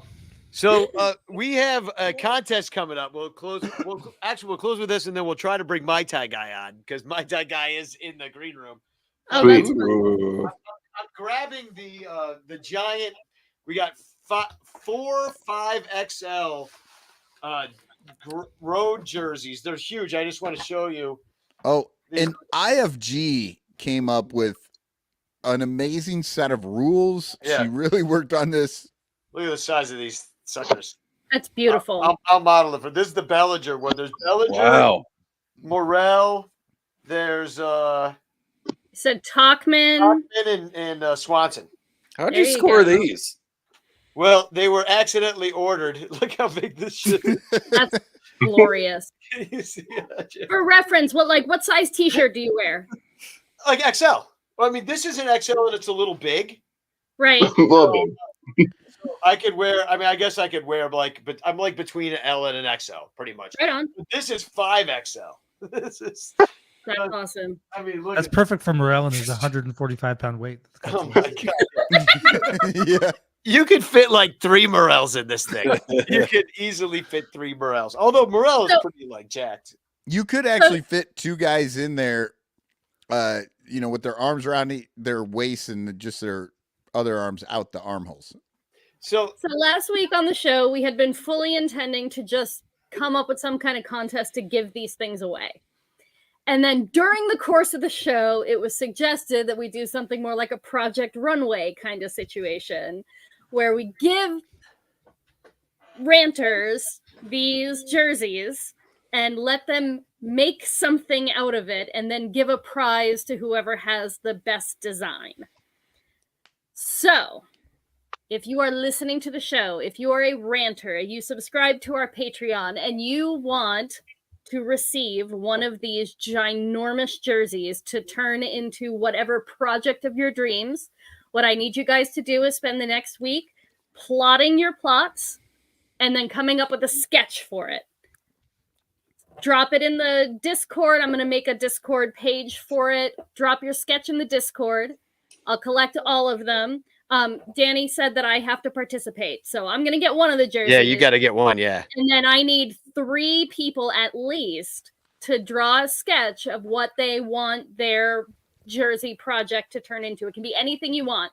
Now, I not only accept but recommend that if you are not a fiber artist in good standing yourself, that you conscript some help. Does your... I'm making a sketch. If you have a good friend who likes to sew, make them help you. I fully recommend get my neighbor. My neighbor sews. Great idea. So I'm gonna get one. I'm gonna make a thing. I'm gonna do a sketch up. I need at least 3 other people to sketch. Yeah, what's up, Cotton? I was gonna say your mother out there is just, this is what she's been waiting for. You call her up and you say, I'm in this contest and I need some help with this. And your mother's going to be like, oh my God, thank you so much. I get to spend time with my child working on this project. That's right. If Mrs. Ranter wants to join in the fun, that's cool too. It can be anything you want. Make an evening gown, make a wedding gown, make a, one of those cool chair things you can sit on at the ballpark.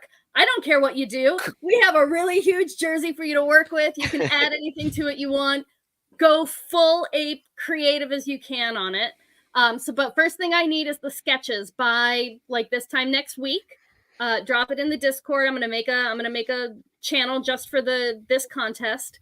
And then if we have more than 3 sketches, I'm gonna set them up on a poll on Twitter so that we can find out which the 3 best sketches are. If you're one of the 3 best sketches, we will draw lots for who gets which jersey. We'll send you the jersey. Then you'll have 2 weeks to make your project. And then we will do a judging on this show. If you enter in a sketch and you are not chosen for a jersey, still play along. You just have to find your own jersey and make something with a jersey that you bring yourself. And I want to say, look, if you are not one of the people who win the sketch part of it and get a free jersey, you do your own jersey, you can still win the grand prize. Like totally. That's like you're still no purchase necessary. Yeah, you're just not getting the free jersey in order to work it. So let me work. So I'm not sure where you're going to find another 5XL jersey, but go for it. Hey, Christmas is right around the corner, and we do have a Ranter's Carol party, right? We all make songs. December 16th. Yeah, we're going to just saying inspiration. I might use that if I was going to do it. That might be where my head would go. Tie it into the show. We're gonna try to bring Mai Tai guy on to have pretty much the final word, I believe. Mai Tai, are you there, Chris? Can we hear you? No, it's not working. We always have technical difficulties. I swear, whenever we see him, he's like in an alley. Is he at a bar? It's usually a bar or an alley. Yeah, there's like. Hey, don't disparage. No, I'm not disparaging. That's what I love about it. No, we love Mai Tai. We just he's actually trying to get our attention. He's inside a coffin or something. Like he's been kidnapped. He needs help.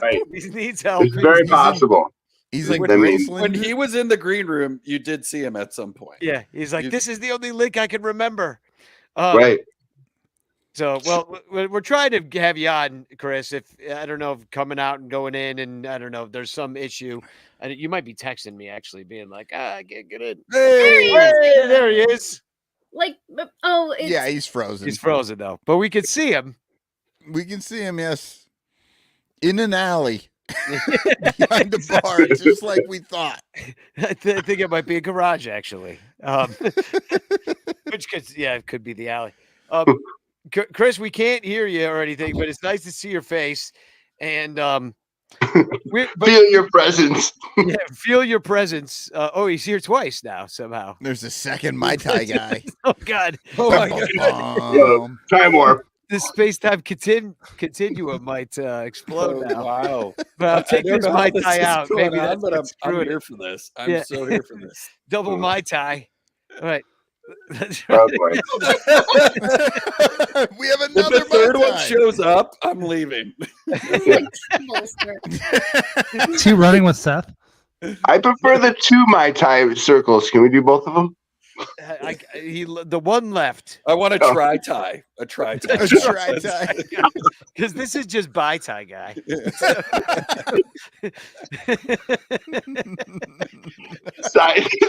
Side guy. Now we just side tie guy. We have pie guy. It's 3.14 of him. There we go. Pie tie guy. There's pie tie guy. Pie tie guy eating pie.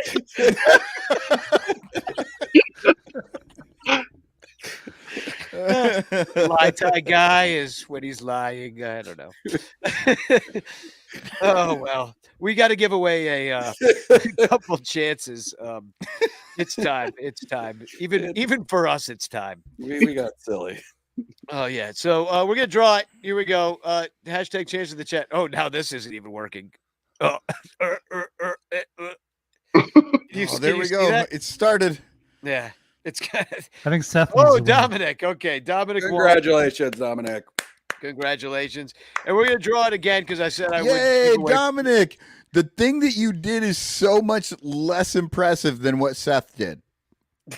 Seth should get the fourth one. All right, here we go. This one's going fast. Yeah, why Seth's in the doesn't Seth running. just get one of these? That's in there. Big money, no whammies.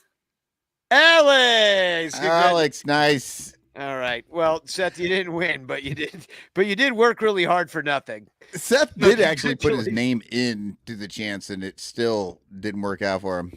Well, So- hopefully, he hasn't run it yet, technically, so we don't know To what be is fair, gonna we happen. don't want to give him any sort of prize until we know he's finished. Well, I we mean- don't know. We're not giving out participation trophies here, folks. Yeah, if he finishes the race on Sunday, I'll send him something nice. How about that? Well, How about that? Mike Waller, Jarrett, Eric, IFG, Michael, me.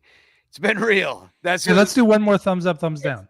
It's Oh, yeah. been real long. Oh yeah, Miles yeah. Mastrobuoni. Wait, Oh, wait, yeah. Danny. Oh, How we had a 40-man roster. How many players did we get through in We're 4 hours? We're on Gomes. Do the math. A, Right. B, C. Rapid fire. Rapid fire. Rapid fire. All right, here we go. Jan Gomes. Gomes down. no, I'm Okay, he's got one up, I two got it. up, three Hold on. up, Hold on. I got to bring up the baseball reference on it though. two down. 'Cause I don't have it all in front of me. Oh wait, I do in this way. Hold on. What are you talking about? I'll show you because I No, we just need to I am read off actually all the organized. names and just do a really Yeah, quick just up and read it. down. All right, we're doing the only thing I don't have is the pictures. Okay. But That's we'll okay. do Miguel Amaya, we already did. Thumbs up. Jan Gomes. Jamer Candelario. Jan Hey. Gomes down, Nico Horner. up. Nick Madrigal. I can't see myself. Miles Mastrobuoni. You guys got to go on the side, Eric. But you I guys- can't see. You I just can't take do the thing anything down else. and fucking read it out. I can't see it if it's not up there. Fool. Matt Mervis. This is a fucking mess. Oh, Here, I'll put you in the corner so you'll be happy. So you shut up about it. I think Matt Mervis I don't deserves a care. chance. I'm reading it. Christopher Morel. up. I got three Dansby thumbs. Swanson. Patrick Wisdom. Jared Young. All right, now we're going to the outfield. Kevin Alcantara, we already did him. Cody Bellinger. Alexander Canary, we already did. P. Crow Armstrong. Brennan Davis. Ian Happ. Seiya Suzuki. Mike Up. Stockman. Then we got Julian Merriweather. Jesus Christ. Daniel Palencia, Ethan Roberts, Michael Rucker, Drew Smiley, Justin Steele, Marcus Stroman, Jamison Tyone, Keegan Thompson, Hayden Wisniewski, Jordan Wicks. Wicks. Bruce Killer. I Bruce gotta Killer. get the last one here, which was the pictures. All right, and the last one has got to upload. Rapid fire. Brrr. Adbert Owsley, we already did. Jesus Assad. Christ, there's that many more? No, we already did a bunch of them. Tyler Duffy, remember him? Tyler No. Patrick Duffy? We already did a bunch of them. Kyle Hendricks, Cody Hoyer, Brandon Hughes, Caleb Killian, Mark Leiter Jr. Yes. And Luke Little. Wait, Mark Leiter Jr. Sorry, I'm changed. Charlotte native Luke Little. Oh my God. Okay, look, people. No, you're done. I know. I have to say, anybody who's ever wanted us to do fucking Cubs grades, you just saw him. I hope you see why that doesn't happen. Exactly. We and it started as a joke because we were actually really going to do them once, and we really were. When we do Cubs grades, it's going to be for 2015. Yeah. It'll be our hackiest year. You know, that's what I'm looking forward to. Oh, I think we're coming up on our hackiest year, at least as the Sun Ranto show goes. Like, we're definitely. I mean, I barely prepared for 4 hours of material tonight. It's incredible. And we I didn't prepare at all. We were texting, and I'm like, should we look up people's names? Danny's like, nah, don't fucking worry about it. We'll just look at the names. We just bring our friends on and talk Cubs. We'll do it live. So, we'll take it live. So, congratulations to Seth. I'm sure he made it. So, and thanks to everybody who made it through, including us. Oh my God. I have to assume that anybody who made it through actually watching this live has done as much, if not more, than what Seth did running that marathon. He only did one thing. Other people have basically driven to work 4 times. They've, Seth is trapped in his own fucking creation of hell that he's running. And finished. All these other people could have gone and left and done anything else, but they stuck with it. I'm saying that's some intestinal fortitude right there. Now he's wearing his little silver cape, walking around the west side of Manhattan. Silver cape because he's a superhero. That's why. Congratulations, Seth Spagog. This zombie bust is for you. Spagog.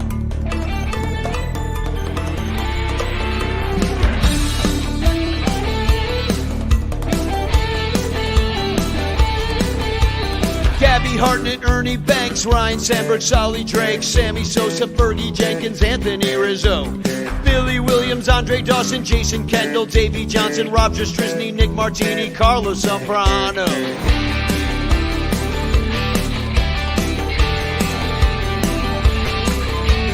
Kerry Wood, Frank Chance, Charlie Root, Bill Hans, Mark Grace, Leon Durham, Ted Lilly, Sparky Adams, Johnny Evers, Bob Rush, Jody Davis, Guy Bush, Manny Trio, Eddie Snakey, Billy Herman, Hank White. The Chicago fire had just kept on burning from the south to Irving. In the Chicago fire, Wrigley would have burnt up, but it wasn't built yet. Woody English, Johnny Kling, Lenny Randall, Jen O'Tang, Jimmy Ryan, Aaron Heilman, Bill Madlock, Mark Pryor, Jack Pfister, Lon Warnicki, Chris Bryant, Stan Hack, Cy Block, Lou Johnson, and Brock. Ron Say, Vic Keane, Dexter Fowler, Willie Green, Kevin Foster, Sheriff Blake, Ryan Dempster, Sammy Drake, Bill Lee, Rick Sutcliffe, Jimmy Slagle, Lee Smith, Ray Sanchez, Mike Perez, Aramis Ramirez. Chicago fire had just kept on burning from the south to Irving. In the Chicago fire, Wrigley would have burnt up, but it wasn't built yet. Larry French, Derek Lee, Kenny Lofton, King Kelly, Mel Hall, Cleo James, Rick Russell, Junior Lake, Cap Benson, Hippo Vaughn, Gary Matthews, Gene Mock, John Lester, ML Cush, Harry Steinfeld, Glendon Rush.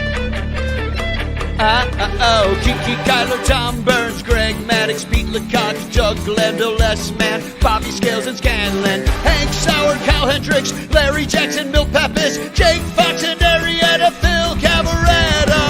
The Chicago fire had just kept on burning from LaSalle to Irving.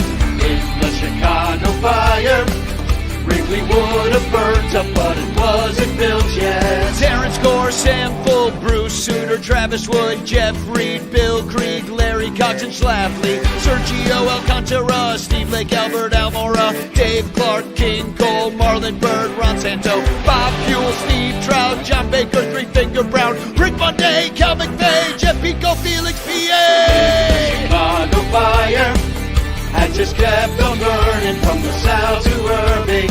In the Chicago fire, Wrigley would have burnt up, but it wasn't built yet. Ed Rulebach, Bill Dolan, El Tapine, Zimmerman, Ray Mack, Max Flack, Matt Stairs, Ian Happ, Andy Popko, Marvell Wynn, Mitch and Otto Williams, Scott Bullitt and Sanderson, Bob O'Farrell, Rick Wilkins, Dan Swanson, Silver Flint, Javi Baez, Danny French, Chad Godin, Peaches Graham, Ray Grimes, Dennis Lamb, Jimmy Sheckard, Bobby Bonds, Larry Boa, Jim Edmonds, Chris Morrell, Hiram Bithorn, Brian Lahair, Daryl Ward. Chicago fire had just kept on burning from LaSalle to Irving.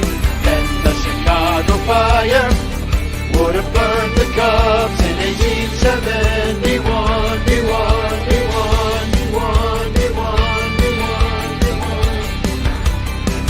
The Chicago fire had just kept on burning from LaSalle to Irving. In the Chicago fire, Wrigley would have burnt up, but it wasn't built yet. In the Chicago fire had just kept on burning from LaSalle to Irving.